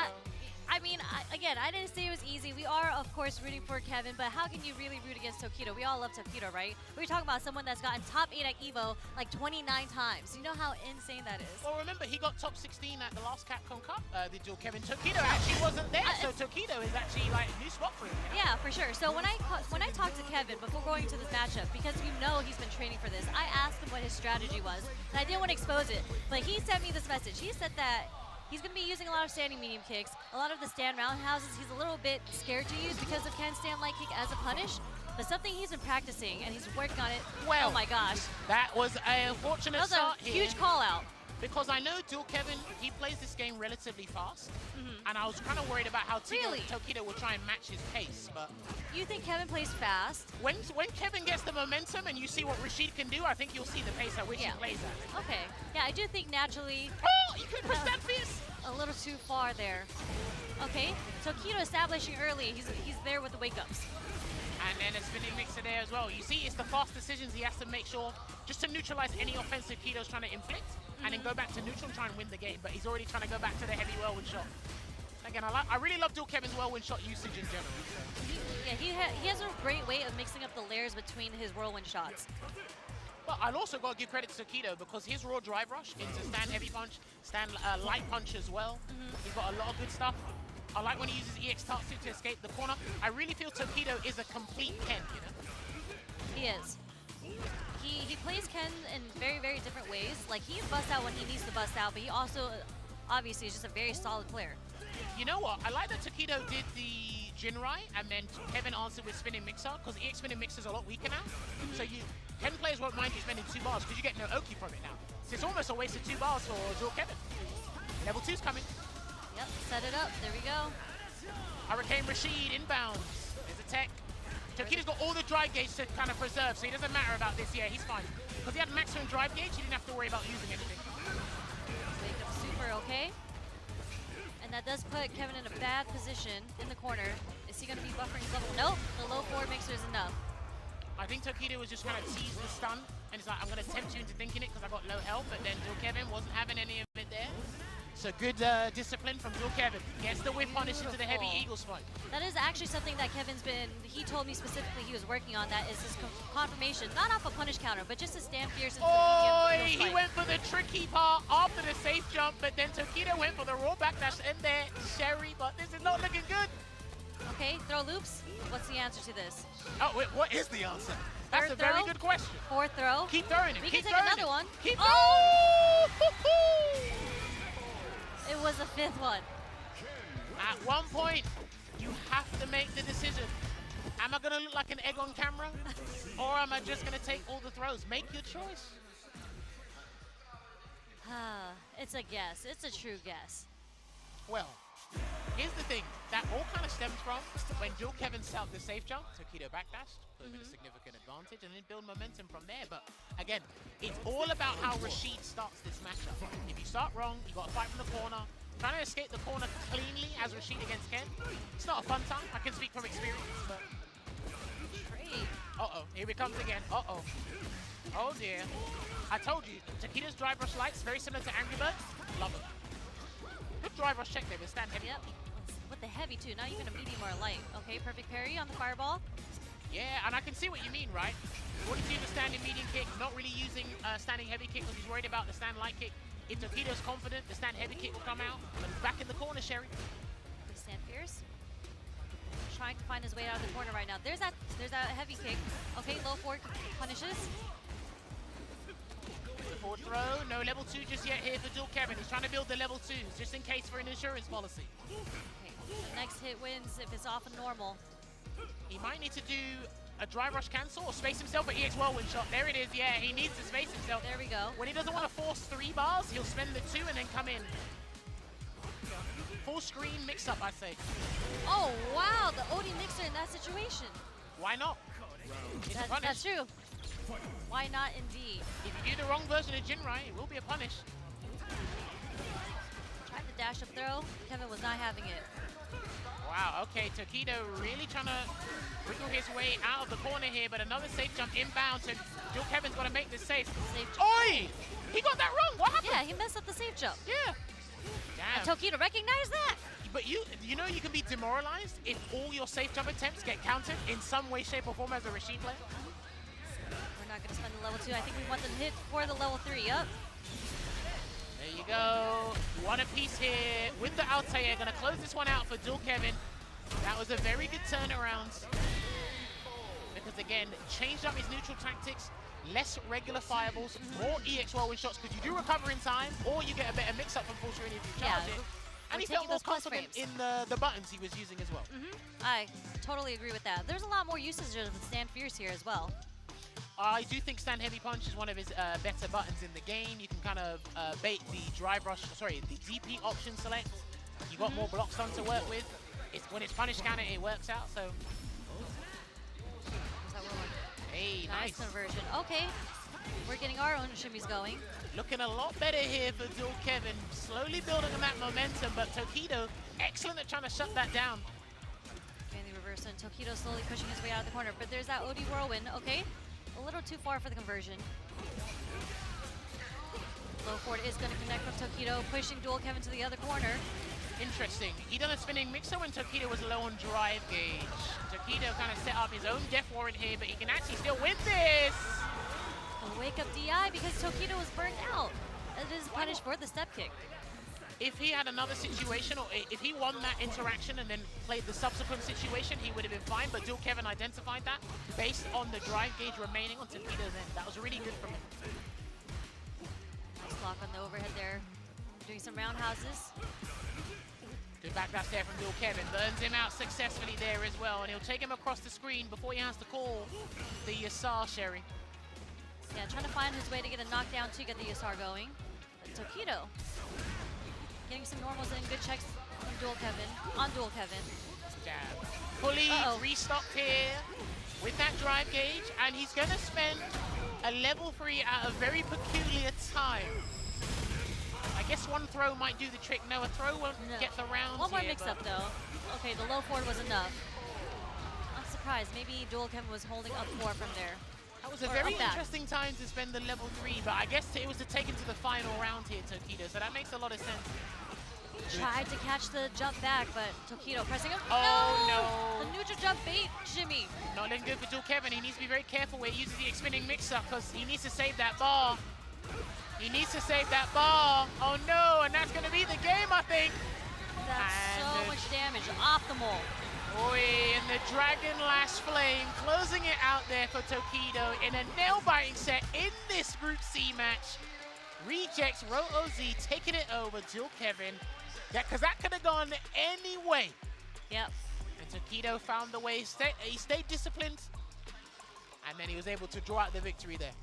There's a lot of adaptation from both ends. Like we saw how Tokido started the round with the jump fierce right over the heavy mixer, or sorry, whirlwind shot, and then just Kevin was able to adapt, change up the normal timing in neutral, and then Tokido responded by adding a little bit more low forward, I think, to his gameplay in the last game. You know what? I've got to give credit because Dual Kevin almost used every EX move in the book at some point, right? I know he had an off to a shaky start, like you said, whirlwind shot, but then he shifted to EX whirlwind shot. Look what happened. When he utilized the EX whirlwind shot from full screen or up close, relatively powerful distances for Rashid, what happened? He started to win. Yeah. Not just based on that alone, but more confidence in, you know, just having the whiff punishes, the button checks, having more opportunities to set up the safe jump. But then again, it kind of like he reclined back into the old habit he had in the first game.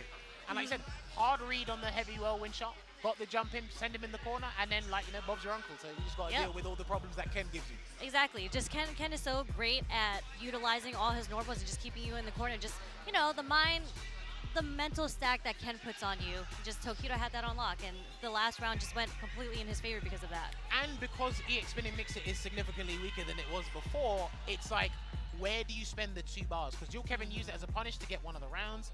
He used it to go back to neutral, but hey, Ken can just quick right, stay right in your face, stand heavy punch as malicious as it can be. It does the magic right there. So that's a very big game changer in the Ken-Rashid matchup. But this is what the match results in Group C is looking like right now. Tokido at +1 because he did win 2-1. Dual Kevin not looking too good right now. It's not too bad, you know, it was 1-2, it wasn't 0-2, you know. Well, he's still got one more match today, and that's going to be going up against Jarby M, going up against the Terry there as well. So he needs to kind of shake off what's happened with Tokido, put that in the past, and only look forward. But what are we looking forward to right now, Sherry? We are seeing Salt Mine League's Gigi Halibel, which we did see play earlier, versus Ibushigen Kakeru, which we also saw earlier against Zenki Filato. He did take that win. Halibel did lose his first match against Jabiem, but let's see if he kind of pull it back. He might feel a bit more comfortable against the JP matchup. We'll see, because again, I do think Gigi Halibel is the strongest player from Germany, one of the most technical minds. You can actually go check out his YouTube channel. He's got a lot of technical content on there, very educational stuff. He's got some funny streams when he's in the mood as well, when he does that stuff. But yeah, I've seen him on the Ken, like we said before. I've seen him on the Kami. He could use Kami in this matchup against Kakeru here, but I think just judging by what we saw before, maybe he'll stick out with the Ken, maybe he'll switch afterwards, but only one way to find out. It looks like we are going with the Ken, unless we're doing a button check again. No, I think they did a button check just a minute ago, so it looks like they might go and do that there. Yeah, but yeah. You know, the pros and cons of playing Ken is just that there's so much Ken experience that you can get because there's so many Ken players out there. So Kakeru is just, he knows this matchup so well. I think this will be a very difficult one. I think it is a hill to overcome. We said it's not insurmountable. It may feel like that, but it's not. We did feel the same way about Zengi Filato earlier in this group, but let's see if our lone German can change things around here in Group C. It's funny because Kakeru loves staying in this range where his stand medium kick is so, not standing medium kick, stand medium strong is so good. He doesn't really play the full game matchup until he gets into a situation like this. Well, it's a button that's not necessarily overlooked. Like I said, just to reiterate, it's one of the stronger poking tools in the game, but a lot of people, it's -6, it pushes you back relatively far. Not many things can punish it. I know Ken's got a standing light kick, but you do at the wrong range, you're going to get punished countered yourself. There's a roundhouse, okay, short just to check him. You can do a raw drive rush against that move, by the way. I used to play Juicy Joe a lot, and you can get away with it. Which move specifically? It's standing medium punch. If you're ready and looking for it, you can actually catch it. He's doing a lot of parry OSs as well to try and catch Kakeru off guard here as Halibel. Yeah, and just like that, Gigi Halibel has him in the corner, but Kakeru back throws and puts Gigi Halibel in the corner actually. There's a teleport. Burn out, and that's probably going to be the round. Yeah, this is looking like the round. It's going to be a lot of frame advantage here. Look at this chip sequence, Sherry. Just to secure all the chip damage you're about to see. Yo, he blocked all of that? Hey, nah, come on. That's your reward. He blocked all of the Lavushka and said, you know what, you're going to lose anyway. So make it look good. Look good on the camera.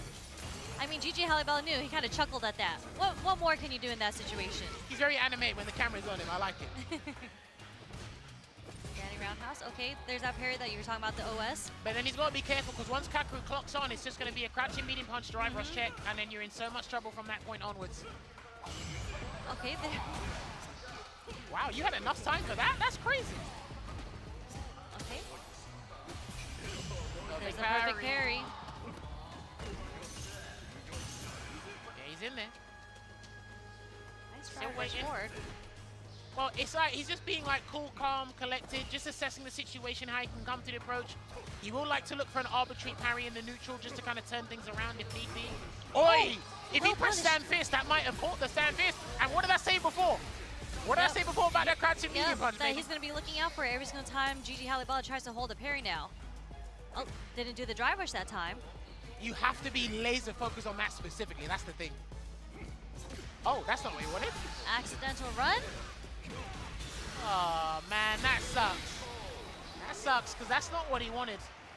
It's not what he wanted.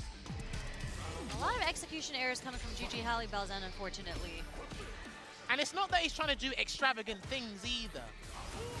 At this level, a lot of this stuff is standard. You need to get that on point, and you can't give your opponent the slightest chance to get like a free combo, a free win, you know? Yeah, and all these execution errors have been like the game-winning or the round-winning execution, unfortunately. Kind of just gave him the round. Yeah, I'm doing a lot of fake ghosts just in case he does. Yeah, raw drive rush, but there it is. Drive rush stand fierce. Putting him in the corner. Okay, crouch fierce, puts him back into the corner. Nice, we're getting pressure. There's the OD amnesia. Gonna take the trade. Backs away at the moment here. Does Halibel, sets up an EX departure, has to respect it, and there's the punish counter throw. And that's going to be the round, with these lovely forward HK corner juggle combos. And he's looking at the screen as if he's unfamiliar with the scenario. But my friend, you got to turn this around, and only you can do that, Halibel. There you go, whip punish. Nice and clean on the stand, medium punch. Oh no. Actually gets back thrown into the corner, okay. Wake up sweep, okay. Got to do something at this point. When your back's against the wall, you've got to do something to just, kickstart your game, Yep, there's a stand short. There's the chains of lights going on there. There's a shimmy, okay. We're spending the level 3 here. All right, so this was a big decision because he will be at a temporary disadvantage with the super meter, but he needed to take it to a final round to throw his own lifeline here, but Kakaru is like, I'm cool. One game up, I've got an abundance of meter to work with. What can you do, Halibel? That's the big question. He's gonna have to find a way to fight back around all these ghosts that's coming out of neutral. There you go, I said it again. If you keep doing that parry OS, he's gonna check it with a crouching medium punch. He's gonna cancel it into the interdiction here. And he's just gonna play neutral from here. Yeah, because look at that huge life lead, and if he throws a couple of spikes on him, he's going to get burnt out if he keeps on blocking. Boy, this might be checkmate. Oh no, he burnt himself out, so there's no stun here, but this is still a perilous situation here for Halibel. You're just gonna have to deal with a lot of chip damage coming your way right now. Watch out for the jump as well. Oh, he's facing track. They both got their drive gauge back at the same time. What a huge difference in life lead, and the overhead is gonna beat the low forward with the perfect going to Kakaru. There you have it there. Kakaru, another solid victory here, making sure he boosts his score up in the table in Group C. Standard practice, but again, day one's always interesting for me in Capcom Cup group stages because you can have a fantastic first day, but then things just fall apart. There's 2 more days. There's so many more matches. Or, round 1 kind of, like you said, there's been a couple upsets from the other group matches too, right? So it kind of sets the pace on what that group looks like. And you're like, oh, a lot of people, they have a lot of predictions going into this, and they're like, oh, for sure, these 2 players are going to be the ones who make it out in winners and losers. But I think after today, a lot of people's opinions are going to change. Oh no, of course, because again, I don't care how industrious you are, how much studying you do, whatnot. On the day is what matters, and we don't know. Our next $1 million champion could actually be having a good day on Saturday. But only one way to find out. But again, I respect Halibel's approach, but for me, that was a Gear 1 approach. We didn't really switch things up into a Gear 2, maybe if there was a Gear 2. But as I could anticipate from Kakaru's end, I'm like, oh, if you keep doing this, here's what the count is going to be. Yep.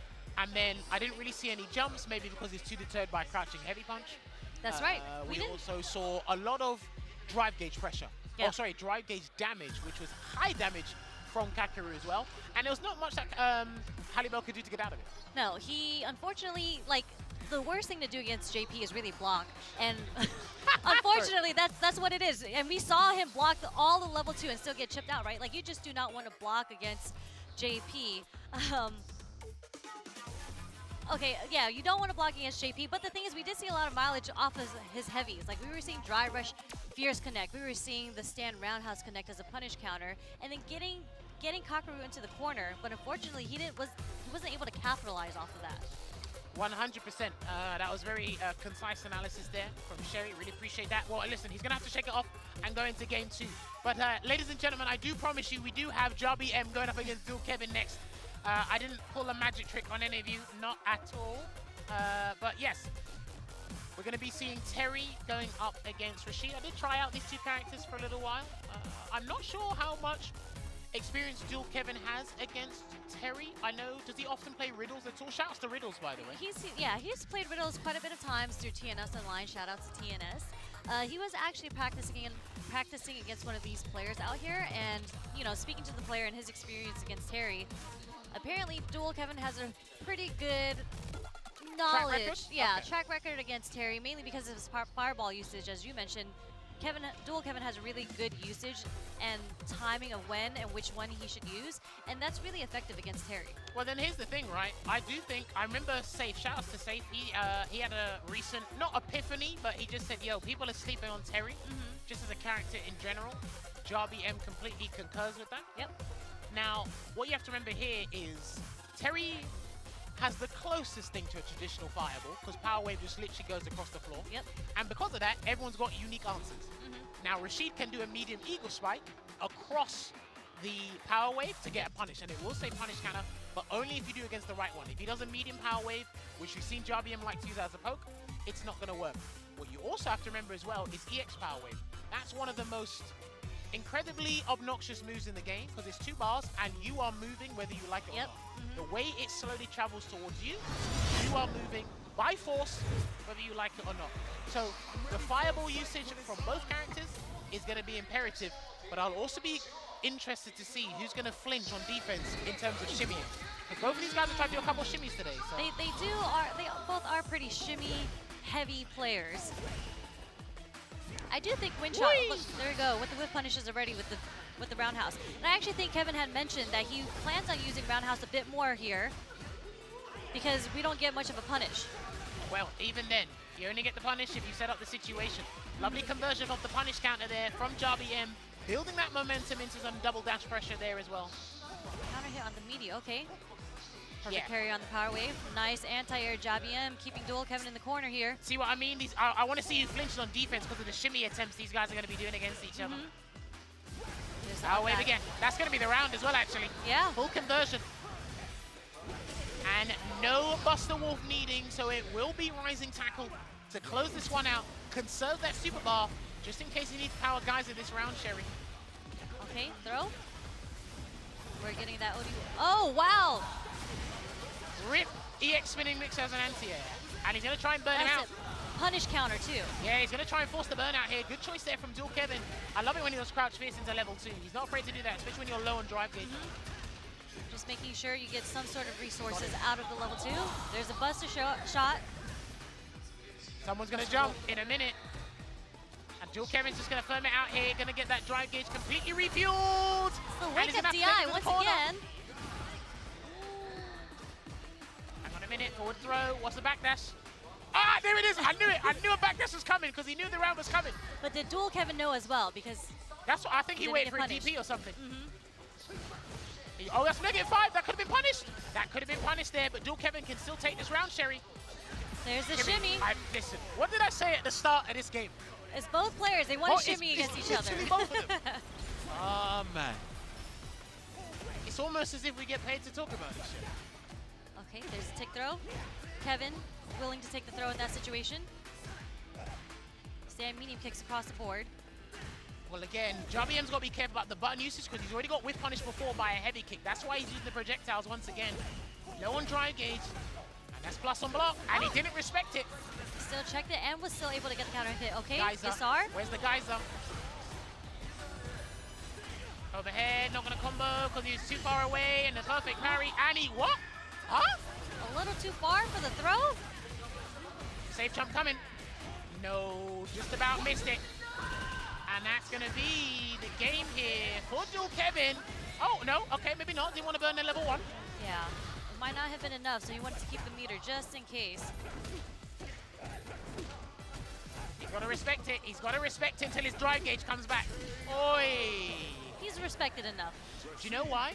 I don't mind that jab attempt because you were past the 50% recovery mark on your drive gauge, but at some point, JRBM had to throw you to build even more momentum to come back in for the loop. So I really like that. Tried to go for the shimmy attempt, but JRBM checks it with the crouch strong. Yeah, I like it. He's being a lot more aggressive with Terry's punch buttons here, not using the kick buttons as much anymore. Punish counter on the parry attempt. Tried the shimmy again, but nice check with the jab from Dual Kevin. There's a stand medium kick. Here comes the safe jump. Here he comes. Perfect parry. Okay, this time we are going to get the punish counter. And a side switch using Burn Knuckle. He's tried to overhead a couple of people today, JRBM, and everyone's been standing up. Level 1 for the Buster Wolf. Buster Wolf. Here you go. I love that ending. And that's the thing, right? Terry's new combo routes, especially in the corner, they are so satisfying to land. The high damage output as the reward comes with it. What a check with that crouching medium punch. Yeah. I do think that's a solid crouching medium punch for a character like Terry. Unfortunate drop on the conversion for the combo there. It gets punish countered. Oi, the interruption with the lights once again there into the burning knuckle. Still trying to catch Dual Kevin second on defense, but he's not biting. Burn Knuckle, such a hard move, catches you in neutral all the time. No shimmy. I swear to God, they're both dead. So disciplined on defense. The dueling jump! Oh wait! Recover in time, okay? Ace plus on block, catch him. Can he get another grab? He's gonna have to call the tornado. I think he's gonna have to call the tornado. I think, there it is. Okay, trying to keep him burnout maybe? No, he's gonna take the damage. And he didn't spend the dry gauge because he didn't want to burn himself out for a safe jump. Delayed throw. The earnest way. Oh! Good call there. Baby. Good call.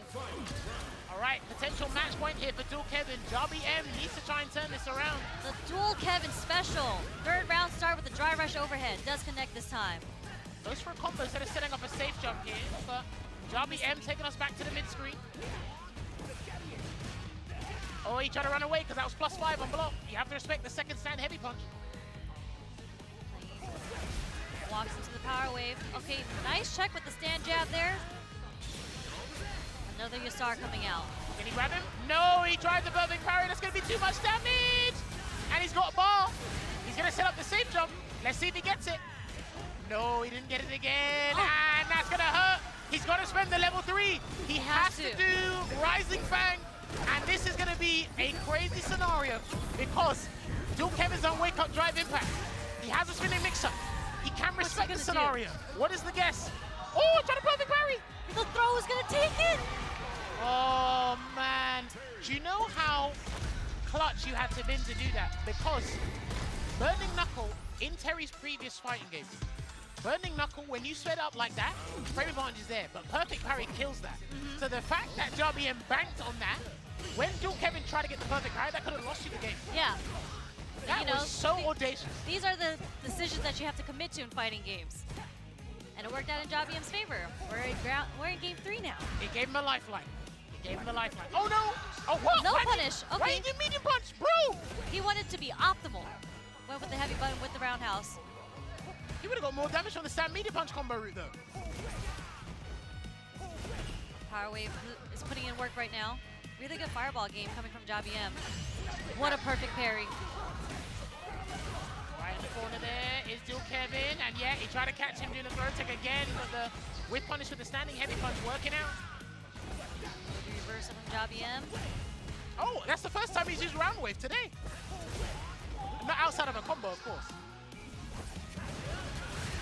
Fully charge. Okay, drive reversal. Burns himself out to keep Dual Kevin in the corner, but the drive impact hits on the Burning Knuckle, and he has level 2. He's got to be careful. He might tempt fate. Level 2's coming. Level 2's coming. What's the choice going to be? He's got a level 2 himself. Oh, wait, dude. what? Wait a second. Shit. Watch out, watch out. Dude, Dual Kevin's usage of EX Whirlwind Shot when you're in a bind or he needs to pull out something to make miracles happen, they work out for him, man. It's one of his best traits about a Rashid player. Blocking low, up, back to get away from the throw pressure.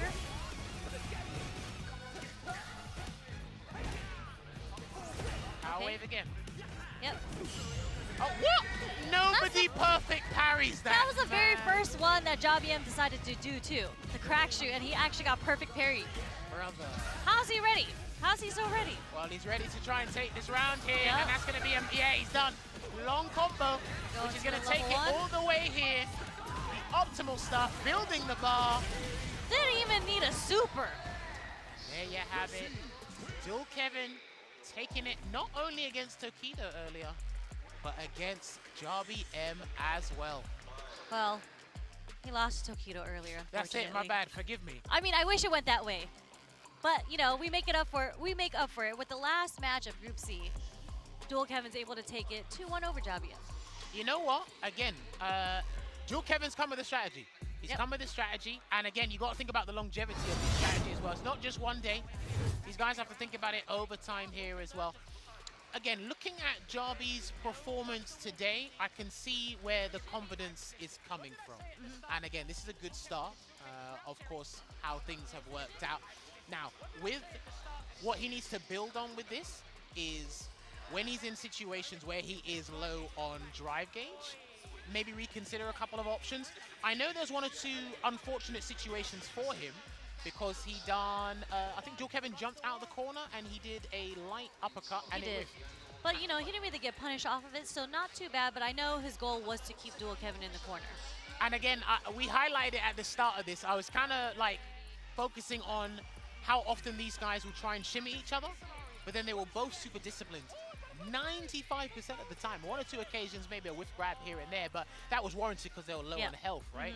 But outside of that, they were really good. I think where Jarby M lacks the experience, specifically against Joel Kevin, is against EX Whirlwind shot from the full screen. But look at that, we're watching one of the longest combos you'll see in Street Fighter 6 there. Like you said, didn't even need it for a super there, but boy, that was actually a great set to see there.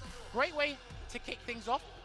As the standings are right now, Kakeru sitting top spot. Yeah, that makes so much sense there. 2-0 victories, +4 on the ratio there.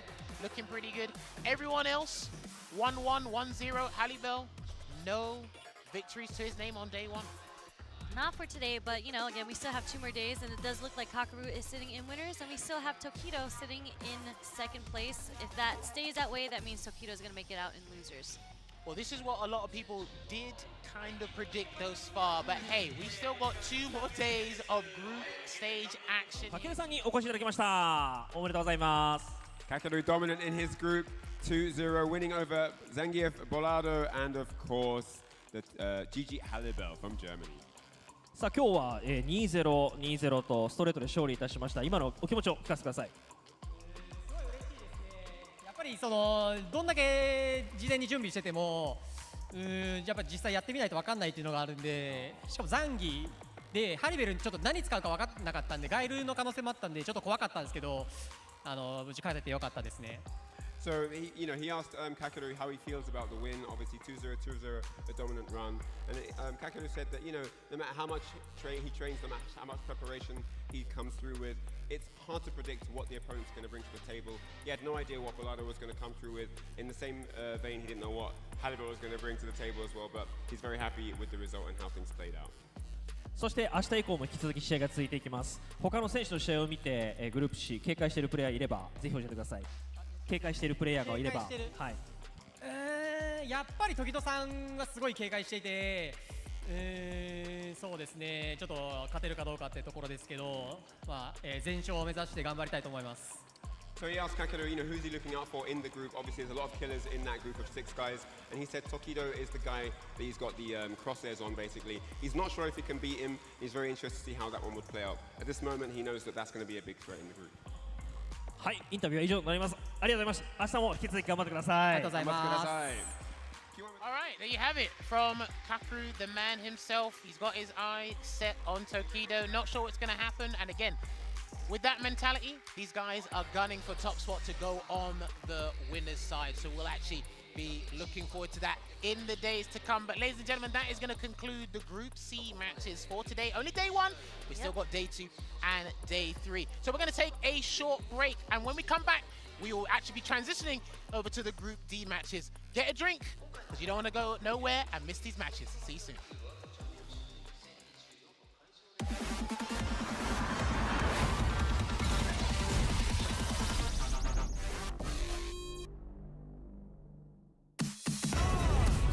Come on, everybody come alive real quick. Battle of the strong, survival of the fit. Take your best shot, hope you don't miss.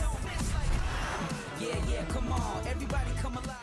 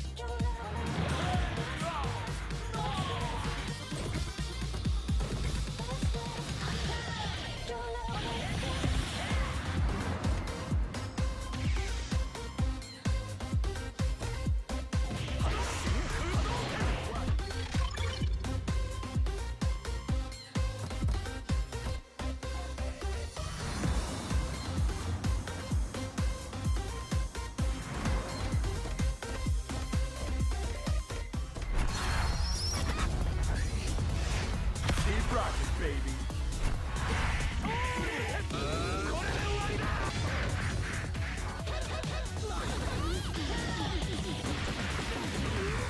Are you okay?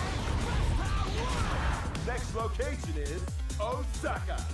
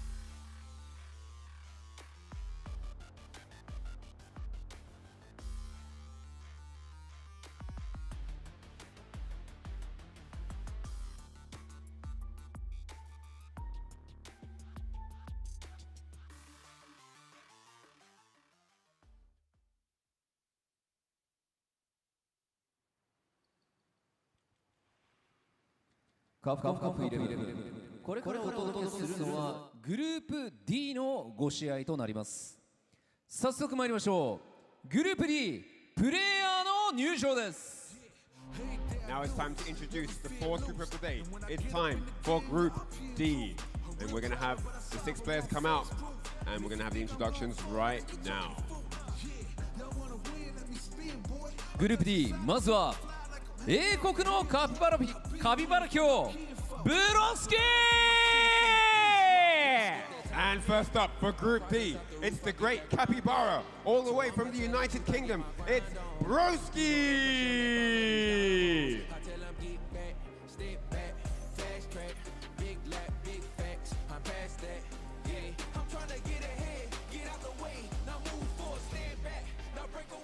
You も果敢なる獅子ブレイブリー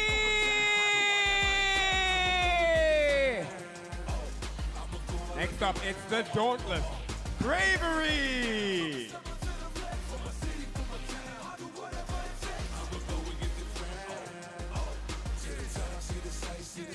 新鮮の外派的未来 VX バー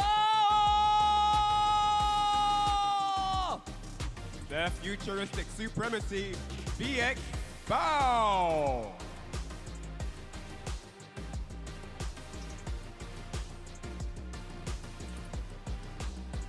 ベストキットフロムチリブラ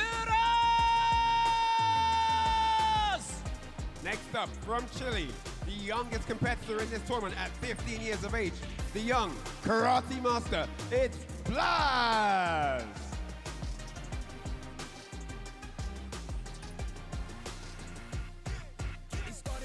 東海岸の最終兵器はいどー Next up, it's the 2019 Capcom Cup champion, the lethal weapon, Idol!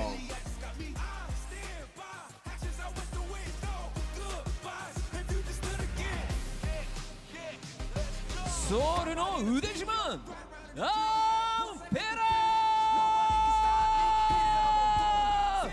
All the way from Seoul, South Korea, it's the confidence incarnate, Emperor!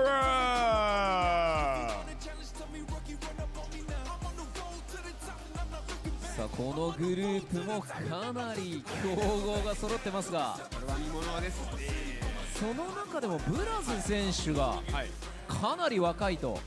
15歳なんですね。15歳ってきましたけどね。ありえないですね。すごいですね。15歳からカプコンカップ。ね。初めてなんじゃないですか。ね。史上最年少となるでしょう。はい。そりゃそうですね。あとね、キャラ結構使ってて。いろんなキャラ。いろんなキャラ使ってて。おお、楽しみですね。これは見ものなんですよね。はい。すごい楽しみにしてます。はい。さあという今ステージに立っていらっしゃいますご覧の6名のプレイヤーがグループ D トップ16トーナメントの座をかけて総当たり戦を行っていきます。今一度盛大な拍手をお願いいたします。 And on stage you see these 6 members of Group D. 2 of these gentlemen will be going through to that top 16 finals on day 4. Give these gentlemen a big round of applause.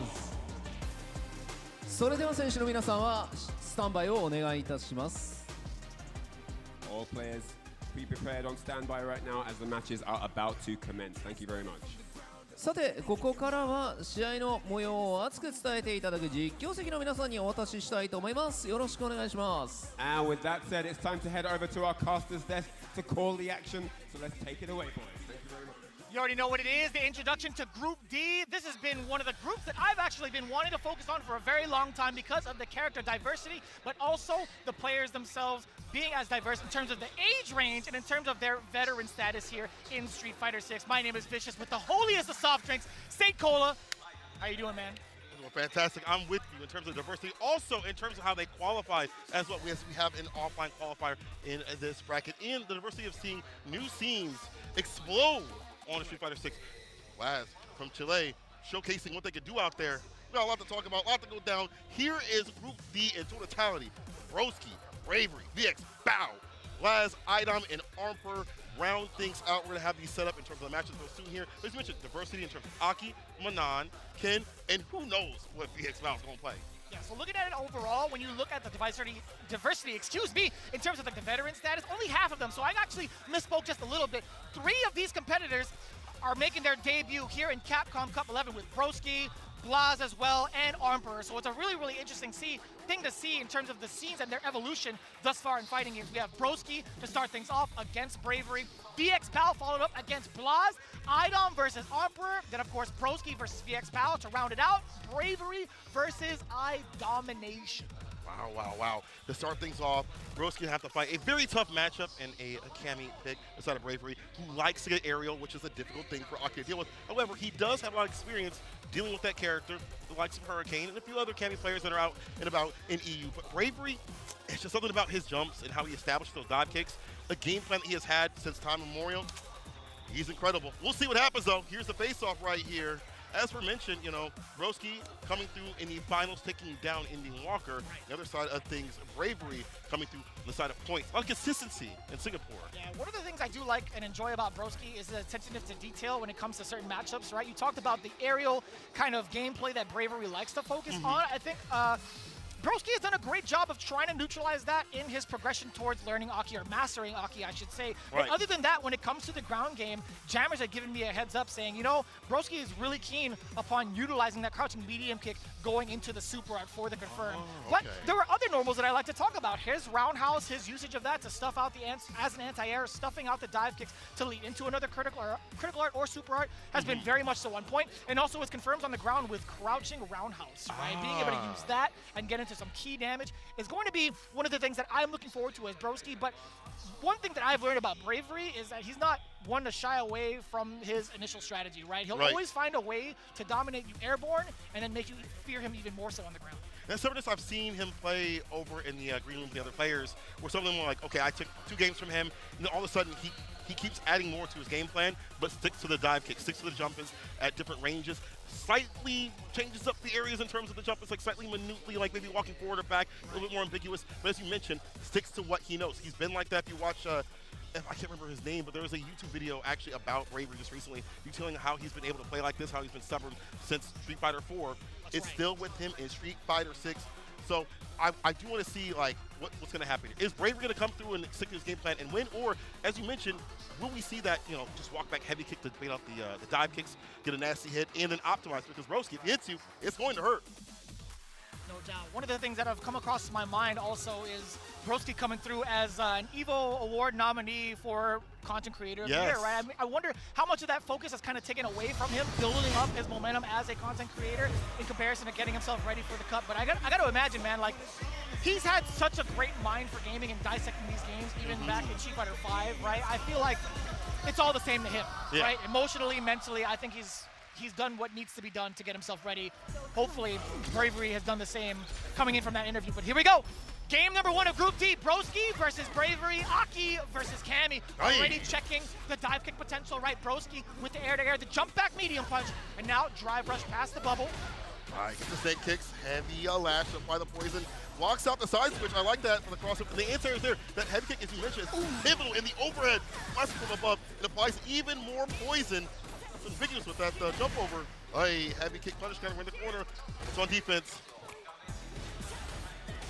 The doors trying to keep Broski in that corner as well. The parry has been shown off. A throw now. Bravery has access to another one if he needs to. The medium's got to come out, right? Gotta be. Oh, back medium punch against the crossover. That was so smart. The lift upper. Blessed the dome with the over the dive kick. Nice and close. Oh, you know what? That works out. At least to avoid the drive reversal. And the dive kick comes through right after. This guy is aerial with it. Jump man. One of the biggest things that we talk about is her being the Baroness of Burnout, right? You've talked about that plenty of times over. We didn't actually see that come to fruition. But the OD Cruel Fate to meet him air-to-air, I love that as an opener. But immediately out the gate, Bravery, OD uppercut, get off of me. Bad. It wasn't a lot of OK on that. Drive reversal to push him back. The can kicks right after. Taps parry, does get the punish counter right here in the poison. Oh, goes for the command. A lot of damage and a lot of damage to the drive gauge too. This burnout is so critical. Cruel Fate just passed it by him. Oh, it might be Cruel Fate for him. Cross up again. No back medium this time here for Bravery. Barriers a burnout. Claims her castle. Puts down the poison. He'll just use level 1 to get this done. No, he's draining so much life because of that poison state. You're right. It should be he doesn't over need without to. it. And he gets to reapply it just in case to tack on that extra damage. Broski having a round of one hell of a round, I should say, still maintaining his 3 bars. For real, see, that's why he's so optimal. Nice neutral jump, calling out these aerial positions. Medium lash, apply the poison, stake kick. Drive rush, we end it with the poison. I like that with the heavy lash. That safe jump setup right after. Now backing away, knowing full well it's not his turn. He can't throw out the bubble. Oh my God. Bravery thought the fireball was going to come out from the side of Broski. Perfect parry. Now Bravery, he's starting to sharpen up on defense. Just a little bit. Throw right after this. Jump heavy kick. Now we switch it up in terms of like the buttons, and again, the spacing slightly. Manduki switching it up. Reversal on wake up works out in the overhead. You are dead. No bar at the bottom necessary. Broski. The great, all hail, the great Capybara. My man is shaking Bravery highs and lows. The overheads have not been checked successfully thus far, not even with the block. But Bravery, he's got a lot to really consider. Now that I think about it, in regards to like the Singaporean scene, like what other Akis has he like practiced with? I don't know, and even if you practice with an Aki, one at this level, at this height, there's only a handful that can stand at this range, I feel. Broski, and then you really get what? Hikaru? That's it. You do have access to Japan. That's true. Over in Singapore, so Bravery might have had possibly some type of practice with Hikaru, but at this point in time, Broski's a whole different beast. Yes, sir. Left stage, not crumbling at all. The throw is there, and the poison's still there too as well. Nice, gets to walk back with the crouch spears, but the interruption is there. Target come confirm it to the bubble. So harassing in the roundhouse. Stand medium. Medium lash. So for after this. So tricky going in for the tick throw. Not quite there yet. Bravery, what do you got in store for him, man? You are so down at the moment, but this, I thought that was going to be the start of his pressure. Broski immediately calling out the bluff with the wake-up jabs. Mr. Time is here for Broski. Offensive has been fantastic. Yeah, more OD dive kick at this range where you think light lash is going to come through. Works out heavy lash as the anti-air, but the low though. That crouching medium kick, opening and exposing those toes. In there with the crouch spears, hella meaty with it. Taking full advantage of that slight mishap. Broski definitely tried to drive rush forward, but leading to this moment, Bravery is not going to let it slip. Getting on the board with that round. I love the assault thus far from Bravery. Keeping it very ambiguous. Broski has not found the right defensive ends, at least while being pressured in the corner. Neutral jump does get perfect parried on the way down. A lot to carry going forward. Forward throw. Do it again. The reward. I see it would have worked out. Listen to you. Cross gut DP can't leave for free. Pay with your life. And now again, switching up the jump and say all big jump is the type of jump is the timing. The dive kicks now coming back. Stay immediately the fireball. You get the follow up right after. I like this conversion. Level 3. Not close around. He's in the orange, so less he can do in terms of drive gauge usage. Broski trying to equalize as much as possible. Yeah, it sets you up nicely too for that pressure, even from full screen. He could have thrown the bubble if he wanted to. You still get the stagger, yes sir. Set out the bubble. No, he's gonna go drive rush into it. Oh my! No! And he whipped and got hit, Broski. He was too far out. The extension of that overhead did not allow him to link, but he's not dead yet. He survived. He's at the level 1. Not enough to chip. The reversal points to be able to get the hit. Not enough. The cross up. OD. DP.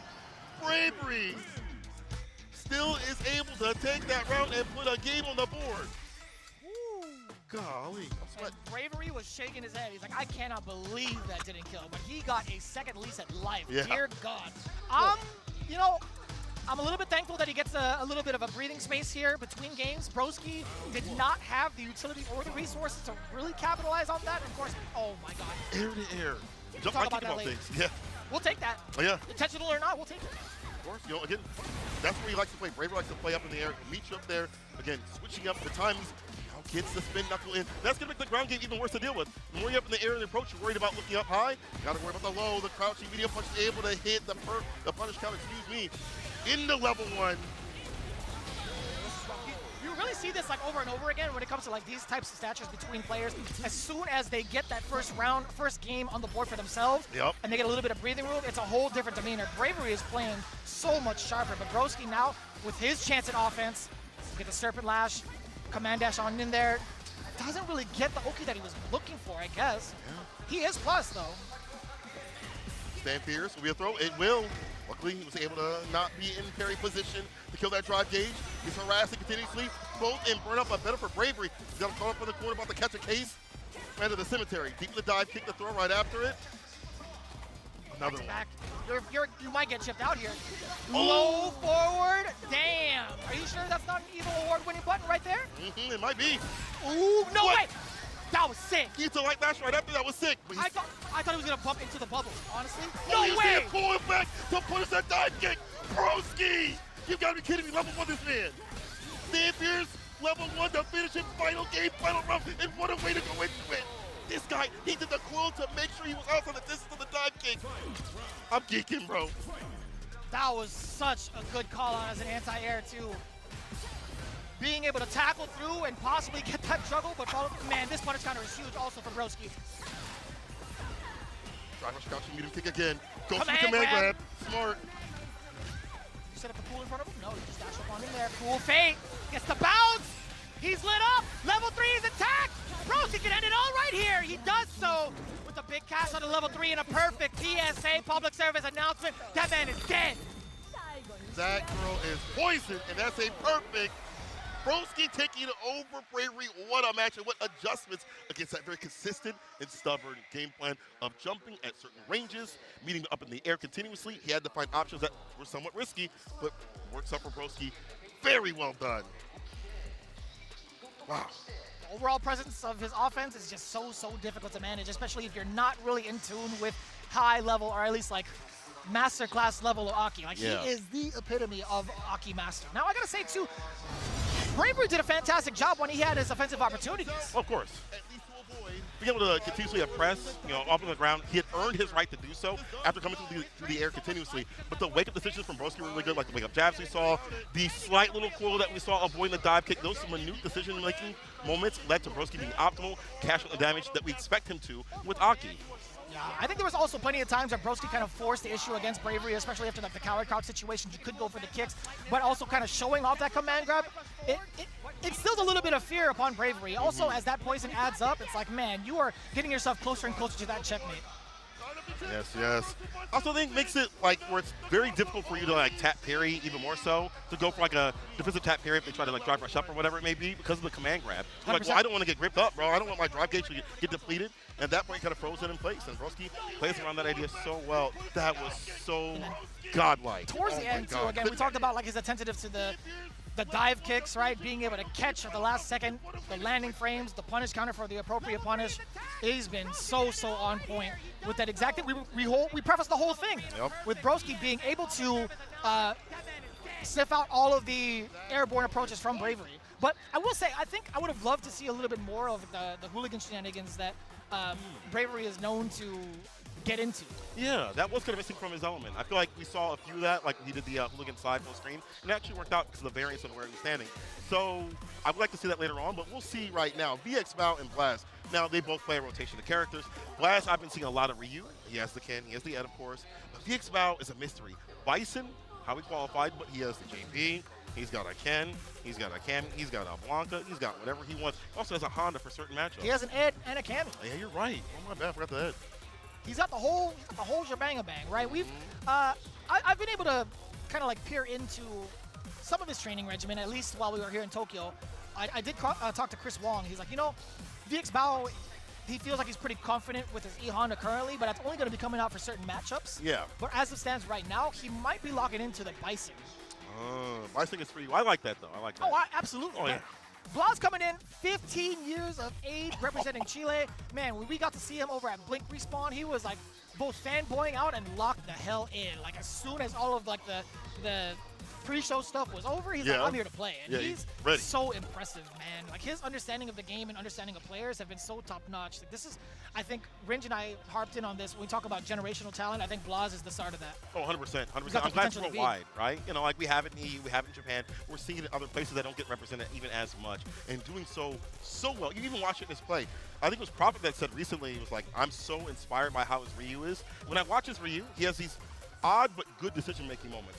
Where you would expect an ODDP, he'll delay OD Fireball for a knockdown instead. A little bit safer, you would expect, and it connects continuously. Let's see if VX Bao has a game plan with the Bison. On paper, good for Bison. It plays around the Fireballs, your neutral's fantastic, but Blast can show us something different with this Ryu.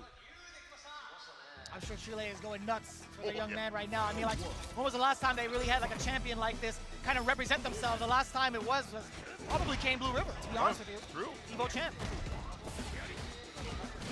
Reversal buttons right here. I like that. Getting the counter combo. In sync with the bomb. Drive rush back heavy kick to start things off. There'll be a strike throw a little bit later on.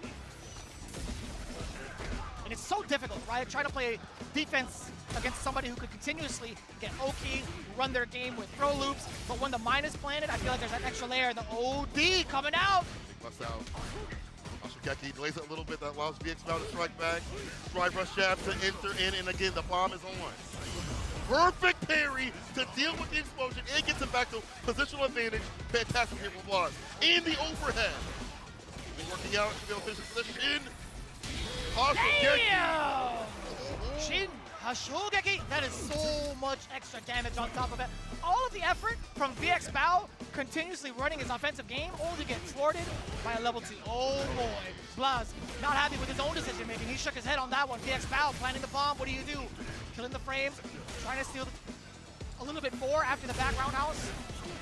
Able to pick up the hell attack. Wasn't able to get the fall, but that's fine. You have him up in the corner, taking so much help. You see him back and forth a little bit, trying to charge up and also mask it with a stand medium kick every so often. Oh. Just the kick works out. Being able to cover that space. I like that a lot. Backing away, VX Bao. He's trying to create space for that fierce. Blaz knew it. Send out that fireball. Talk about that OD bomb every so often. Easy punch for Shotos. That stand light kick against the scissor kick. We're out of there. Ooh, it was a space trap the entire time. The crouch medium punch after the stand fierce whip. He gets the hit. Psycho Nightmare. I was going to say, man, Blaz was just a little bit off the mark. Had it been a sweep, I'm pretty sure that would have been a punish counter within the range, but still just fine. Blaz trying to take his turns in again. Yes, sir. Hey, 2 for 3. We'll take those stats. 100%. Right now, Blaz perfect parry between the sequence. Initial advantage. Go for the bomb instead. I don't mind that at all. Wake up. Gets hit. Blaz gets some distance. Bomb is off too. Running the mark with the counter pokes too. I love that. Disrespecting the drive up. Hashogeki one more time. Blaz back to back. SA2 finishes. And what defense against that driver? Before the back heavy kick could come out and move that range, I'm going to hit my quick button, interrupt that, and get a game on the board. Interrupt the driver, so the jab is there from VX Bao. All right, no back row. That's totally fine. Blaz trying to readjust. He's taking center stage, allowing the fireballs to ring through. But he can't get past the mediums that have been thrown about from VX Bao. The big fierce against the donkey kick. Give me that mind, drive on up. Heavy kick again, not a throw just yet. Perfect parry, we've already seen that. How many times I have to teach you this lesson, old man? Well, VX Bao isn't that much older than Blaz, but still. I feel like if you're under 20, then you can use that line. That's true, that's true. It's such a good pussy tool, man. Medium kick is such a great space occupier from the side of Bison. That's a word I really don't really get to use. It just takes up so much damn space, man. It works the fireballs preemptively. I like it. Ooh. Oh, that was counter. Yeah, we just juggle. This is countering. Absolutely correct. Drive rush. Perfect parry on the crouch medium punch. Lands the bomb. All roads lead to bombs. Drive reversal, but VX Bao is fine with that. But why did he go for it again? The neutral jump, holding door to take this cat's out. Blaz is on a set point against a former Capcom Cup player who's out here to try to make a win again. Damn! Yikes. Let's do it again. Bang! Yeah, you get the charge up. The tension in stock. This is gonna hurt so much more. I like that. Double. No, towards the throw though. When the only hits, he's able to get the bomb right after it. Back heavy kick, and he's probably going to be something different. We've seen back heavy kick so often. Blaz is the right option on defense right there. The bomb is on again, the throw. He's trying to bait out buttons. Blaz being very patient. The overhead does get blocked, but he went for the throw anyway. VX Bao walking back to safety. Deep breath nightmare yet again. This has been so close. Just on the throw. I like that he kept going for that option. Just a fake out Blaz. That driver's back heavy kick worked out, wasn't a throw. Nothing else, not even a shin. Don't switch it up if it's still working. And now the fake out with the driver's light, breaks it, gets a fat jump in with the Pierce. Yikes. I didn't think that was going to be in time for a punish counter, to be quite honest with you. That elbow, we drop it far. Out of there, so we thought, still within range of the grab. VX Bao, get out of here. You know what? I think that's fine for Bao. Yeah. The closer Blaz is to burnout, the better. Tatsu takes that bar back, Sam Pierce. Hashogeki, cross cut, DP. I like that Shoryuken. Gets up there right after. It's VX Bao and burnout. He's on the back foot, lost all the bars, has to super. This is a lot of damage. Raw, unscaled, unfiltered. Word.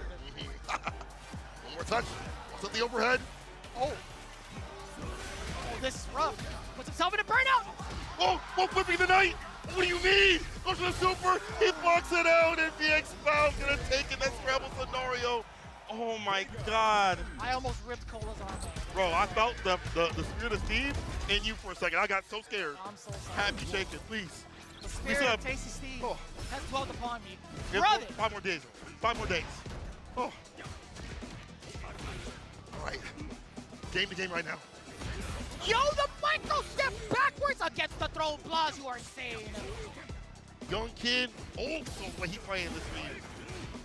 Air to air. I like that jump medium, knock right back down to the ground. The only second pressure will work out against the fireball. But Blaz has such a big lead. Even in burnout, still his game to win. Oh, he's in a lot of trouble right now. Up again. Very delayed tech.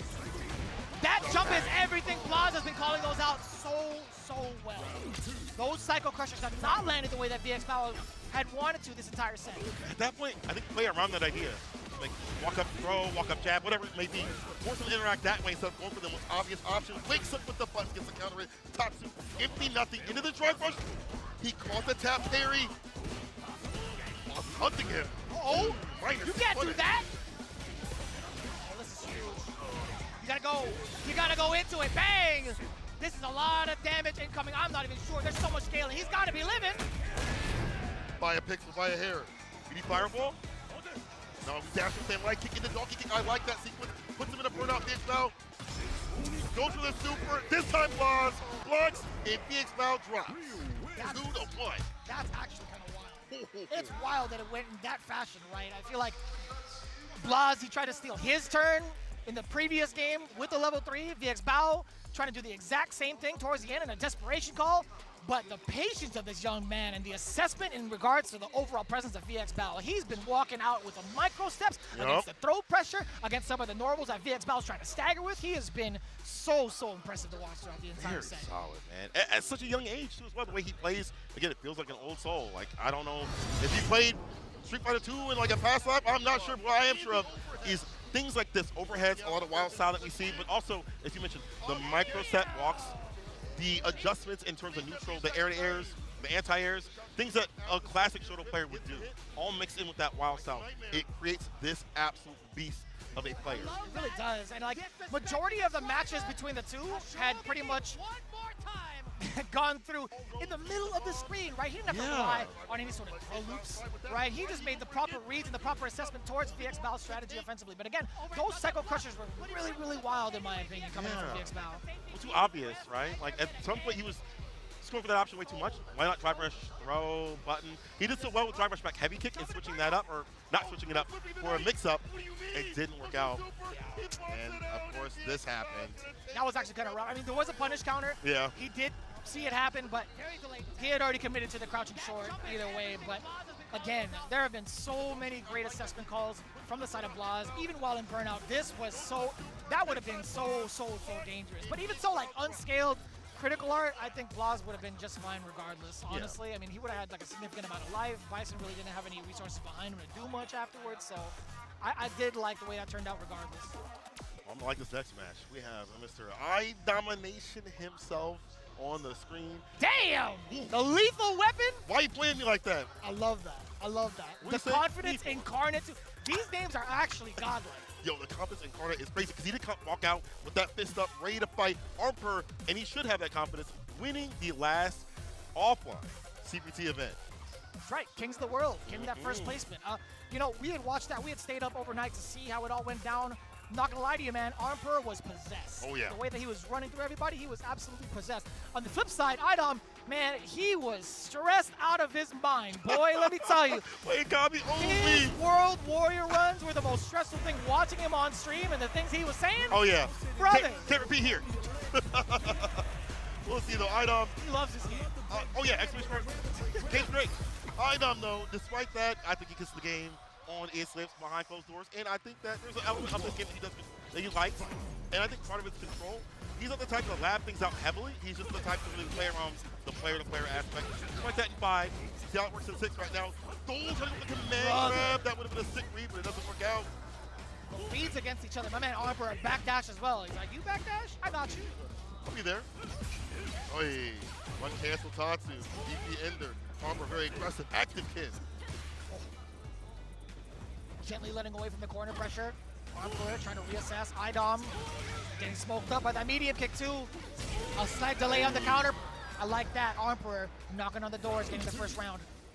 Emperor's been grinding for a long time. You know, Spirit Zero as a sponsor on his name, but also where he plays a lot. You know, there are a lot of players out there in the Asian region that play with him, so he gets that experience against Manon, many other characters. I like the reversal, gets a go right kick. Aye, back row. It's the first time we actually get to get Idom started. Yes, sir. Another medallion to the chest. Perfect parry instead. I lied to you all. Emperor, he's like, you know what? That's enough of that. Let me get started. Well, actually, right by Ken. Whoa, that wasn't even a cross-up. That stayed in front with the DP, gets the crush kick, doesn't even need a level 3 for the victory. It's just Emperor. That corner dominance. Confidence. Confidence. Very, very confident round indeed. Confident game, excuse me. 2 rounds straight. Emperor still had a fully stocked super art gauge to let it rip. He just played it out raw. Idom has not been able to catch up with the way Emperor has been throwing down his gameplay thus far. A lot of the times he's been locked down in the corner. He hasn't found the right decisions. But again, Manon, I feel like without the super art defensively, it's a little lackluster in my opinion. Also, if you're not landing command grabs to bump that bar up faster, as it is a buff for the character, even harder. So we didn't really see that many command grabs land for him. Just have one right now. He didn't have an opportunity, to be honest with you, man. The throws have just been so imperative, too, to Emperor's strategy. I mean, like, not even just the throws, but to set up afterwards, it's so hard to tell what to do. Again, counter hit, that standing heavy punch, right? You have so many options. He backed up a little bit, still gets hit with the counter hit. But Emperor, like, using fireballs also to corral items definitely helped out. Continues to laser the crouching unit kick. Tatsu, DP. Cancel. There's the answer with the crouch fierce. At least you got one.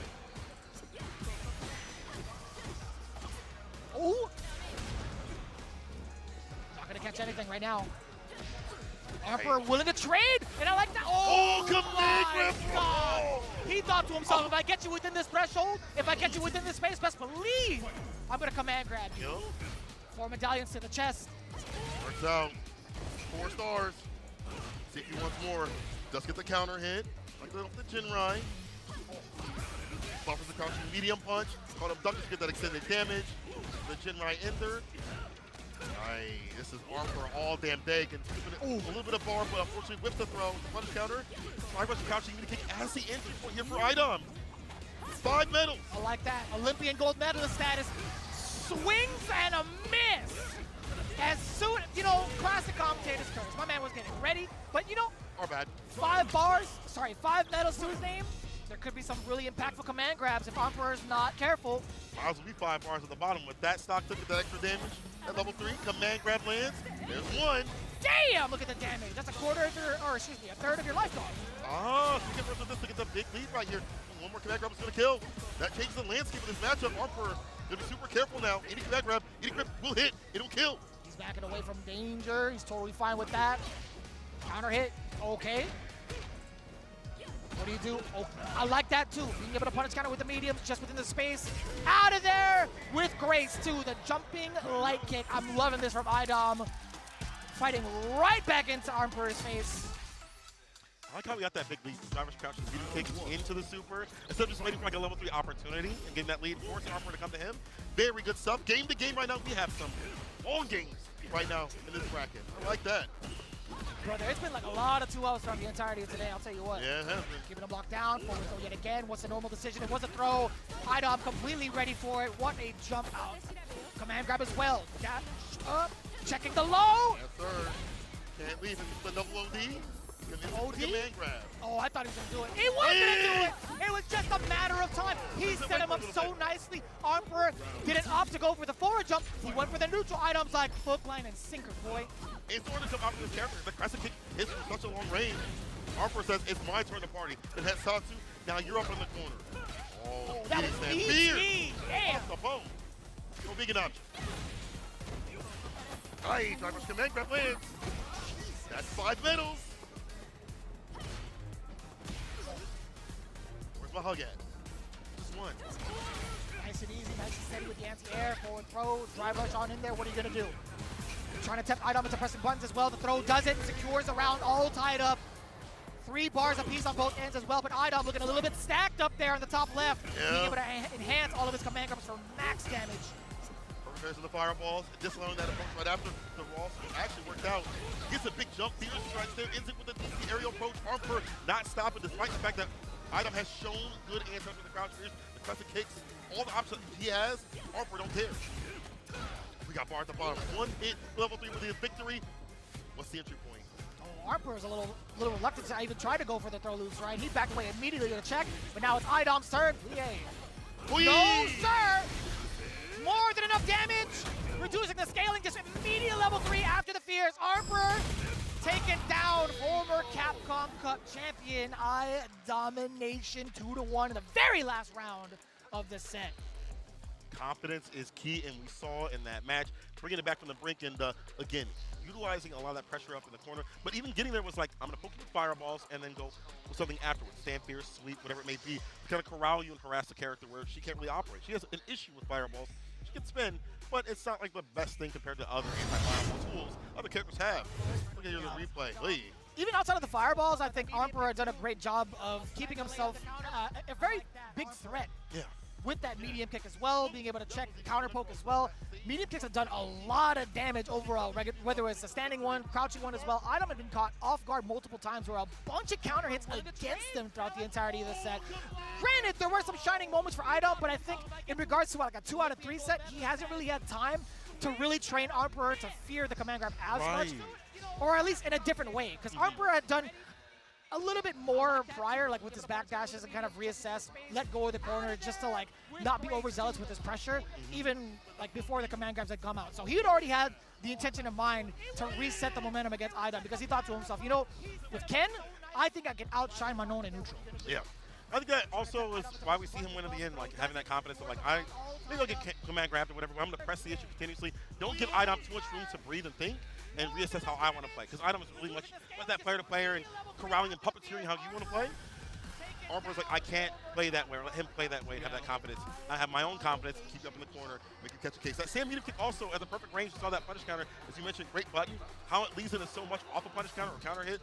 Immaculate. Him getting the follow-ups. Emperor, 2-1 over Idom. You know, I couldn't ask for anything else. That essentially went down to a coin flip. You had like fully stacked on both ends with their super arts. You had a level 5 metal Idom. Like that could have gone either way, to be quite honest with you. But moving on, Broski versus VX Bao. This is going to be pretty huge, I feel like, going into it as Broski. This is his second match of the day. VX Bao as well. VX Bao currently at the deficit. He had just lost to Blaz with that Bison. Is that going to be the same call out against Aki? Now, personally, I don't really know if I enjoy this matchup as Aki playing against the Bison on a personal basis, but I feel like Broski is way more comfortable in this than most Aki would be. I feel like he should be. I mean, all 3 of them. Well, yeah, you know what? No matter what character comes up, you're actually right. So I feel like Broski can play, or has played, against a rotation of VX Bao's characters because he's a very diverse team, and Broski's had a chance to be able to like experience that when people come over. Like obviously, if like Angry Bird and Big Bird are around too as well, you get games from them. So Broski can fight whatever VX Bao comes his way. So, as you mentioned though, on reverse, I think Bison does fantastic in this matchup. Cancel out fireballs, can be like pressure, aerial approach still difficult to deal with, but catches him on the other side. Broski starts off very strong right now. Boy, what a backdash. I love that call out too. VX Bao immediately on the hunt. After that mine's been planted, let's see what the defense is like for Broski, backing away, letting the serpent last rock. No big fear, okay. Just mistiming the throw for the side of VX Bao. We did get a punish counter. Oh, that is huge. Off of that medium, you can do whatever you want. You could end it in level 1, but you have more than enough damage to continue on. With the bubble, it has to be. Yes, sir. Look at the damage. Dirty bubble. So Broski being able to capitalize with that corner. Talking about the optimization that he has in every situation is why he is one of the best Akis, if not top 2 in the business. Tick throw, here we go. That's how we initiate with that crouching like kick off the drive rush at close range. This time a throw. VXPOW switching it up a little bit. Nice. Oh my god. Oh, almost a sand tag. Further walk back would have worked out there. Oh. You know, we'll take that. You know, jumping out to evade with anything else that would have followed up from an actual successful background house. But it's not going to lead to much either way. VXPOW one throw away. And Broski thought possibly the same thing. What was I going to do to contest against VXPOW? Keeping that pressure up. Like that, the medium punch. Still bait, still able to hit, wasn't able to coast underneath of it. Starts off strong here from Broski. Gets a nice little fadeaway. Gets the throw with the heavy kick. Take his ass to the corner. Drive rush, heavy lash ender. National throw right after. In his face. You smell his breath. Huh? One more touch. Oh, there no. it is, off the medium. Oh, but he dropped it. A little bit of a scramble. Oh, this is going to be so difficult, I feel like, for VXPOW.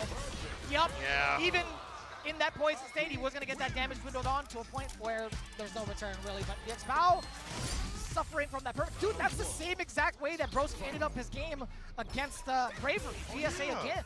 Well, history repeats with a different character, a different person. The anti-air is there. I like that Broski is ready to challenge the aerial approach that is so difficult. Bison has so many ways to the air that are so difficult to deal with. Oh, and I love that too. The bubble follow-up is so deceptive because you would think you block the projectile. It's going to be a turn, not going to be quite it.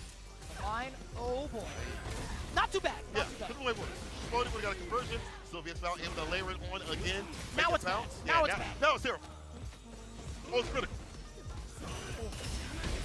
We'll take that. Excellent defense thus far. Command grab, you heard the tap parry. Yep.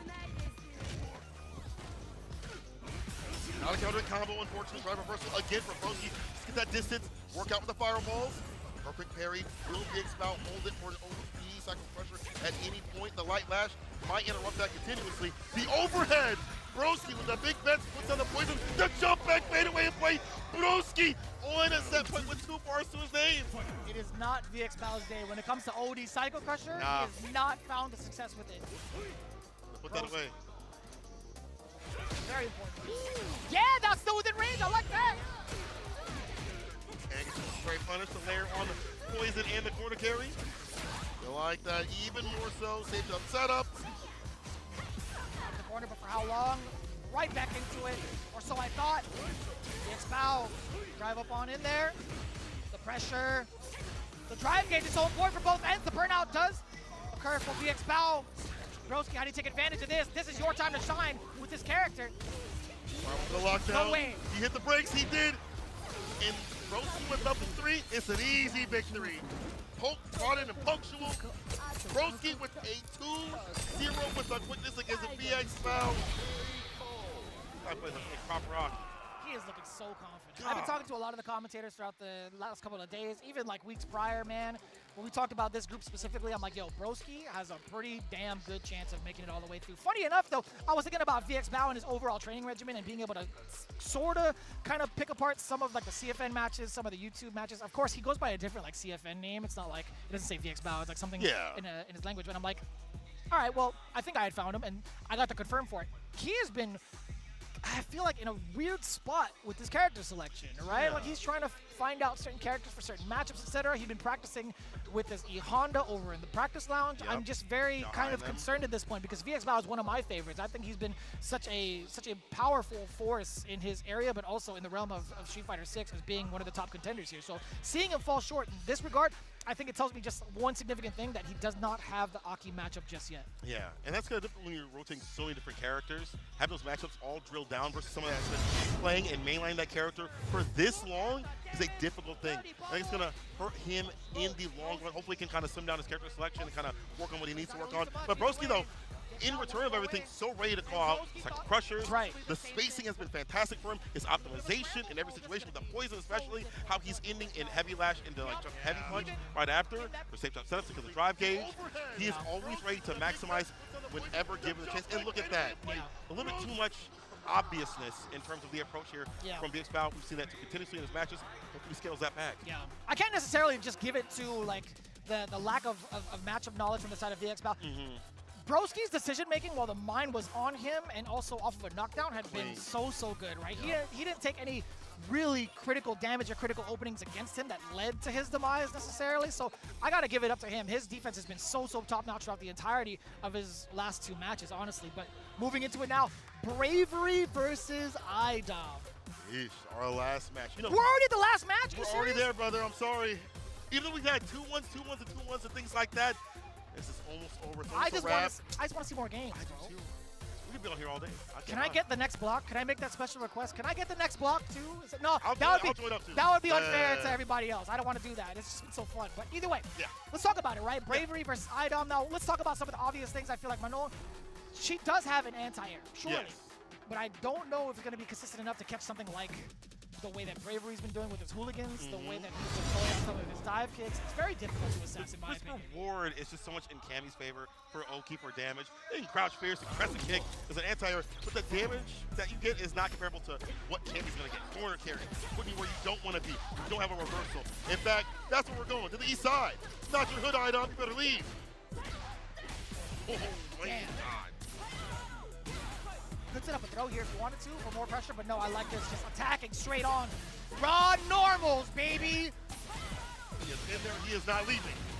Oh, he is married to this corner, and IDOM not able to find a single way out. The rotation of defensive options, staggering, hasn't worked out. Didn't even want to go for level 1, and I understand why. Oh, and you saw that sharp angle, right? He even thought he was going to be able to anti-air, but IDOM already getting pieced up from the east all the way to the west now. Both sides, man. Couldn't even. Those continuously. Golly. You gonna do it again? No, not quite. That would have worked. See, there's the anti. But that's fine. Actually, that's totally fine with the side switch. I don't like most of this though. Starting with command grab. He's falling from the ground. You're going down, brother. Delta red assault. Brave enough to go to the air continuously and apply the pressure up in the corner with that crouch fierce, finding follow-ups and finding that neck.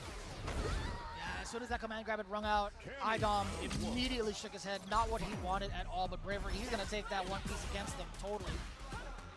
Oh, take that one out. OD uppercut mad early. He really wants to take this momentum away from IDOM, which is so smart. Perfect parry. We get the command grab, build up that metal system. Missed dive kick, the anti is there. Perfect parry on the wake up Bravery. Very active.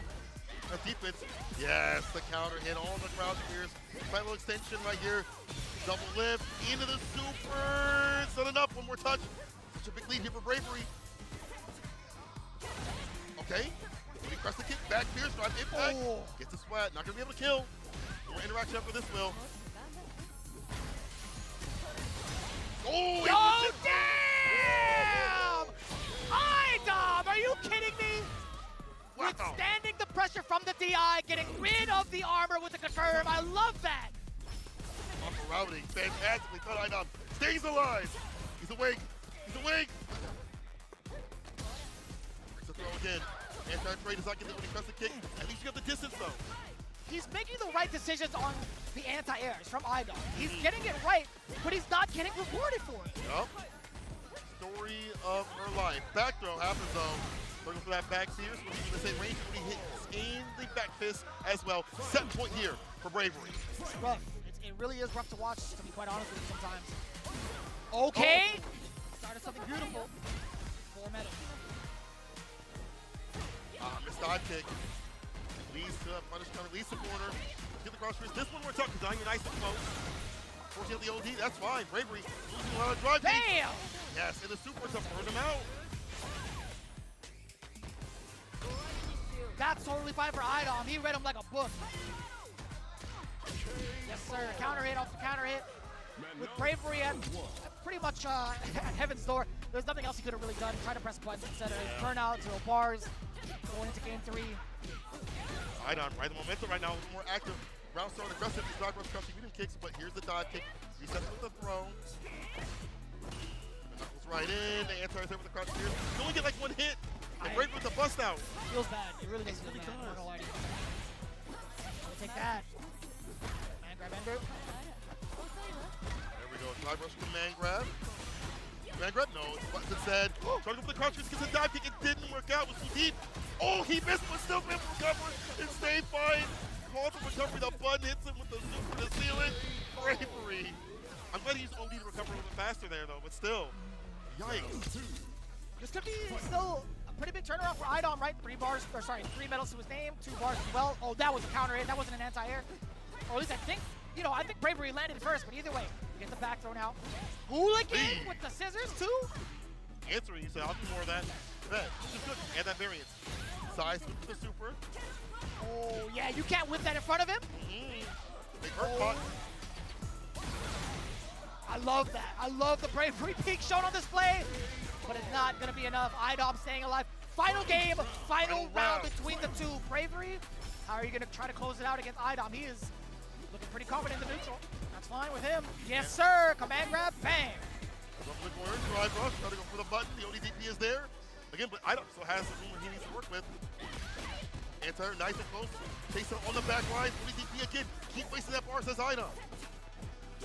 Dai is able to hit the front counter. The timing, changing it up, right? Heavy kick, drive rush with the crouch spears. The throw, he's in. He has him up in the corner, but IDOM has more to work with. The trade, he gets COD. Goes right for the level 3. I agree. Excuse me, CA.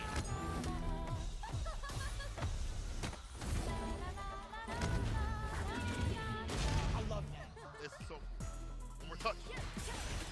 Burnout, burnout. Let's get the back fist. Reset throw. Bravery still able to take it. I can't believe it.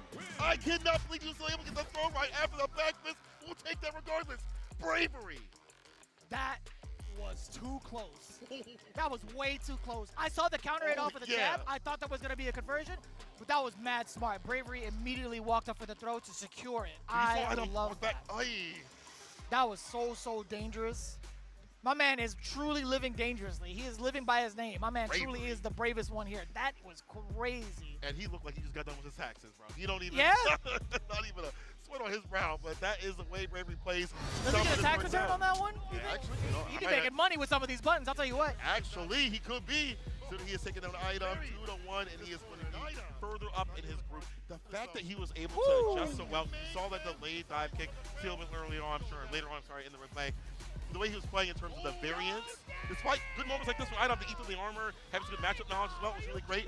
But the fact that he had the variance with the hooligans, the dive kicks at perfect ranges, and even though some of them were kind of missing here and there, he's like, I'm going to stick to my game plan. My reward is too good. I can't stop. Yeah, that's facts. That's facts. I can't put down the dive kick.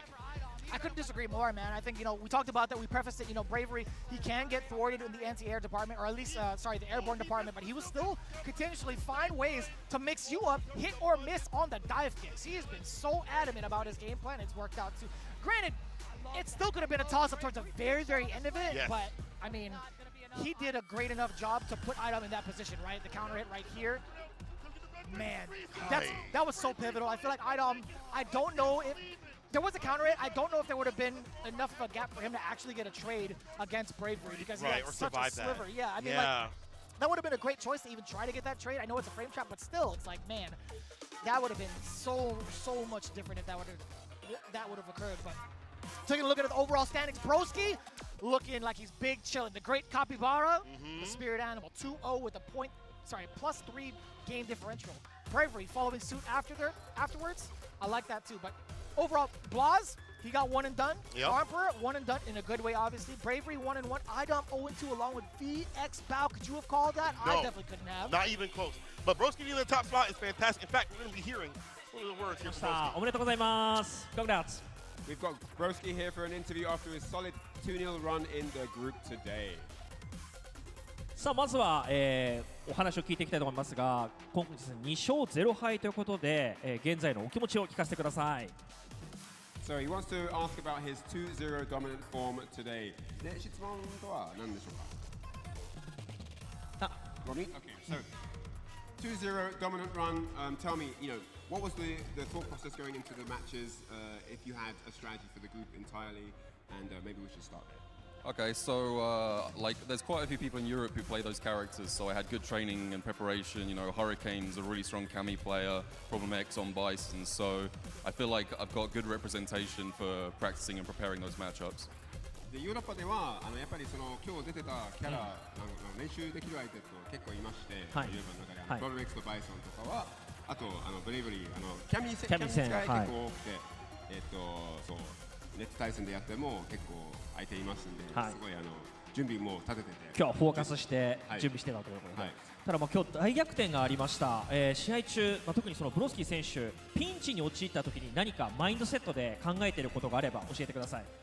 So when matches get tense, you're under pressure, maybe you're down in life or health or drive gauge.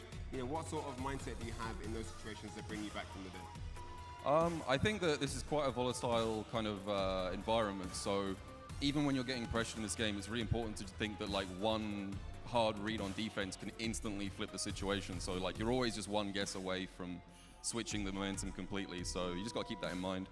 このゲームってどんな状況でも、やっぱりそうなんか不利の状態でも、もう1回だけ当たってたらもう逆転可能だから、そんなになんか不安にならず、安定行動をやって機会を狙うっていう形。落ち着いてチャンスを待つっていう。チャンスを待って、ちゃんとしたチャンスが来たらそこを狙って逆転って感じですね。はい、なるほど、そのマインドが大逆転、もう本当にビッグクラッチ決めてました。本日のベストクラッチだったと思います。本日のインタビューは以上で終わらせていただきます。ブロスキー選手ありがとうございました。Thank you. So that's it for the interview today. Thank you very much for your answers. It seems like you've got a very strong mindset, which He's is been doing something such a that fantastic you job need. overall of keeping his mental composure. We talked about the immaculate defense that he had, the decision making behind it against both the Kami players and the Bison players. I got to be very, very impressed. And big shout outs to Hurricane, my man. He almost flew out to CEO with everything that's been going down. Bro, I would have loved to see you there. But other than that as well, Problem X being one of his main partners has been so cool. I apologize for not even bringing that up in the first place. These guys are amazing. But as it stands right now, that is the conclusion of Group D. But we can't go without thanking our sponsors, obviously, right? When we talk about the people that have been holding us down every single Capcom Cup, Storm Collectibles is definitely one of them, right? I feel like they've been showing off in like a handful of different tournaments overall, right? When you look at Storm Collectibles coming in from Hong Kong, you got to thank all of the high quality, officially licensed collectible action figures by default. They specialize in fighting games from the get-go since I've been introduced to them, and you can see it right there. The fine detail from a plethora of different characters and different styles throughout the entirety of the Street Fighter series. These guys have been the standard when it comes to true collection with high likeness of the finest details of the head sculpt of the body, the articulation, and all of the accessories. Be sure to check out all of the characters and the figures on their website over at www.stormco.com.hk or just scan that QR code on the top right. That concludes this group. As you said, Group E will be next, people. Hang tight. We'll see you in a second.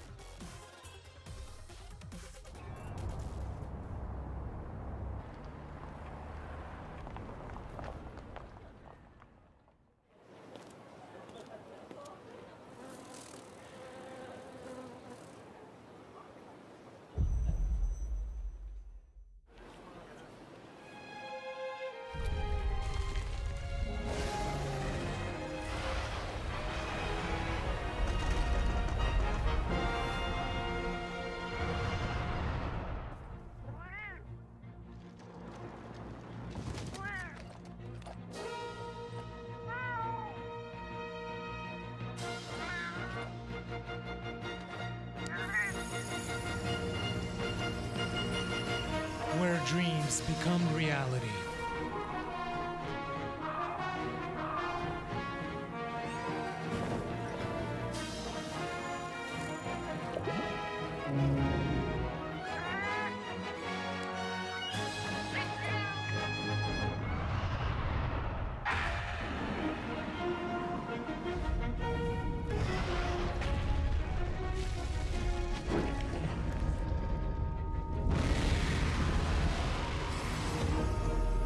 Monster Hunter Bridge.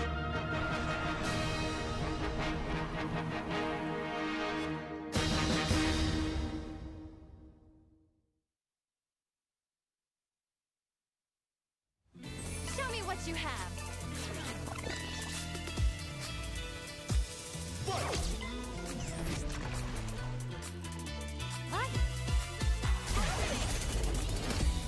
How silly.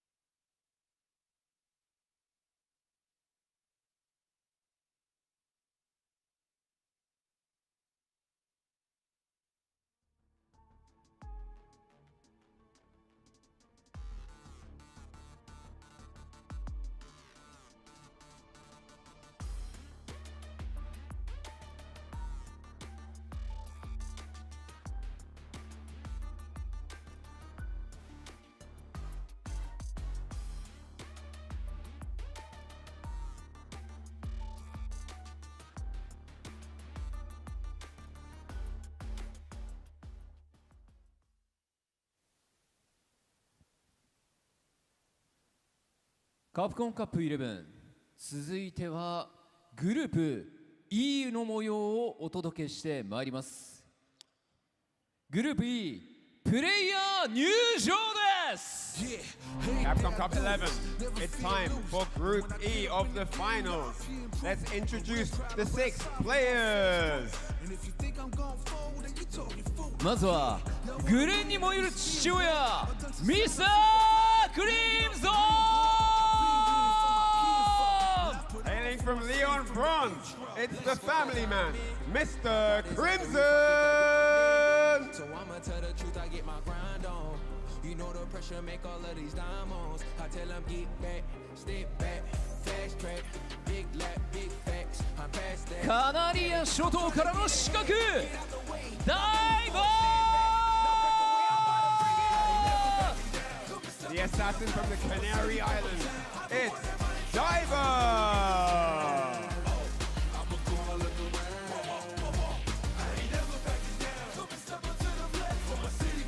進撃の重戦車、フード。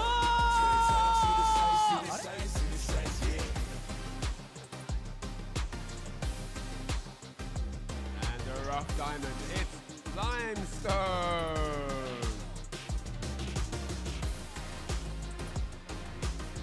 失礼しました。順番が、違ったようですね。改めてコロンビアの輝く原石、ライムストーン。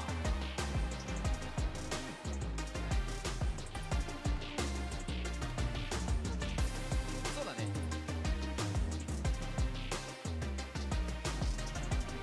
続いて進撃の重戦車、フード。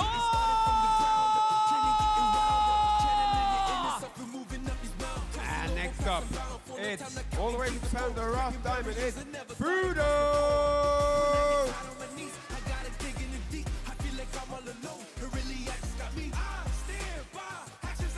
シアトルのクラッシュカウンターヒーロー、クリス・シーシー And here he is, the counter hero from North America. It's Chris C.C. Hayes.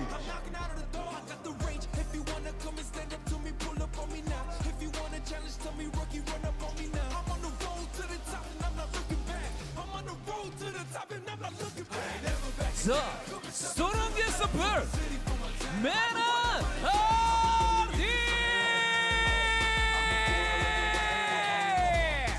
Last but not least, from the Dominican Republic, the two-time Capcom Cup champion. It's none other than Mena of Steve.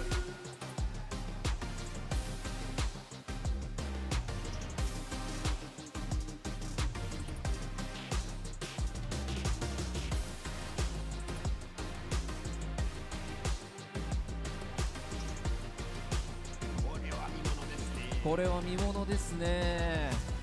しかもこのブロックはキャラクターが結構偏ってるかもしれない。それはそうですよね。しかし、2 times Capcom Cup チャンピオンがいますからね。参加しますので。さあ、ということでステージに上がっていただいた6名のプレイヤーによってこの E グループ総当たり戦で争っていただきます。そこから2人トップ16トーナメントに抜けるのは誰なのか。 And here are the 6 members of Group E here to do battle, and only 2 of them will qualify for the top 16 on day 4. And I don't know who it's going to be, but they all look extremely determined, and we know exactly how strong each of them are. それではプレイヤーの皆さんはスタンバイをしていただきます。 Alright, if we could have players on standby right now, thank you very much. そしてこの熱い戦いを盛り上げていただく実況席にお渡しいたします。よろしくお願いします。 Now, as we get locked and loaded for these exciting and hype matchups, we're going to throw it back to the amazing casters to call the action. Take it away, boys. And the action doesn't stop here in Tokyo, Japan at Capcom Cup 11. Riveting sets have happened, but we are not done yet. Ladies and gentlemen, we're now transitioning over to Group E. As one of our hosts, Ryan Hart, just said, the 2-time Capcom Cup champion is here, but we'll break down the groups in a second. I'm back on the mic, Jammers, alongside European guests. Yeah. We're in France, we're in Singapore, now we're in Japan. This is your first time here. Yes. How you enjoying it so far? So far, so good. I feel like I haven't gained weight yet, but I think that'll change in the next couple of days. But it is what it is, though. I'm just very happy to be here in the best seat in the house, though. Well, speaking of the best seat in the house, we've got some solid qualifiers here from Group E. We got Mr. Crimson from France, Diver from Spain, Fudo from Japan. You heard the crowd before. Limestone, bit of the dark horse here, but he could do something very similar to what Salvatore did as well. We also have Chris CCH, and of course, as we said, just to regurgitate, Mena RD is in this group. These are the lineup for the next 5 matches here in Group E. Remember, this is only day 1. All the players have 2 more days of regular matches playing the groups. So even if they have a poor result today, they can pick things up, build that momentum for the following days to come. Yeah, and it's not how you start, it's how you finish. That is correct. What's kind of fresh about this, I mean, there's some familiar players for me, but one thing that I've never seen Mena RD versus Mr. Crimson. So I'm not too sure if that's going to go down or not. I'm sure it will, but...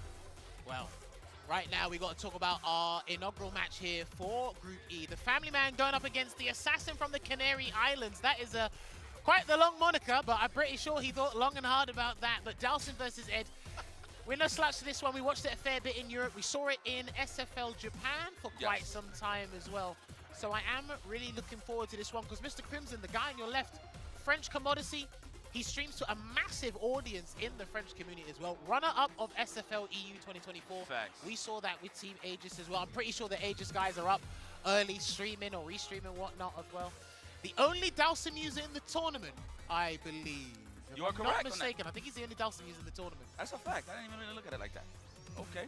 You know what? I'm glad that you hit that up about me being a guest on the French side of things, the EU side of things. I'm not going to lie. I got a bit of a connection now with the EU after SFL EU. So I feel like I'm repping that hometown a little bit. You know? I respect that. Hey, listen, we got you climatized for about 2 weeks, so you got used to it. I know you. I know an ounce of French is probably better than F words. Shouts to F words. Wesh Munga. Well, there you go. There you go. That's all I know. There you go. That's all right. Listen, that will get you by. You don't need to know about 3 or 4 words. Absolutely. The rest are bonuses. Right. Obviously, Diver representing. He qualified through the Spain and Portugal region. The qualifier from Spain and Portugal has been changing. First it was Vega Patch, and it transitioned over to Samuel. Samuel's not here. It is now Diver who's representing. He's playing an Ed, got a very formidable Ed. Now, this group is littered with the Eds. There's Chris CCH, there's Diver, and there's Fudo. Now, I still think on paper, this matchup is pretty hard for Ed because his navigation skills, we spoke about this before. Yes. His navigation skills will be put to the test because he is going to be playing out of his element. But once he gets in that comfort zone and really applies the pressure to Dalsim, Dalsim's in big trouble, youngster. Yep. No big damage to him of drive reversal as well. Just a quick knockdown, right? No real big pain. Speaking of pain, who's going to land that first swift punish first? Diver's looking for those long limbs from full screen. He might not always look for them because as long as Dalsim maintains space and floats, Ed can't really do much. You limit the options there. So Diver's going to have to take a reckless approach while Mr. Crimson's put himself in burnout here. Definitely got to look for those pockets if Crimson is floating for sure. So we're definitely going to see a lot of raw drive rushes in certain instances. There you go, get the float. There's a Psycho Knuckle there as well. Getting that burnout pressure as much as possible. Press the button in between a button and Yoga Flame there, I've noticed. Nice. Wow. What a challenge with the hacksaw. That's crazy. All right, let's set it up. Like that, Mr. Crimson just setting up some space. No anti, still recovering though. For that big punish counter, full screen, nothing's there. Throw there. No, we guessing on that. I see. He wanted the back medium punch there, but he got stand medium punch in a fortuitous scenario, so that worked out for Mr. Crimson. Utilizing that standing heavy kick and stepping heavy punch extremely well right now. Anti-air's on fleek right now with Crimson. No easy access to big damage. Now this is the closeout. This is easy. Yeah, what a way to mirror that. The layered offense. Even if you tech, there's still something there waiting for you. Yeah, that's why some of the slower fireballs in the game are some of the most scariest ones, just because you think you're going to parry and that timing they get there just before it connects. Speaking of connecting, a couple of throws coming through. What an instant air teleport there from Crimson. He's done his homework. I like that. That's the first challenge with a reversal today with Diver. Representing it early, let him know that it ain't no free offense. No air to air. Looked like he tried to walk under, but he got clipped on the way. This is the thing, man. I spoke to Mena RD about this ages ago. I think Yoga Float's one of the strongest moves in Street Fighter 6. And you're seeing it against a lot of the members of the cast. We're seeing it against Ed right now, but that's going to be the round. That should have been the round. He's going out anyway. Oh, my goodness. Can we react? Nice anti. It's as usual. Crimson is not giving him no leeway. He can only level 3 at this point. Yes, sir. He's dead, he's dead, he's dead, he's dead. Right on optimal stuff there, Crimson. Okay, looking comfortable. Very familiar in this match. What's up, brother? Well, just because the thing, statistically speaking, he's got 3 ends in this group, so he should be comfortable in this matchup. Shoutouts to Ending Walker. Mr. Crimson did practice against him a fair bit before he flew out to Japan just to refresh his memory and get used to it. Smart man. I am worried about Mr. Crimson's defense against some of the players here, but I'm pretty sure if he should be winning the matchup on paper, he should be fine. Oh, we're gonna win this, all right. The kids are watching. Yeah, no? Big damage, okay. That's a guaranteed throw. I feel it. No, what a read. The defensive drill. Wow, even off of recovery, the parry still pressing buttons. All right, though. You get the opportunity here. No technical from Mr. Crimson. Yeah, but Diver backed away in trepidation there. I don't like that he went in, then he backed away looking for something. It's like he needs to reassure himself that he can punish certain things that Crimson's doing before he really goes for the gusto. And he ran into a foot. The standing heavy kick. Nice. Maybe he's looking for the back medium kick possibly for the whip on this nice anti every single time. Wow. My man has been scoring. He has been traversing the screen very poorly, Diver, unfortunately. This is why I said at the start, the navigation skills are going to be put to the test. Full screen. Yes, think about it for a second as you're getting closer. I haven't seen any psycho flickers either. Not even an attempt. That teleport. You already scared him on the first go, right? Yeah. Oh, nice backdash. Good read. Right back at you. I like that he looks like he's trying to react to the throw. He missed his anti-air there with the psycho uppercuts. He's going to get hit with a yoga sunburst instead, and he's burnt out once again. He's on his last legs here, Yipes. Oh my goodness.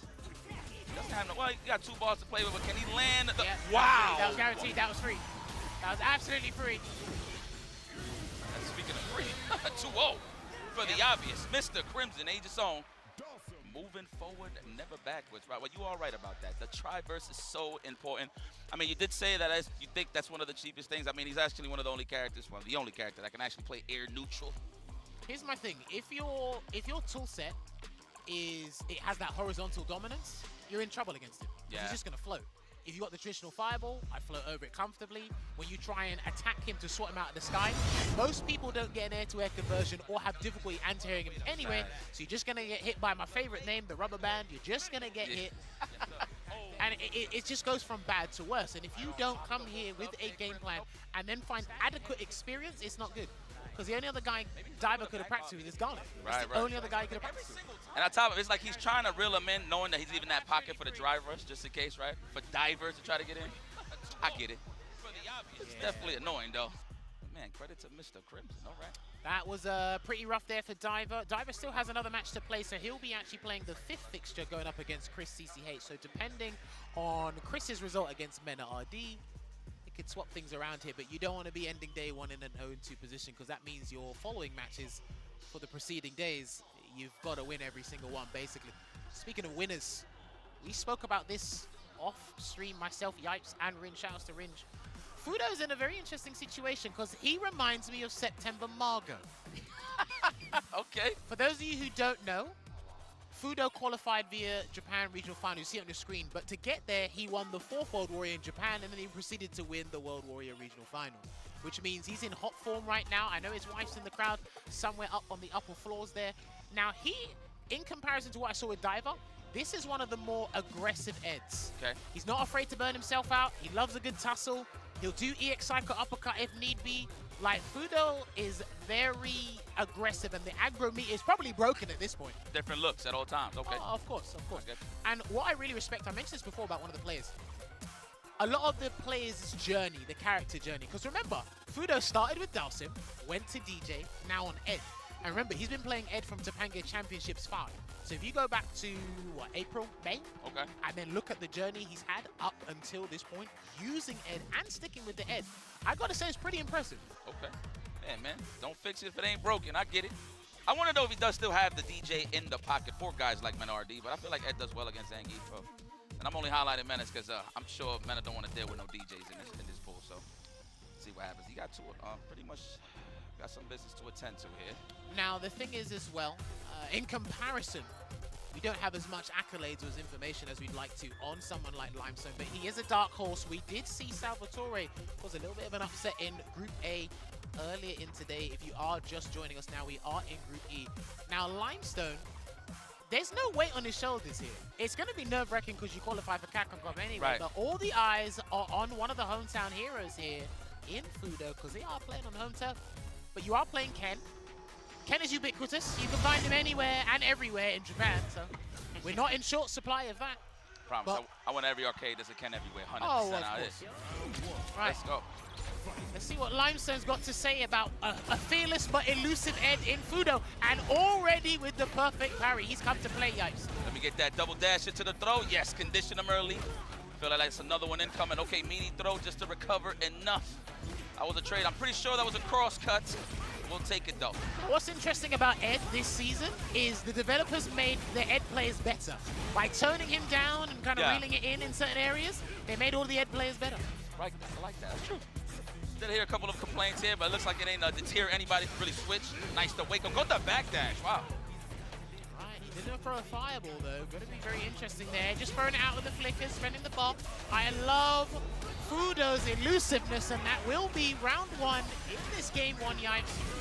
I definitely want to see Limestone, if he does catch Fudo slacking on the charge flicking, he can do run Tatsu for the big punish. So I don't know if he's going to Oh, that's the, like, I know we saw Tokido do that against LaShaw, but I think that's exclusive to Tokido, honestly, and Angry Bird. Yeah, definitely should add it, though. I'll jack everybody's move. Oh, yeah, of course. Oh, what a backdash. All right, he's going to do the Psycho Blitz. He's going to do the desync combo, and we are going to take him across the screen. But unfortunately, he does get the drop, but he still depletes the dry gauge as much as possible. He's good. In a nice position. And not in range for the stand short conversion. Nice dash under there. And also, we got to watch, right? Because Fudo did this in the World Warrior Regional Final. His drive rush jab, he is so stubborn with that.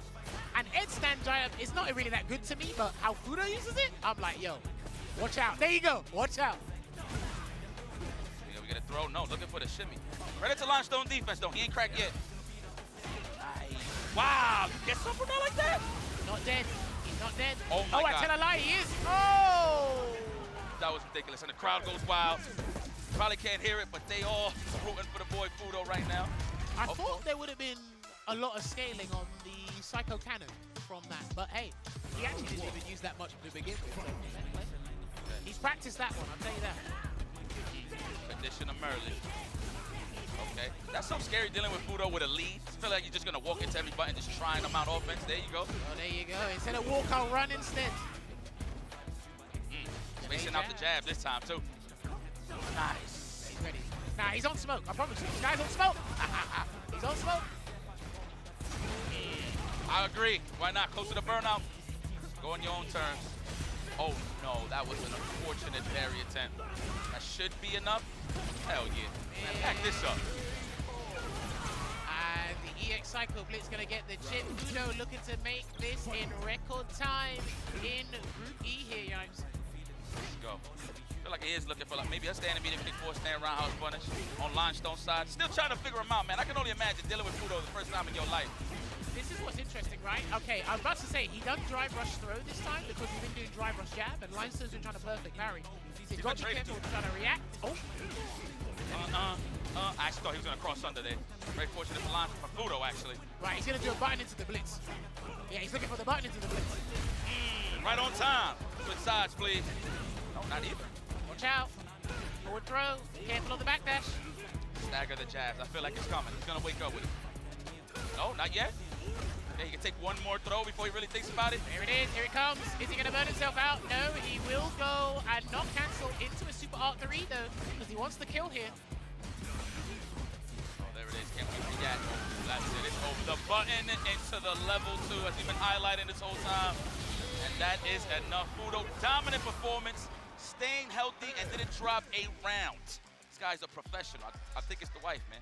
I feel like it's the family. It could be the wife, it could be the life, it could be the uppercut, who knows? But hey, listen, he came with a purpose, hit the ground running, made sure he's firing on all cylinders. I like to see that here. He is going to be playing Mr. Crimson a little bit later as well, so that will be a real test to see if Mr. Crimson's defense, how stubborn are you on offense. So we are looking forward to that fixture for here as well. But yeah, just taking a look back at what transpired. Unlucky to Limestone. I think you hit the nail on the head. He's trying to figure him out. Too little, too late. And I did say this before, in a first to two, especially if you're new to this environment and you're unfamiliar with a style like Fudo's, 2 games is not enough for me. I'm starting to see everybody's not really running their game plans. I feel like everybody's so worried since it's 2 out of 3. They're just taking like the minimal type of style to not make too many mistakes. But I mean, to be very honest with you, I feel like everybody just needs to run their plays and just really force somebody to really respect. I'll tell you what some people are doing. This is what separates the men from the boys. Holla at me. Some of these guys aren't thinking long term. Obviously, they're living in the present moment. Don't get it twisted for a second, but it's like you think like today is the day I have to start off well, get the first impressions right, and it's like you said, they're not running their game, they're playing out of character. I'm like, dude, you still have 2 more days, and luckily, Limestone still has, no, I think Limestone's only played once today. So, he's got that 1 game out of the way, so now he has to build that momentum. Time to think about it. And what's interesting as well, before we move on to the next match, Limestone's from a region that is not as dense as Fudo's. So your preparation would have been a lot different. Yes. How Fudo's is. But speaking of preparation, speaking of preparation, we've got 2-time Capcom Cup champion, student, competitor, role model. I've ran out of monikers for this guy. It's ridiculous. My president. Yes, that too. That is. That Chris too. CCH versus Mena RD. Both of these guys SFL delegates, which is pretty cool. Chris CCH, of course, making it to the finals, which we will be seeing very soon after the Capcom Cup. Not the whole day, but this is going to be exciting. I don't think they played in SFL. I'm not too sure if they actually bumped into each other. I know he played Kava, but that's here, no there. I've never got a chance to see these guys play, so this is going to be good. This is going to be good. Well, if we look back at what happened with Chris CCH in the finals with FlyQuest and Bandits, this is a good chance for him to redeem himself and kind of regain that kind of courage. Okay. Going into the SFL World Championships. That will be happening on the final day, Sunday, so you do not want to miss that as well. But yeah, I do sometimes feel Chris gets overlooked because if you look at his results, he does really well in his region, the respective region, Canada, US West. Outside of that, doesn't really travel as much. It is highly warranted. He's got other things to do, especially with his real life stuff. Right. But I do feel when it's a name, when you talk about American players, I do think he does get overlooked a fair bit. He's got a healthy roster of characters. Yes. So we will definitely be looking at what he's got to offer here with in regards to going up against Mena RD, because this is Mena RD's only match today, by the way, ladies and gentlemen, in this group. Chilling. Man, I wonder how that everybody felt. I spoke to Punk earlier. He actually wanted to keep staying warm, man. It's like it's that attitude. We just want to get it over with kind of thing. But hey, it is what it is. It's because games blitz so fast, right? Crazy. You come in and you're like, right, as soon it's very easy to lock in to the game, but it's very hard to get out of that mode, or it takes maybe like what, 30 minutes, an hour, maybe long, depending on your session of the day, but it does sort to do that. But the guys have shaken hands. I want to give credit to Mena RD as well. I know he mentioned this a couple of months back because he's had a bit of a character crisis. So instead of having that crisis, he's just added and created an army of powerful soldiers. Speaking of which, we are going to see the Dictator going up against our Fatal Fury guest. Huh. Terry Bogard. You still mingle? Nah. Nah? It's been mine since she came out. Nice. Oh yeah. So one thing I want to highlight about Mena that he's been doing extremely well, because everybody tries to walk up on him a lot to start offense, is his checks with the standing jab. He gets a lot of counter hits. He sizes it up with the standing medium kick, of course. Better on it, obviously. But he just knows how to really snipe somebody off moving forward. Very well. I haven't watched enough of Chris CCH's Terry, but he's in a much better spot than he was before. Like we said, he's finally got a frame advantage button in standing heavy punch. Light conversions are fantastic. Combo potential is much higher than it was before. Nice job there, Mena. What a way to preserve drive gauge. Wow, right on time. Try to sneak in the throw. What an interruption, Chris CCH. Free drive rush, of course. Looking for the shimmy, but not Mena. He's too seasoned. He's just going to walk back. There it is. Watch the stand jab shenanigans. It's coming. Oh, that's close. Punish. I think he tried